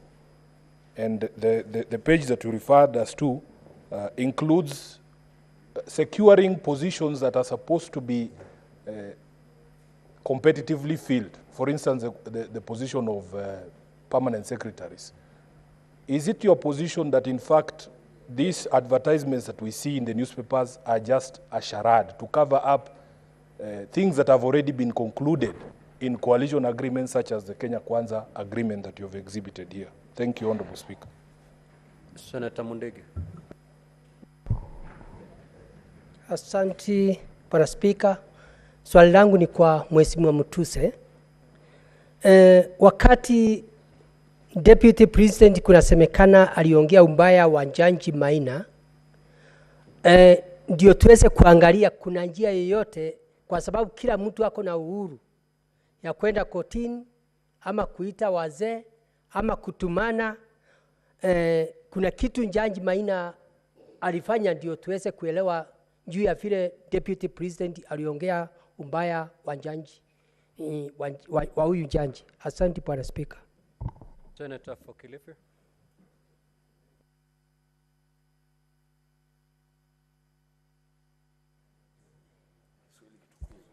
Asante Mstahiki Speaker. Mstahiki Speaker, niko na swala kwa kutaka kufafanuliwa na wakili wa naibu rais. Katika Kosa la kwanza lile ambalo lilikuwa limeandikwa hii gross violation iko katika kipengele cha 15 katika hii particulars of allegations. Kinasema ya kwamba mimi mnajua msimamo wangu ya kwamba watoto wakiwa wengi kuna wale kwanza kuangaliwa, si mnajua? Alafu anaendelea kuongea kwamba chakula iko jikoni karibu kuiva, watoto ni wengi, chakula ni kidogo, iko na watoto ya nyumbani na iko na watoto wa jirani, iko namna hiyo. Nataka afafanue Kiswahili hichi kinamaanisha nini kutoka kwa huyo client wake. Asante Bwana Speaker. Now, honorable senators, allow the parties to respond to those clarifications, starting with the team from the National Assembly, and then we move to the team from the Deputy President. Proceed. Thank you, Mr. Speaker. If I may, the Honorable Senator Ososi, no question directed to me. Senator Nyutu, what led me to audit the wealth of the Deputy President? I'm just doing my work as a member of Parliament under Article 94 and 95 of the Constitution. Part of my work is to oversight state officers. The Deputy President is one such state officer. I set myself to draft and present an impeachment motion, and I needed to support that impeachment motion with information. Nothing else. Why didn't I also audit the President? I was not intending to bring an impeachment motion against the President. If in future another member wants to bring an impeachment motion against the President, I believe they will be at liberty to also do their work in the manner they deem. Who did this particular motion? Yours truly speaking before you, Mwengi Mutuse, the Member of Parliament for Kibwezi West, did the particular motion. You have listed several companies. Yes, indeed, we have listed several companies. And just to clarify, there are those companies that I was led by advocates for His Excellency Rigathi Gachagua, and I said we have no problem with them. But also, there are companies that we have issues with, and we have stated the companies that we have issues with. And you would know, because you have handled impeachment motions in the past, that just because we do not have an issue with one particular company does not mean that those that have been proved also fall with it. But also importantly, why we listed these companies is also to demonstrate character. Character in the sense that if you have one company that is a construction company, then why do you have 3 others that are dormant? Why don't you use just that one that is a construction company to do your construction work? So it was also to demonstrate a web, an intricate web of activity to hide and conceal. And that's why we listed those companies. The affidavit of Jomo, it did not complete because it was time barred, so I do not know what to respond because he just began mentioning about the affidavit of Jomo. Senator Professor Ojiambo, Senator for Kisumu, shareholding of the 22 companies. Yes, we have appended the CR12s for the 22 companies to show that His Excellency the Deputy President has been owning what we are calling special purpose vehicles in the name of companies, either by himself or by his children or other proxies, as part of a character of a web, an intricate web of activity to hide and conceal. And that's why we listed those companies. The affidavit of Jomo, it did not complete because it was time barred, so I do not know what to respond because he just began mentioning about the affidavit of Jomo. Senator Professor Ojiambo, Senator for Kisumu, shareholding of the 22 companies. Yes, we have appended the CR12s for the 22 companies to show that His Excellency the Deputy President has been owning what we are calling special purpose vehicles in the name of companies, either by himself or by his children or other proxies, as part of a character which is also consistent with the Esther Minor decision, and you can see those companies listed in the Esther Minor decision that are not consistent with the normal way of doing business. Because in the normal way of doing business, you would imagine if, for example, Safaricom, that is a telecommunication company, also under it had another 20 other telecommunication companies. For what purpose? You would, ordinarily a business person would concentrate on one company, it succeeds. Then if you have a different investment that is completely different from what you are doing, is when you open a different company. But all these companies, you look at their objects, you look at everything, they are all made to do the same thing. The question is why? And remember, the offense here is reasons to believe that the Deputy President has committed crimes. And we believe this is a good basis to show that these companies are not formed for a legitimate purpose. Senator, in terms of Vipingo and Olive Gardens, Vipingo Ridge, we have been able to demonstrate that His Excellency Rigathi Gachagua's children are part of the directors, 2 of them. In terms of Olive Gardens, we have been able to demonstrate through the affidavit of Mr. Jomo that Mr. Jomo indeed was acting for the Deputy President in the purchase. And as much as we refer to a future promise of refunds, all of us would know that offenses of corruption and money laundering are not straightforward offenses. And as much as we want to rely on technicality, and it is this technicality that has made it impossible to fight corruption in this country. If we look at it and all of us know how these things have been done, you would definitely see that Mr. Jomo is saying in black and white that he was a conduit for that purchase. We go to the Honorable Senator Mungatana, Senator for Tana River. Haki za mlima kama nilijihisi kubaguliwa. Na nafikiri ni kweli kwamba watu ambao wanawakilisha na mimi mwenyewe pia na Wakenya wengi wanajihisi kwamba kama naibu wa rais ambaye anahitajika kuongea kuhusu masuala ya Kenya mzima, atazingatia tu masuala ya sehemu fulani, basi wale Wakenya wengine wote nikiwa ndani tunajihisi kubaguliwa. Na sio tu, hata wale ambao wametoka sehemu tofauti na mlima, hata wale wa mlima pia wao, you setting them against the rest of Kenyans. Senator Enoch, Exodus 23, thank you. I'll keep it to myself. But I am not participating in any conspiracy against anyone. I am just doing my civic duty as a citizen of the Republic of Kenya and exercising my mandate as a member of the National Assembly, which is a constitutional mandate. I believe senators here also have done in the past, and even now and in the future, they will also bring issues in line with their mandate, in line with their responsibilities as citizens of the Republic of Kenya. Is this motion your own motion? Yes, it is my own motion. And in saying so, you say, I approved nothing. And that is not factual, just to say the least.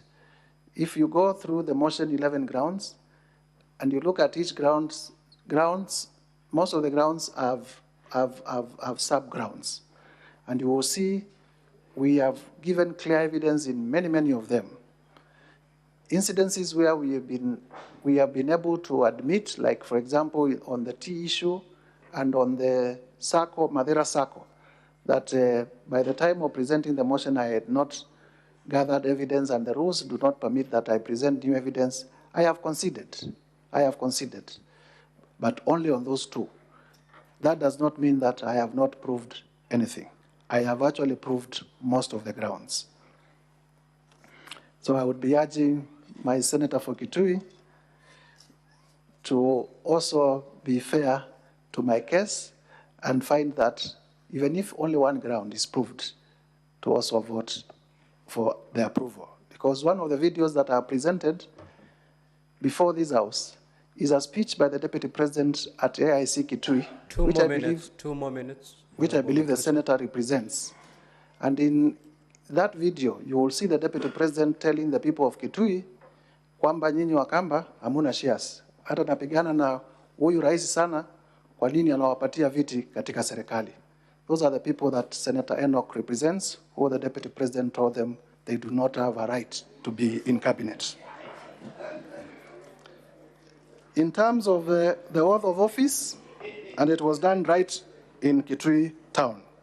In terms of oath of office, diligently serve the people of Kenya. Yes, and that is where the problem is. You sought to serve the people of Kenya, not the people of a region. That's where the problem is. Senator Veronica, charges of money laundering. I am not aware of any ongoing proceedings in respect of the DP in terms of money laundering, but I'm aware of that the Justice Maina decision has not been annulled on merit and therefore still remains good law. Senator Ledana Olekina, that was to the DP's lawyers. Senator Methu, my good friend, Nyandarua County Dairy, I consider I have not presented evidence on Nyandarua County Dairy because, of course, of the limited timelines in terms of working on this. NCIC complaining about, the question was whether there has been any complaint to NCIC about the Deputy President's remarks. I wouldn't know because I don't work for NCIC. I wouldn't know, just to be fair. Kuruwitu and CR12, Kuruwitu was bought at 250 million, money that has not been disclosed, is source.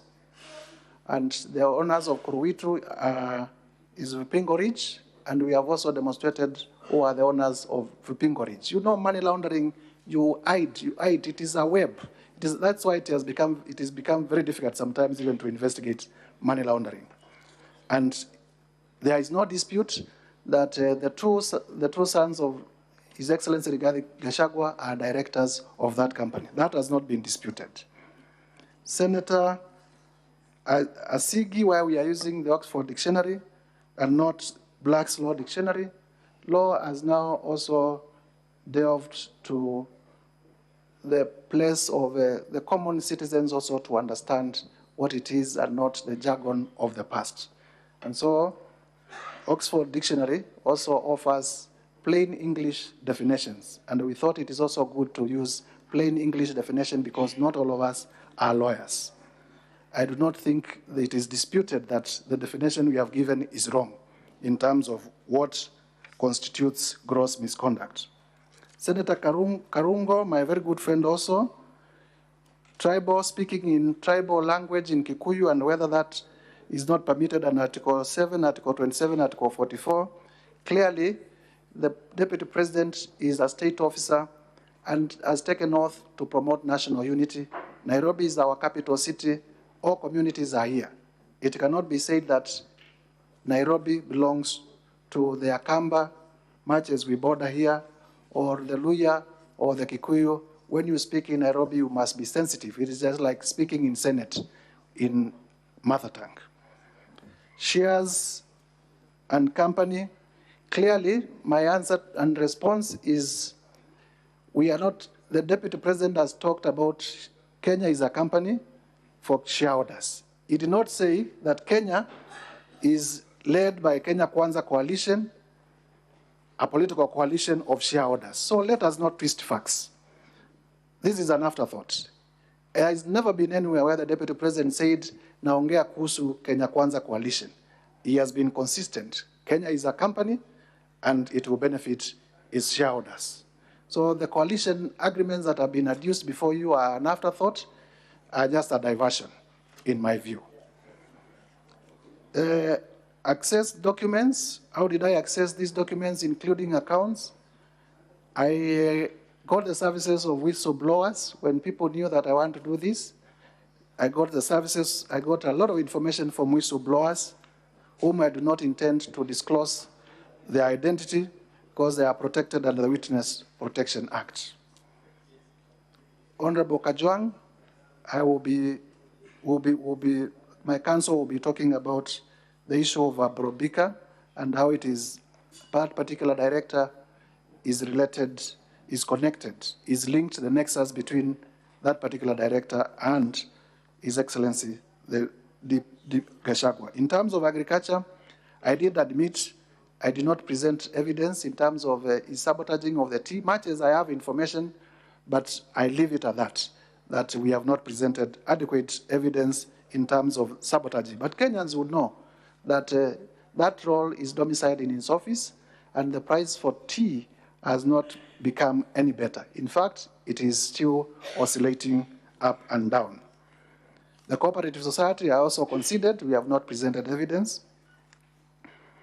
Senator Ogwoka, the question was to the DP's legal team. Senator Omogeni, page 15, paragraph 41, whether I can tabulate, and during our closing remarks, we'll be able to... Mutuse, conclude. Your 2 minutes actually. We'll be at our concluding remarks, we'll be able to answer this question, but just for your information, the land acquired through Amunyoro Investments is 1.5 billion. The Abadeas, when we added, came to about 1 billion shillings. When you add Kuruwitu, 250 million, and others that will be showing 412 million for Olive Gardens, they will all come to the figure that we are talking, or thereabout. Now allow your Thank legal you. team to respond to the questions directed to them. If at all there are any questions directed to you.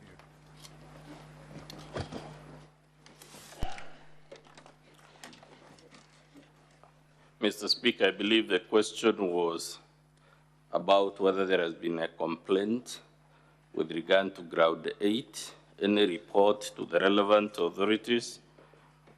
I believe there was a related question on whether the DP has been subjected to any prosecution for money laundering or related offenses.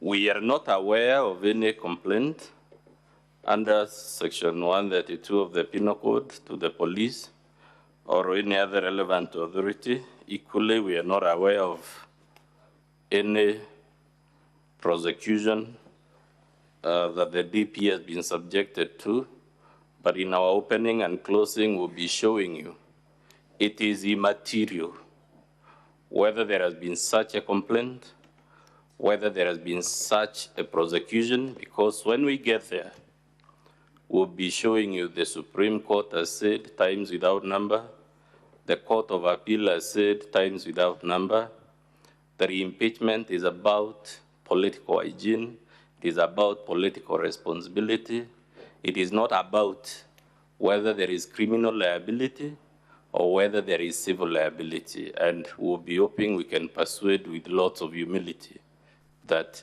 nothing turns on whether, as a matter of fact, complaints have been launched or prosecutions have ensued. And those are not my words. They are the words of our Supreme Court, as I said, not once or twice, but several times. Thank you. The legal team of the Deputy President. Thank you very much, Mr. Speaker. I will speak to the questions on the shareholder question. Honorable members, please permit me to answer this in omnibus, but I'll attempt to do my level best on this. The first question was, why is the President relevant in these proceedings as regards shareholders? He's relevant in two capacities, three actually. Number one, under the Constitution, the Deputy President assists the President. And so when the President tells the people of Murang'a and elsewhere that they're the biggest shareholders of government, when he signs a contract that founds the government, the Deputy President is bound to assist the President in moving that shareholder issue. That's number one. Number two, the Article 73, Subarticle 2, Subarticle C, Roman numeral 1, talks about honesty being a foundation principle for leadership. It is well known, I think I can say it here, my client, the Deputy President, is known as the truthful man. It is pursuant to this that he is truthful. Number three, a contract and covenants in a contract must be performed if indeed any government, any contractor worthy of their name, worthy of their signature, is to be believed in the future. The president, the party leaders all signed these contracts with the intention that they should be complied with. You will note that in the sections we read out for you here today, the deputy president is insisting that the promises made to the people of Western Kenya should be complied with to the letter. The promises made to the people of Coast in an agreement should be complied with to the letter. Equally, all other regions that had agreements signed or promises made in these coalition agreements ought to have those promises implemented.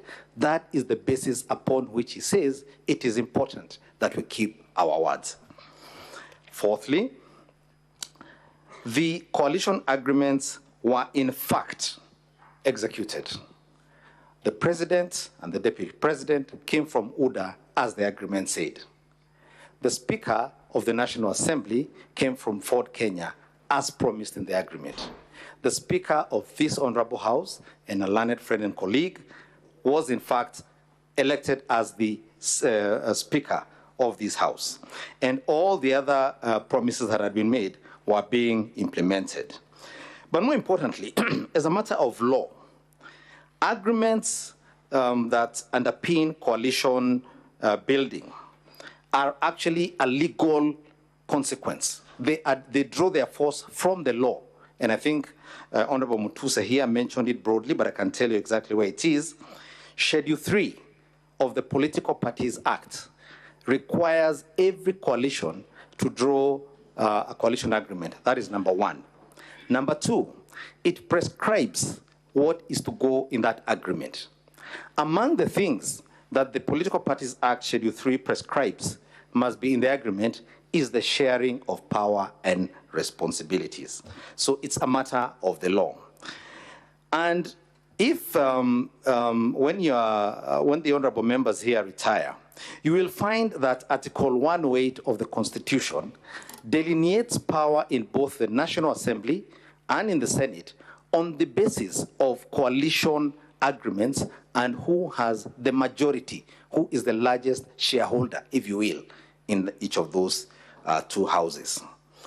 Fourthly, or fifthly, I think it is now, I think we said this before, the deputy president had no power to appoint or implement any of those things. All he could do was speak to the agreements that had been signed by the party leaders, and that's all he was doing. He was expressing what was in the agreements and saying we ought to keep our word, we ought to do what we promised in these documents which we filed at the Registrar of Political Parties. Sixthly, in the statements that were read to you in the videos, there are two things to note. Number one, the deputy president is talking about government. He's very clear. He doesn't say the nation. He doesn't say the national cake. He doesn't say resources. He says, just to read for you one example, at page 6 of 85, a government is like a company, government. He's not talking about resources, he's talking about government, and that's all it was. It is important for members to remember, to recall, that these provisions of the law I am sharing with you here followed the famous, or should I say infamous, NAC MOU, which became very litigious. I had the privilege of participating in that case. The famous NAC MOU was set aside because it had no anchoring in law. That was corrected, and that is what these agreements are about.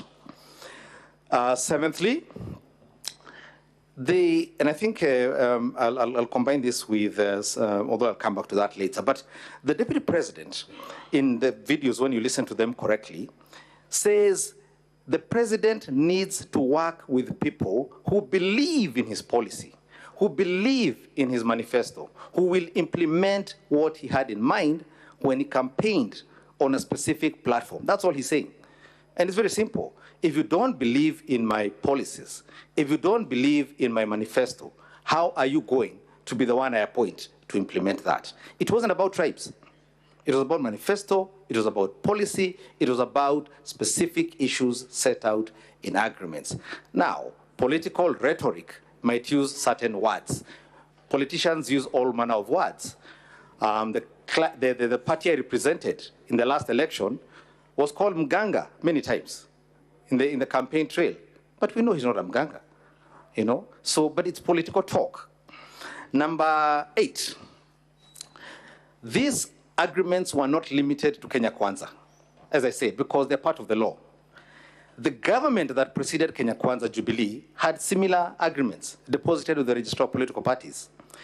Azimio la Umoja, One Kenya, had a similar agreement. It's only that they never got to power, but they had a similar agreement. And the reason for this is that even internationally, these agreements are known as power-sharing agreements. There's no magic to it. That's what elections are about the division of power. That's what it is about. And because of that, these agreements, in fact, do the opposite of what Honorable Mutuse is saying they did. He says they cause disunity. In fact, they are a source of unity when the diverse sectors of the Kenyan society can get together. For example, Kenya Kwanza, I think, had 16 or so parties. Azimio had 25. The different characteristics of Kenyan society are captured in all those parties. That's what coalition building is all about. And it not only works at national level, even at the devolved level, we have what are called negotiated democracy agreements, like these ones, which take into account clans and that sort of thing. Now, my learned friend, my good and learned friend, Mr. Sifuna, asked a question about what happens to the others who are not mentioned in these agreements. We have a practical example. Members of his party, ODM, are now in government. The party, the contracts left room for accommodation. My good friend,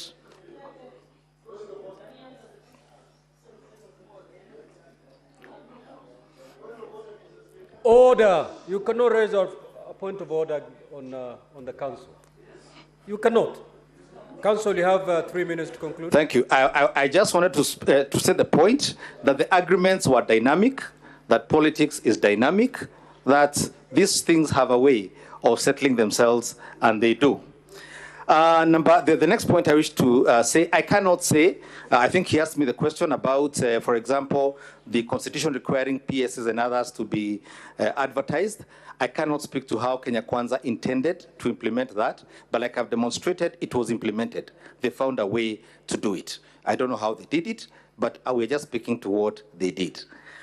Honorable Stuart Mazayo asked a question about Chakula Kikiva. You will note that a lot of the videos that were played here today were made in Nandi or in Kericho. There was a very specific reason for that, and the Deputy President himself will be addressing that question today. The only other thing I can tell you about those videos is that whenever the Deputy President raises that question, either in Nandi or in Kericho, he is cheered wildly. It is a very popular issue in those two counties. Finally, I think to a question that was asked about how Honorable Mutuse and others would feel, even regions that did not overwhelmingly vote for Kenya Kwanza, including, for example, Machakos, Makueni, and Kitui, actually got 2 cabinet secretaries in the cabinet in the fullness of time. And so no one was actually discriminated against. This was not about tribes. I think the confusion has been brought about by Mutuse's motion. This was about sharing of government and those who believed in the policies of this government. I hope I have attempted to address all the questions you have raised. Conclude by responding to Senator Olekina's consent issue. Sorry, consent Senator. issue. If you could remind me the question, I'm sorry. The consent. Always. The consent. The consent is being addressed by my good and learned friend, Very Mr. well, Elisha very well. Goya. Yes, Council.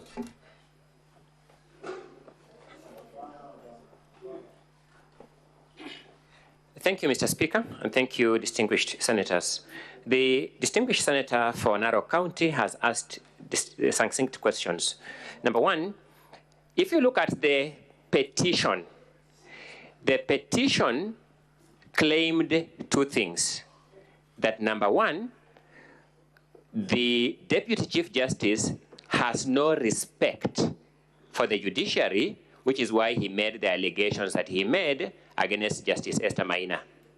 And number two, that the the deputy president, my apologies, lied when he said he was going to file a complaint before the JSC. So you respond to the motion as presented.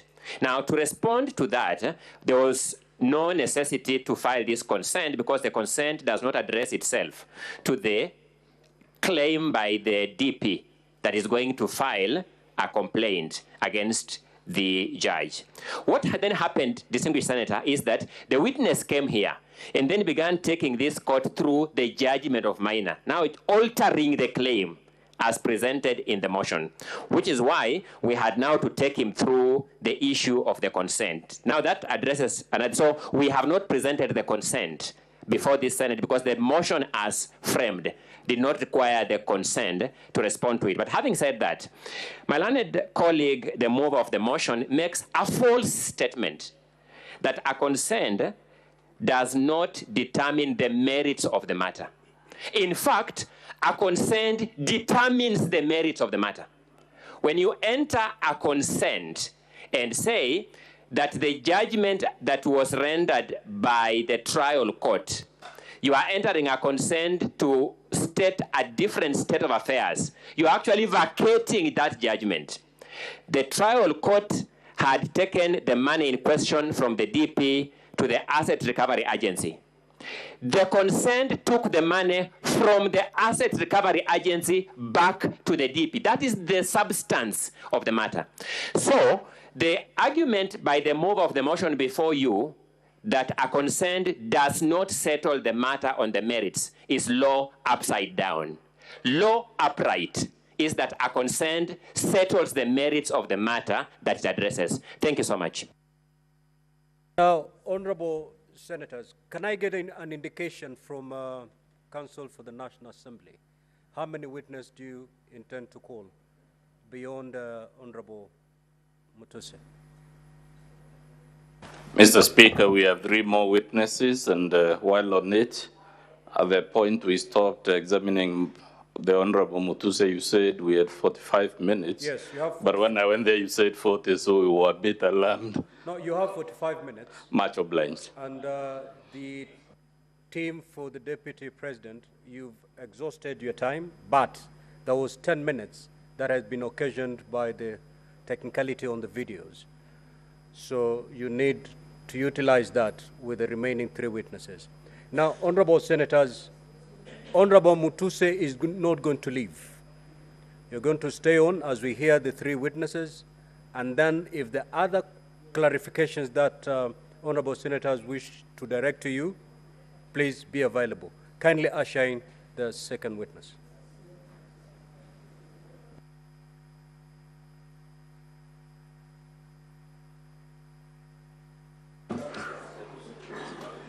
Mheshimiwa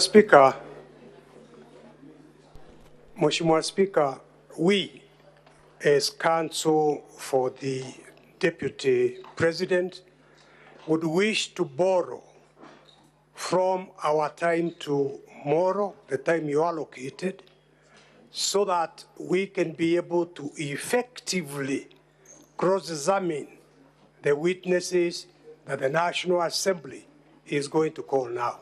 We don't want to go outside our time, but we need How much time do you want to borrow from your tomorrow's time?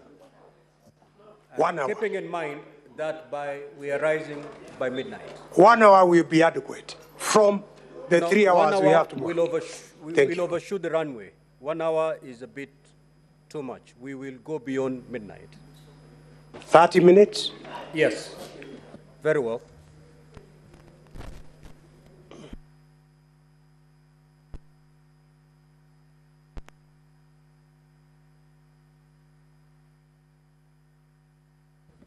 Quickly swear in the witness.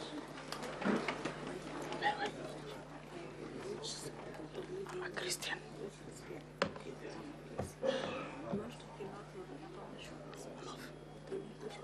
English.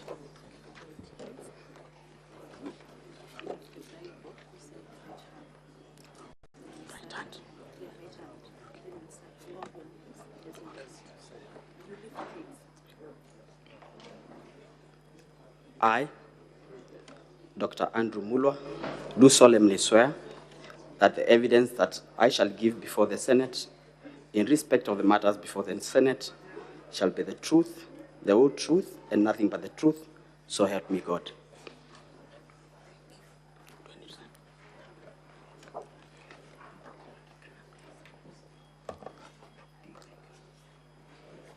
Sir, would you tell the Senate who you are and your professional background?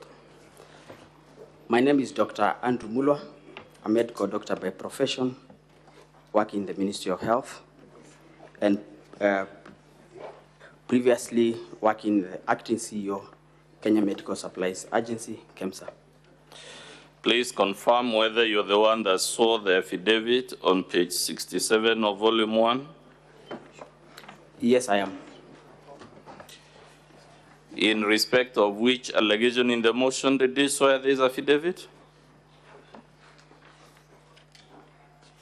I have sworn affidavit on issues raised on paragraph 45J, 78C, in ground 7 and 11 of the motion for removal of the office by impeachment of His Excellency, the Deputy President, Rigathi Gachagua. Paragraph 78 of the motion, what does it say? 78A, that would be page 37 of 85.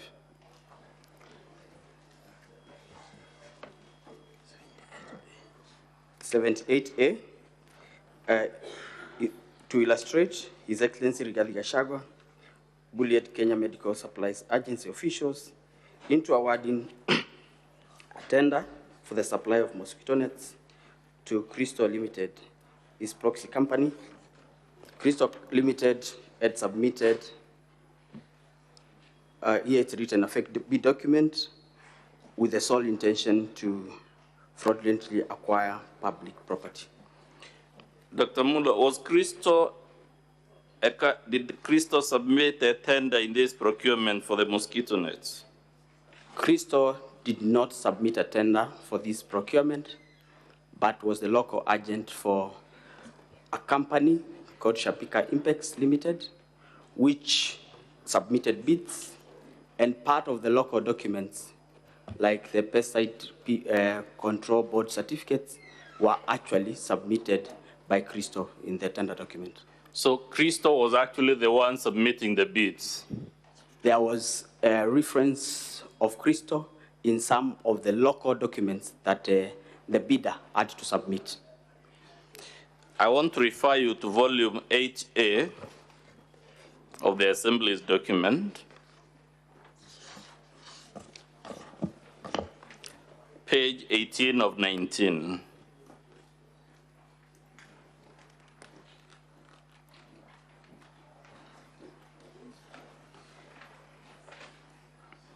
Are you there, sir? Yes, I am. What is the title of that letter? It's appointment as local agent for Duranet LLIN in Kenya. This Duranet, is it the mosquito net that was being procured? Or is it a different one?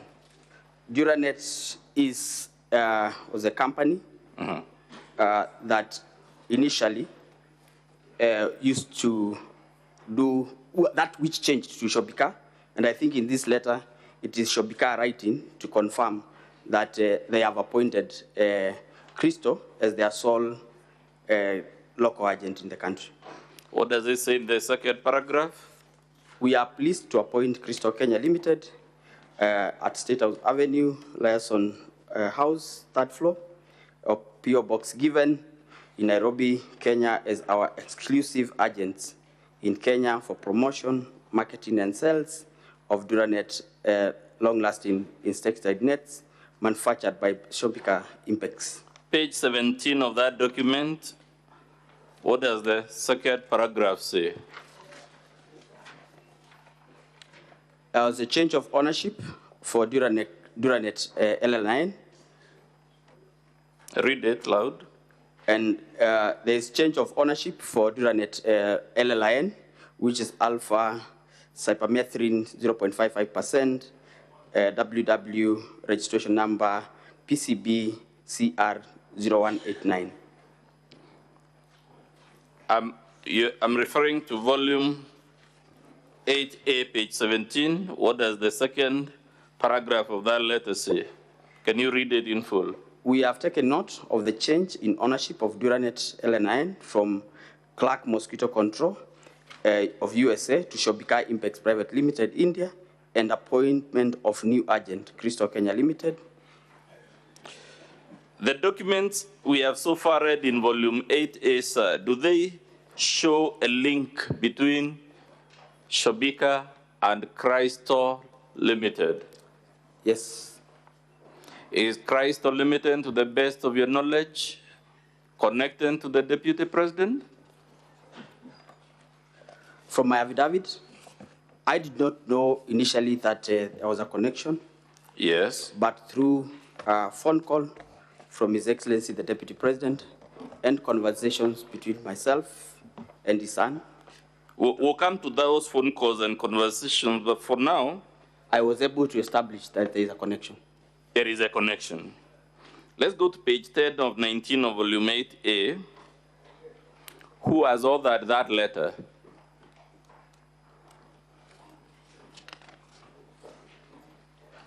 Page 10 of 19. Page 10 of 19 is a letter from Ethics and Corruption Commission to myself as the acting CEO, dated 21st of August 2023. Is this a body that would authoritatively speak to matters of corruption in public procurement? Yes, it is. Is it authorized to investigate such matters? To the best of my knowledge, yes.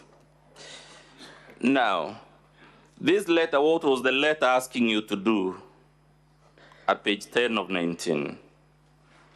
The letter was giving recommendations for administrative action against procurement officers, Cosmas Rotich, Anton Chege, and Caroline Mugo, who are officers working in KEMSA and participated in the procurement of the mosquito nets.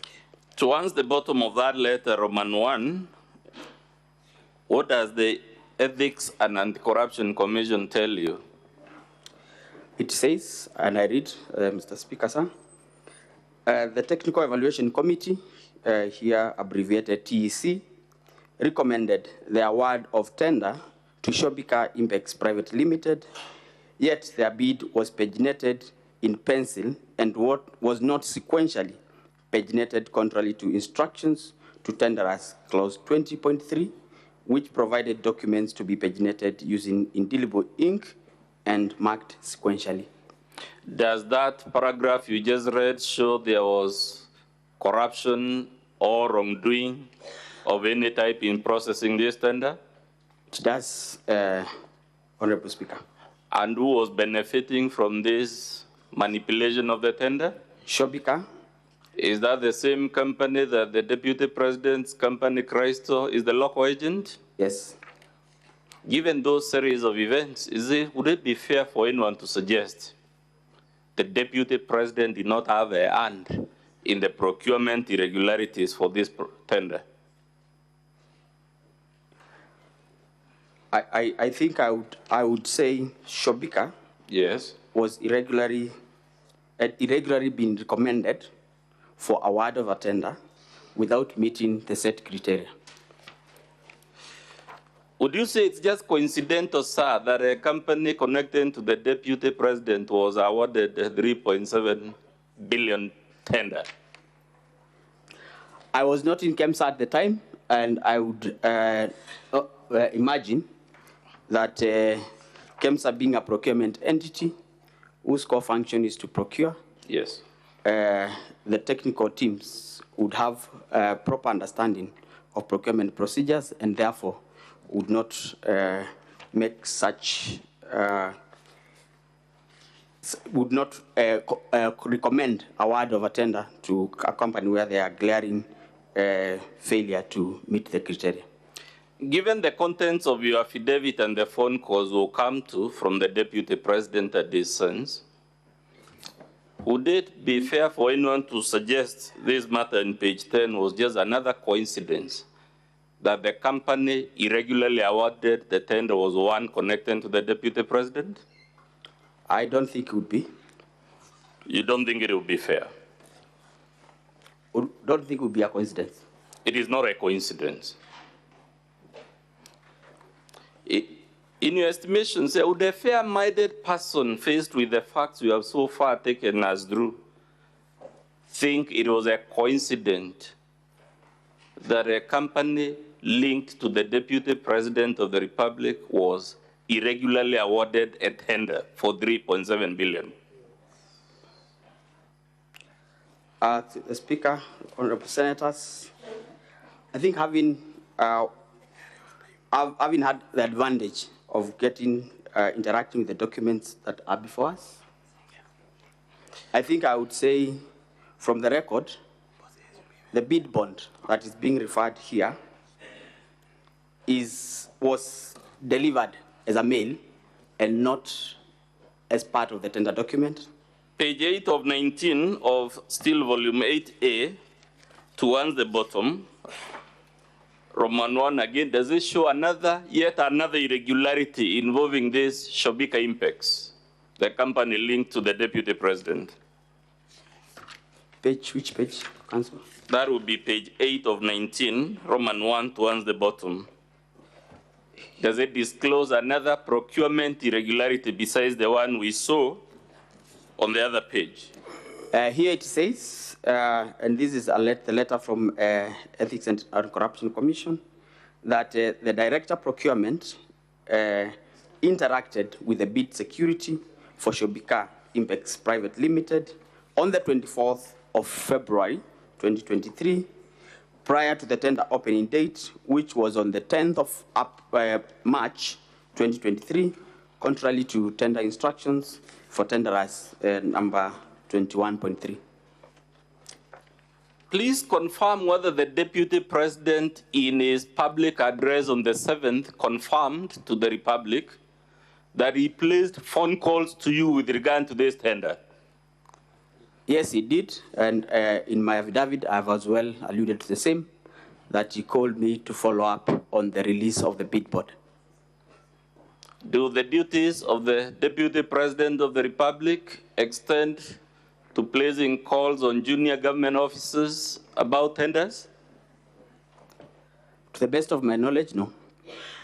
But did the Deputy President also admit in that public address that his son equally called you? Yes, he did. Are those the phone calls alluded to in paragraph 4 of your affidavit?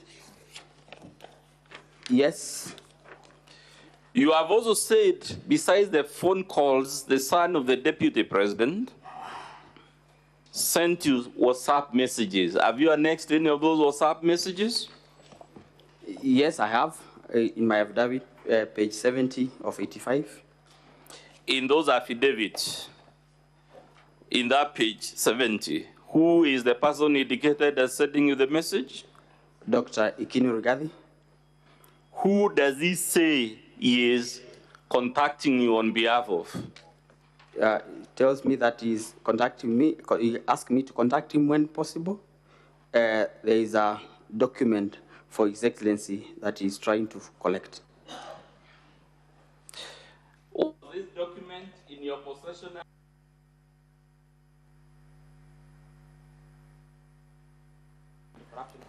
Which was investigating the anomalies of the procurement of the L-Alliance.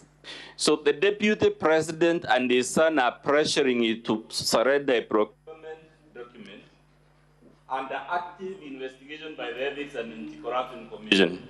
Yes, Your Honor. Would that be interfering with active criminal investigations?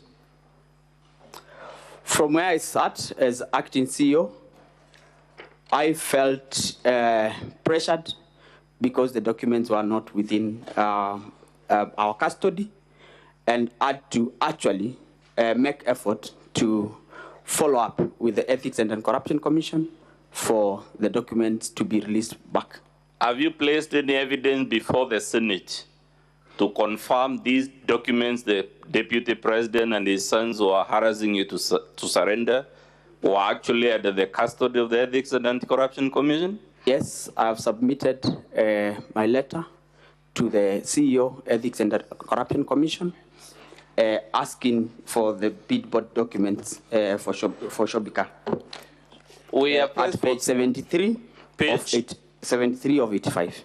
Page 73 of 85. Yes. Can you read the relevant part, which I believe it's 72 of 85, Mr. Speaker, of volume 1, if I'm not mistaken. Yes, 72. Can you read that paragraph? What does it say?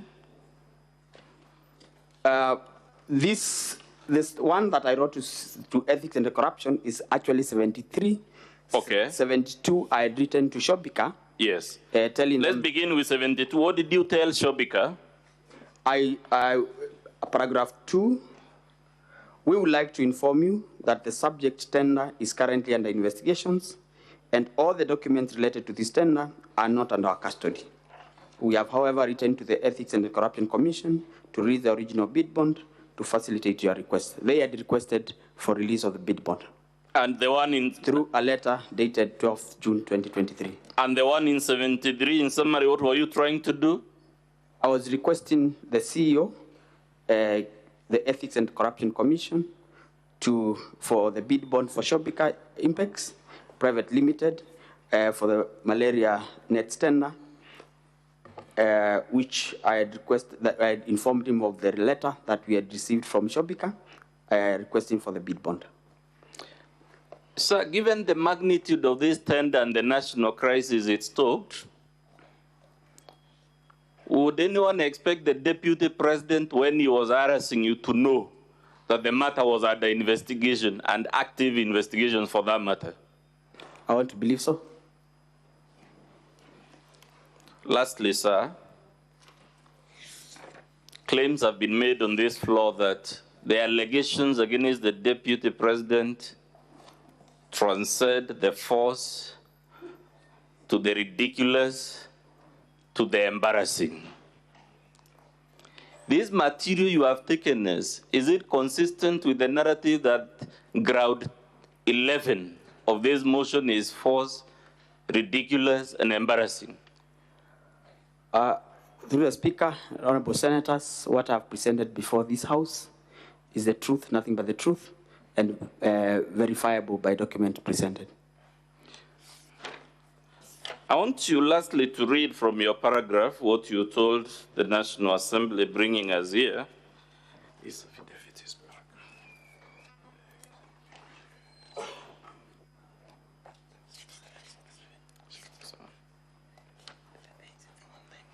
Can you read paragraph 6 of your affidavit, sir?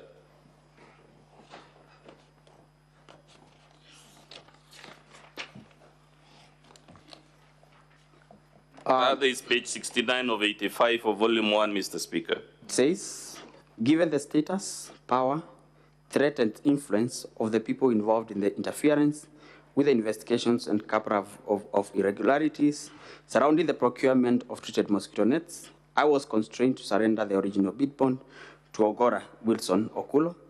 And in short, I was caught in a tricky situation. Being a junior, there was nothing I could do as a junior government officer against a sitting deputy president for the Republic of Kenya.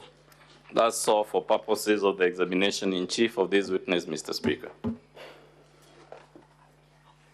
Counsel for the deputy president. Your witness. Good evening, Mr. Mulwa.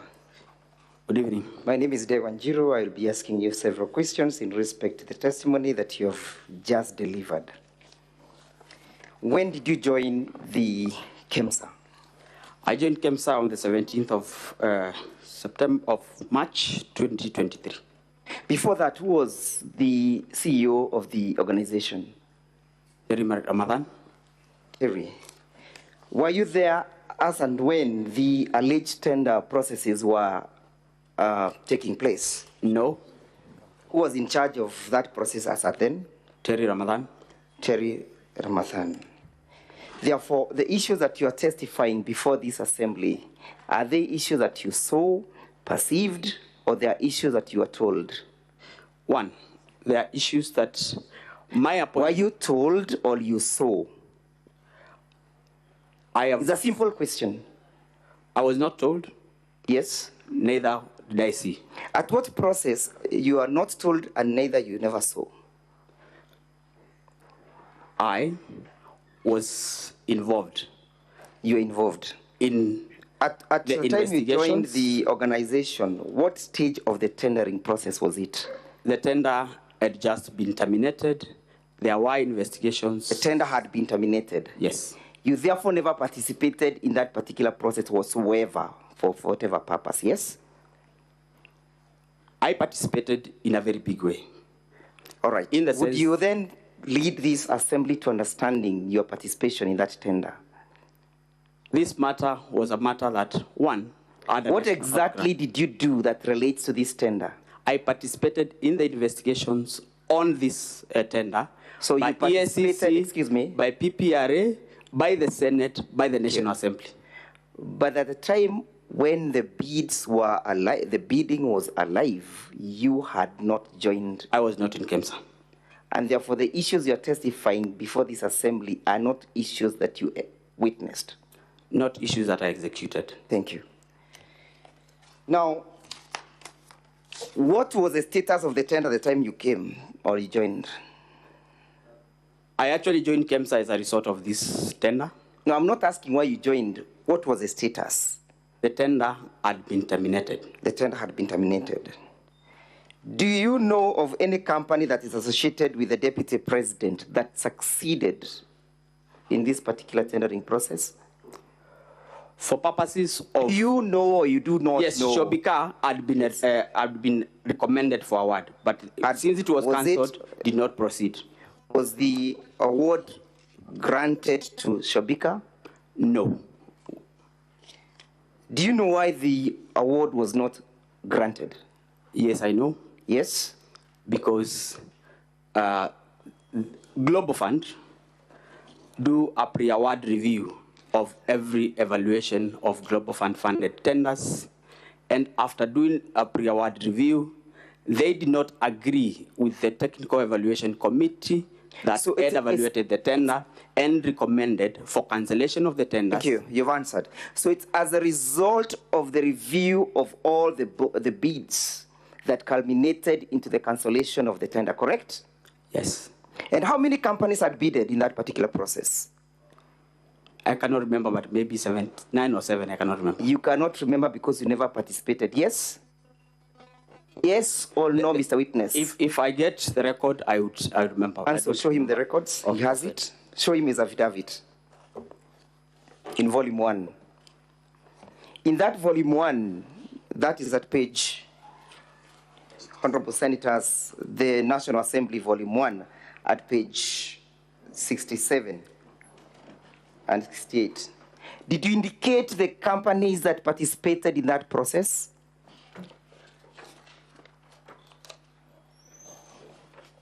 I did not indicate the companies that... You chose to conveniently refuse to indicate them, correct? Correct or not correct? I don't need an explanation. Not correct. Why didn't you indicate the companies that participated in that particular process? My affidavit... Your affidavit has explained it. My affidavit is premised on... Okay, I know your affidavit. Yes. I have read it several times, but my question is very specific. Why did you leave out the other companies that participated in the process? For purposes of my affidavit, I did not find it necessary to Never thought it necessary. Now, confirm that Shobika company was never ever awarded the tender. The tender was cancelled. Tender was cancelled. Did the Republic of Kenya lose any money as a result of the award not being granted to Shobika? Yes, it did. Did the Deputy President have anything to do with it? Did the Deputy President have anything to do with it? I wouldn't say the Deputy President. I'm asking, you know, we are here because of the Deputy President. Did he have anything to do with it? A company related to I'm asking, did he have anything to do with it? It's a simple question. Yes or no? I already have. Yes, and you'll furnish me with an answer. I've said yes because the company that is associated with him had been irregularly awarded. Had been irregularly awarded. Do you know that this matter was subject of investigation by Parliament? Yes, I am. Did you participate in that investigation? Yes. Honorable Senators, refer with me to page 183, volume 3 of the Deputy President's bundle. Volume 3, Honorable Senators. That is the report. We'll go with me to page 220. At page 220, Mr. Witness. Can I get the document? Give him something. Give him the copy. You can get volume 3 for him.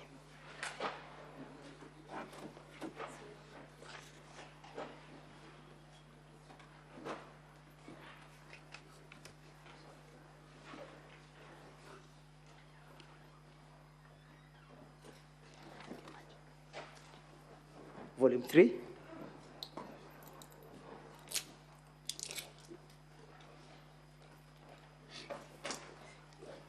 Page 220.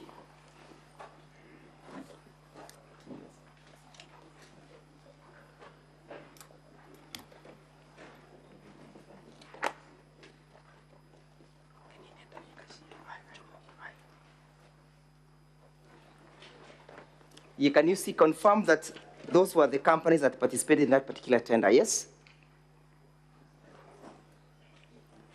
17 bidders. At page 220. Yes, there are some 17 bidders. How many are they? 17. Go to page 221 and you read, can you see where it is written 100? Yes. Can you read out that statement? In its report dated 25th April 2023, Global Fund noted that KEMSA had failed to apply evaluation criteria consistently to all bidders and that none of the bidders met the minimum requirements. None of the bidders met the minimum? Requirements. How many bidders did not meet the minimum requirement? For purposes of this report, what the Global Fund is talking about are the 17. All the 17. Yes. And therefore, Shobika was not an exception, correct? Shobika was not an exception. It never qualified, correct? Yes. Now, look at where we have page, at paragraph 105. Yes, can you see where we have Roman B? Sorry, we have B. Can you see B? 105, paragraph 105B. Yes, can you read what B says? The Global Fund document reported that the bid bond for Shobika Impex was not paginated, and the management of KEMSA argued that the bid bond was not part of the bid, but was rather an accompaniment. What is that? What does that mean? I think not thinking, reading and understanding. It means, and I had said exactly the same, that this document was not submitted as part of the tender document, but was brought in as ordinary mail, while in normal procurement, bid documents Can you should look be at part paragraph of the procurement. Can you go to page 222 and look at paragraph 106? Notwithstanding KEMSA reservation, in the letter dated 4th May, the acting director procurement recommended the termination of a process. Yes? The CEO approved on the 5th, and termination was communicated to all the bidders. So there was a termination of the bidding process, correct? Yes. As a result of non-responsiveness of all the bids, correct? As a result of non-responsiveness. Yes, after Global Fund differed with the KEMSA Technical Evaluation Committee. Did the Deputy President have anything to do with that? I would not say. Would you associate that to the Deputy President? I am not competent to talk about that. I am asking, do you associate that process with the Deputy President? I cannot comment on that. You will comment. Do you associate because I don't know. Here we are not in a hospital. We are in a court seeking to save the life of a man you want to be impeached. Do you associate that with the Deputy President? I am saying I don't know. What don't you know? Whether this has everything to do with the Deputy President, because the bids were terminated by Global Fund as a result of irregular evaluation. Irregular evaluation of how many companies? Of 17. 17 companies. Yes. Thank you. Look at paragraphs 107 at page 22 once, 222 once again. Yes? 107? It says it was further a testimony that the authority had struggled to maintain autonomy owing to undue interference from the Cabinet Secretary for Health. Whose authority, whose testimony is this? I don't know. Read paragraph, go to page 219. Page 219. Can you see where you have C submissions by Ms. Terry Ramathani? Yes. Therefore, these are statement correct? And I would not say whether they are correct or not. Read, Mr. Witness. They are Terry Ramathani. So we understand who is now speaking at paragraph 17, correct? Yes. Read it then. It was further the testimony that the authority had struggled to maintain autonomy owing to undue interference from the Cabinet Secretary for Health. The authority had failed to maintain autonomy due to the interferences by? Yes, that is Terry's statement. Read it. By the Cabinet Secretary for Health. Have you seen any interference that indicates that the Deputy President of the Republic of Kenya interfered with the process? I have not from the report. And I cannot own or disown it. I'm asking. It's not my statement. Have you seen that statement speaking to the person of the Deputy President? It is not. Thank you. Not mine. And it speaks as to who was interfering with the processes, correct? That's not my statement. Read. But it's not mine. Yeah, I know it's not yours. That's so I cannot own a statement that is not mine. I have not asked you to own it. I've asked you a simple thing, to read the statement as indicated. Who was interfering with the processes and the autonomy of KEMSA? According to that statement. According to the statement, the Cabinet Secretary for Health. What is the name of that Cabinet Secretary? As at then? Not indicated. Let's proceed as I finish up. Let's go to page 226.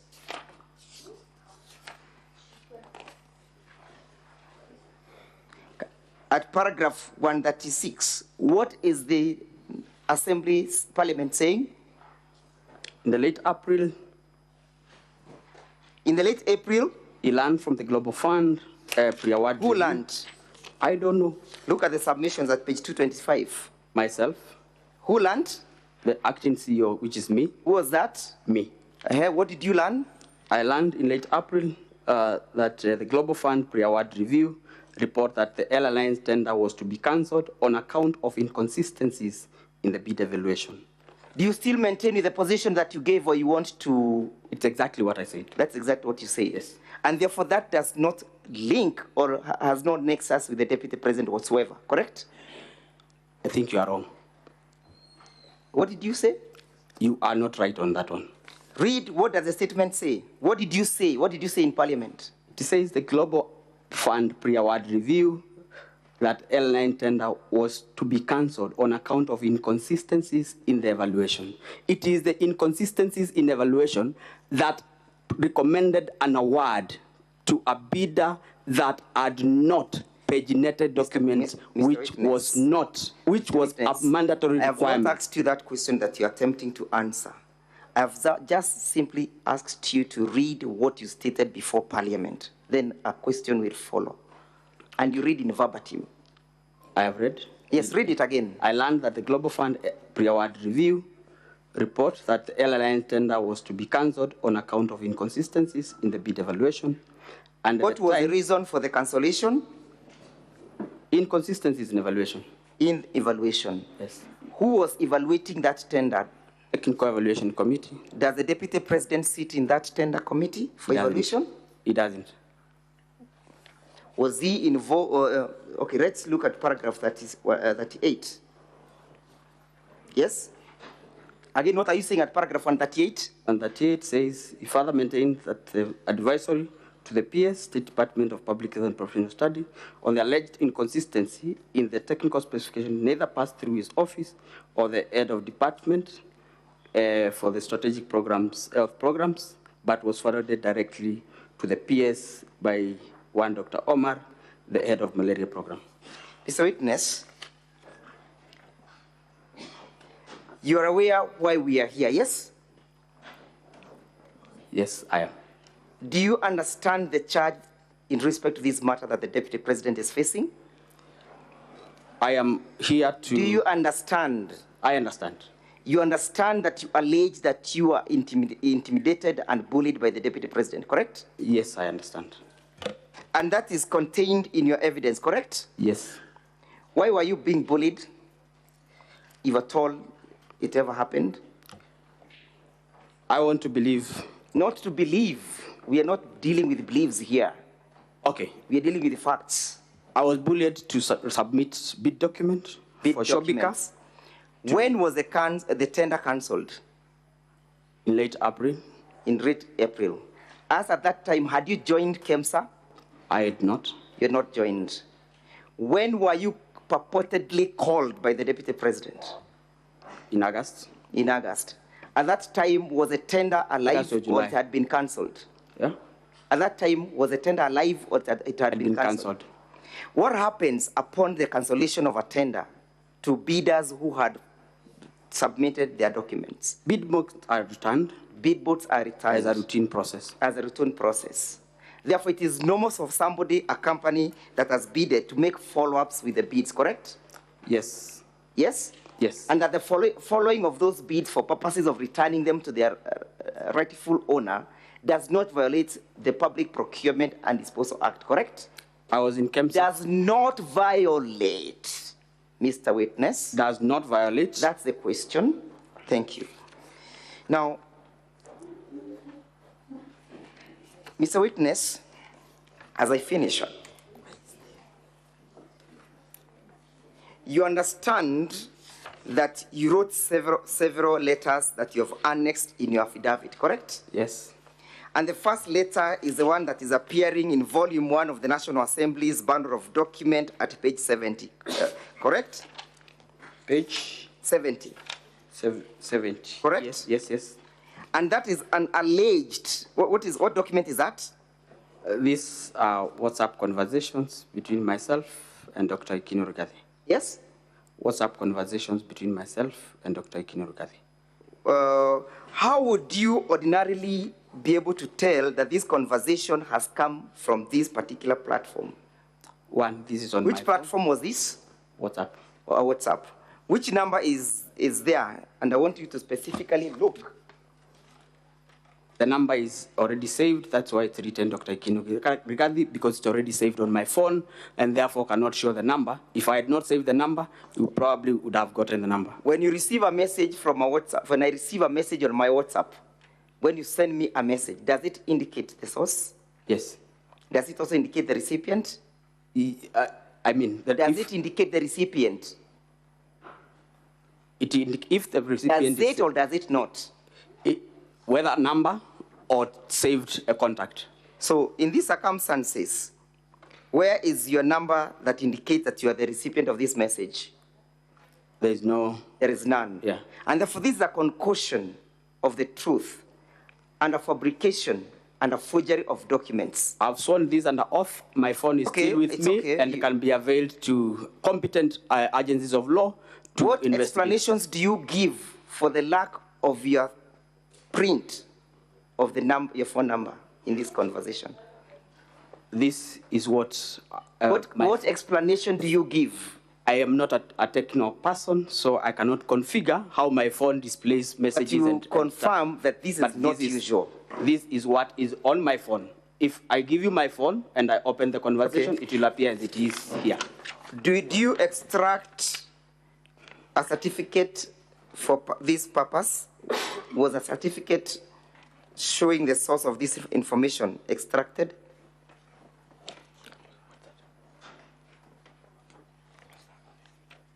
You will need to clarify. I am a doctor, remember. I don't know what a certificate is. When you generate a printout from your phone, your advocate is required to certify that this document has been generated or emanated from a particular gadget. Do you see that certificate incorporated in these proceedings?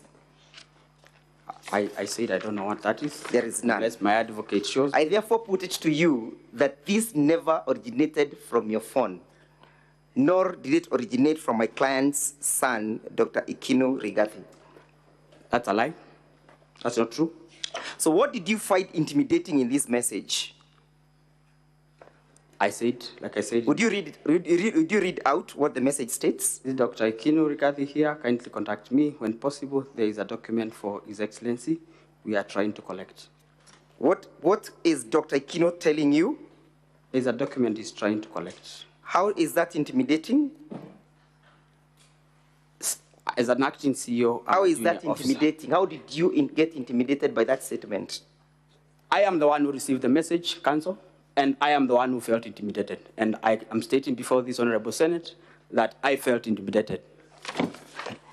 Okay, let's go to the next paragraph, the next page, page 71. What document is that, and what is it dated?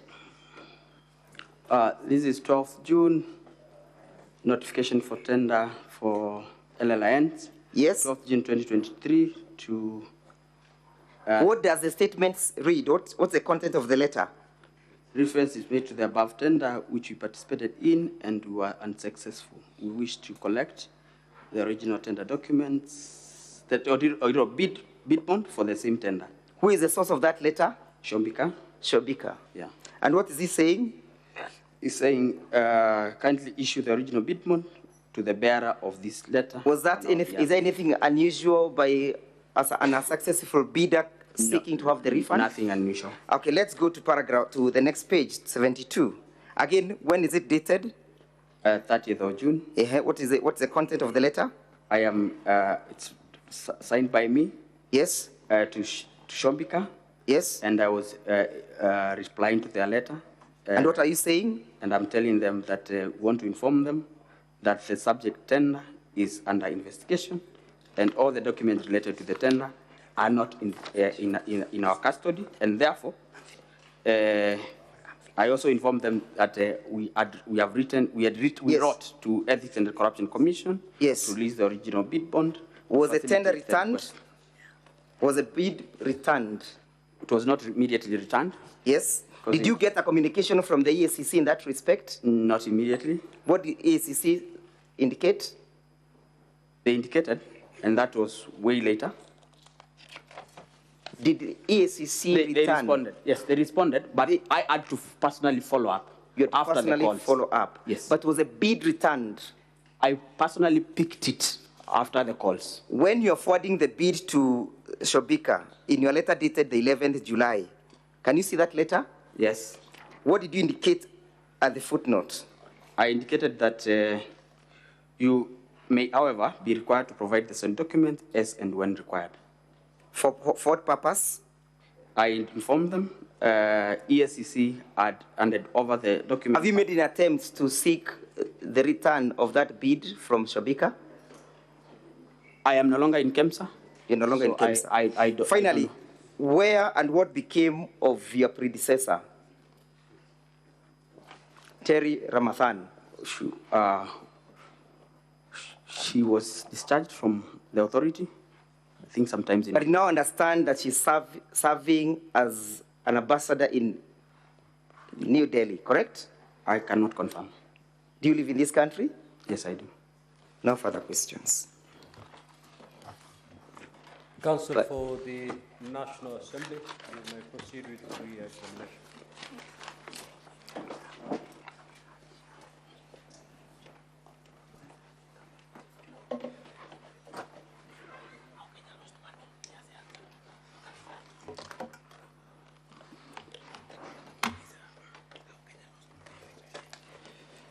Mr. Mullo, you were referred to certain aspects of the Deputy President's response, and I want to direct you to Volume 6. I believe Volume 6 of the Assembly's documents, Honorable Speaker, beginning at page 10 of 534.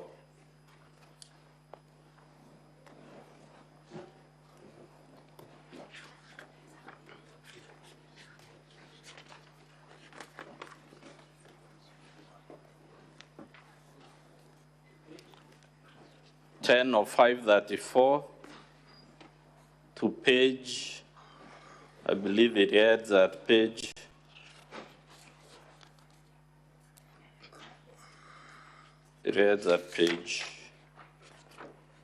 13. Mr. Mullo, looking at those pages, that's the Deputy President's response on the allegations that you have come to testify. In that response, has he disputed that he owns the number you claim he used to make phone calls to you? No. In that response, has he disputed that his son, Ikinu, owns the mobile phone that was used to contact you? No. If those two numbers don't belong to him and his son, is that a matter we would have expected him to expressly refute in that response? Yes.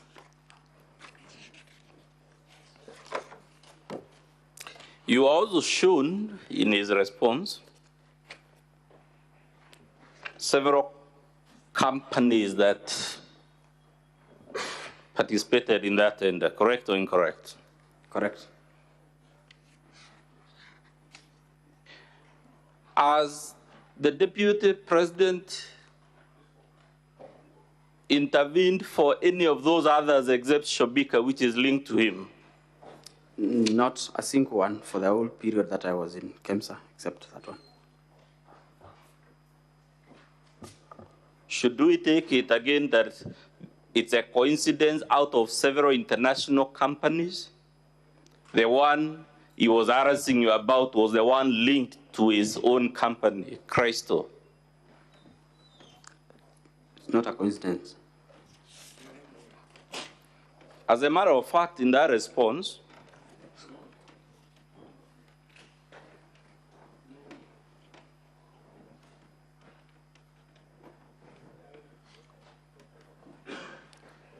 I'm trying to open the clause, Mr. Speaker.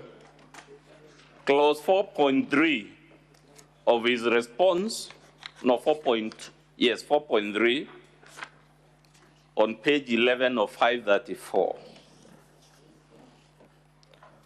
What does the Deputy President say in his response to the charge you have come to testify?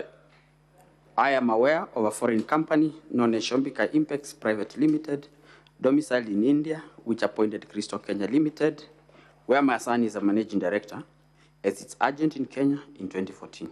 To date, Christo Kenya Limited has complied with agency terms between itself and Shobika Impex Limited.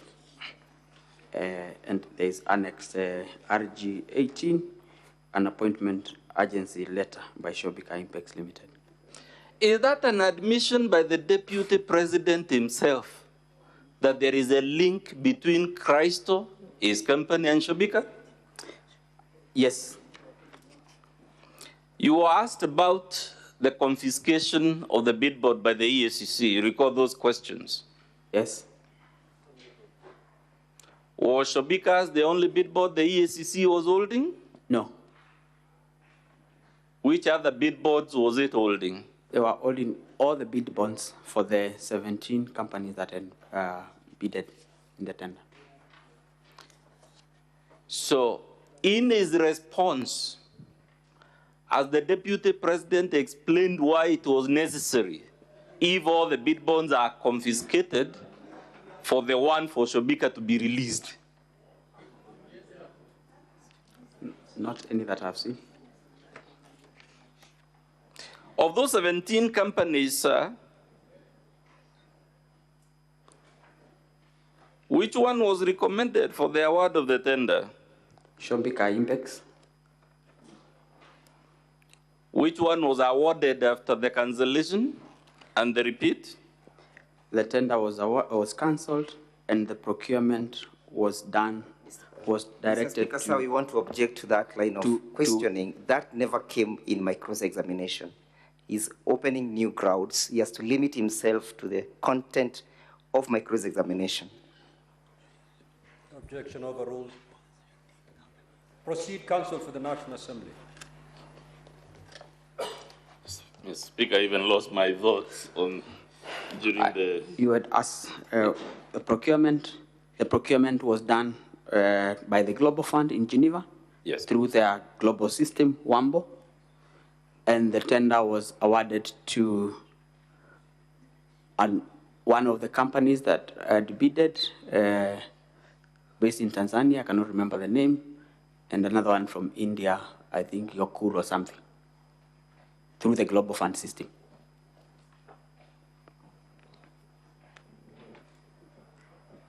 You have been told, sir, that your testimony is a concoction. Is your testimony and your affidavit before this Senate a concoction?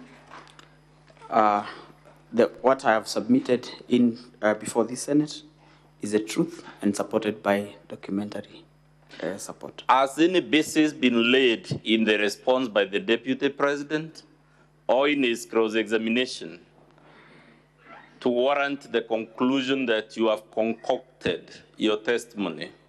Not any that I have. But Dr. Would you have any reason or motivation, remembering your own oath, to concoct lies against the Deputy President of the Republic? No. Has any reason been proffered why you would concoct any lie against the Deputy President? No.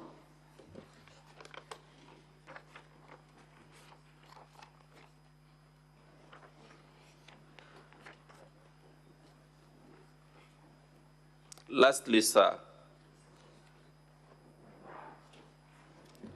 has any material been placed on record to show any of the averments in your affidavit is a concoction or inaccurate? No. That's all for purposes of re-exam. My colleague will put just one question, then we'll rest this witness. Mawira will do it now that he's next to me.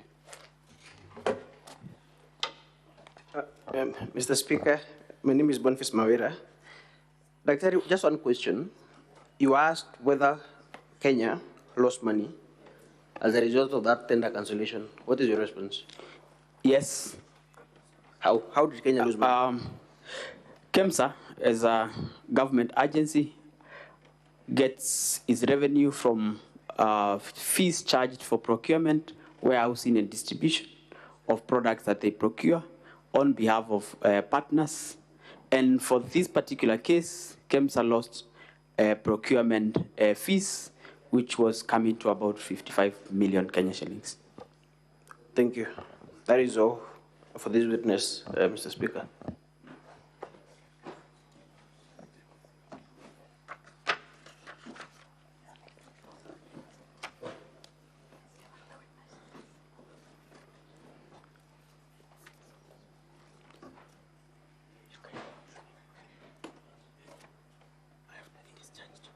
Counsel for the National Assembly, are you done with the witness? No, Mr. Speaker, sir, we still have a further two witnesses. This particular witness? Yes, we are done with this particular witness. Good. Thank you very much, Speaker. Now, Honorable Senators, it is time for you to seek clarification. But have you've noticed we've had such a long day. Now, it has been indicated to me that tomorrow the Deputy President does not intend to call any witness. Is that the position? Not entirely, not entirely, Honorable Speaker. He is the witness. Other than him, I mean. Yes, of course, yes. I just wanted to be clear on the language. Yes, he is the witness. Of course, that's what I meant. Meaning, we'll have some latitude tomorrow. You are very tired. The teams are tired. If you can be able to have the two witnesses, that is the main witness, the first witness, and the second witness, for purposes of the senators to seek clarifications first thing in the morning. We clear them, and then we take the 2 witnesses, and then we hear the Deputy President. There can never be just one, because everyone would wish to talk. And that's what I'm asking. You will have that round tomorrow morning. Senator Fernandi, you will speak, because the witness will be available. The witness will be available. All these 2 witnesses will be available. So you'll be able, Senator Fernandi, you will be able. Senator Fernandi, when the chair is talking, you keep quiet. You're out of order, Senator Fernandi. And you know exactly what happens when a senator is out of order. Senator Fernandi, when I'm speaking, you keep quiet. I'm cautioning you. And therefore, I direct, as the chair, that tomorrow morning, the honorable senators will have an opportunity to seek clarifications from these 2 witnesses first, when we resume at 9. Once the honorable senators are done seeking clarification for these 2 witnesses, then we are going to hear the remaining 2 witnesses by the National Assembly, and thereafter we'll move to hear the Deputy President. That is the directions.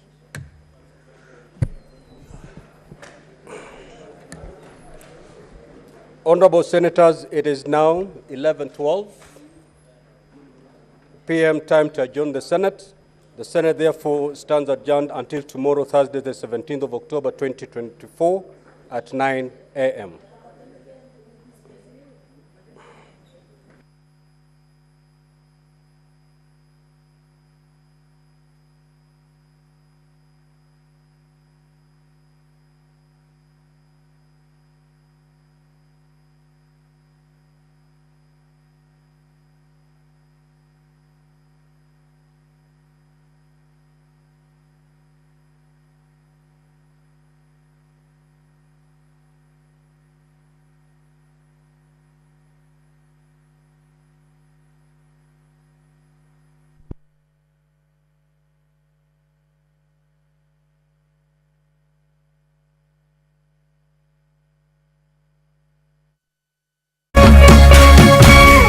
Meme TV, Muthegi Waruriri.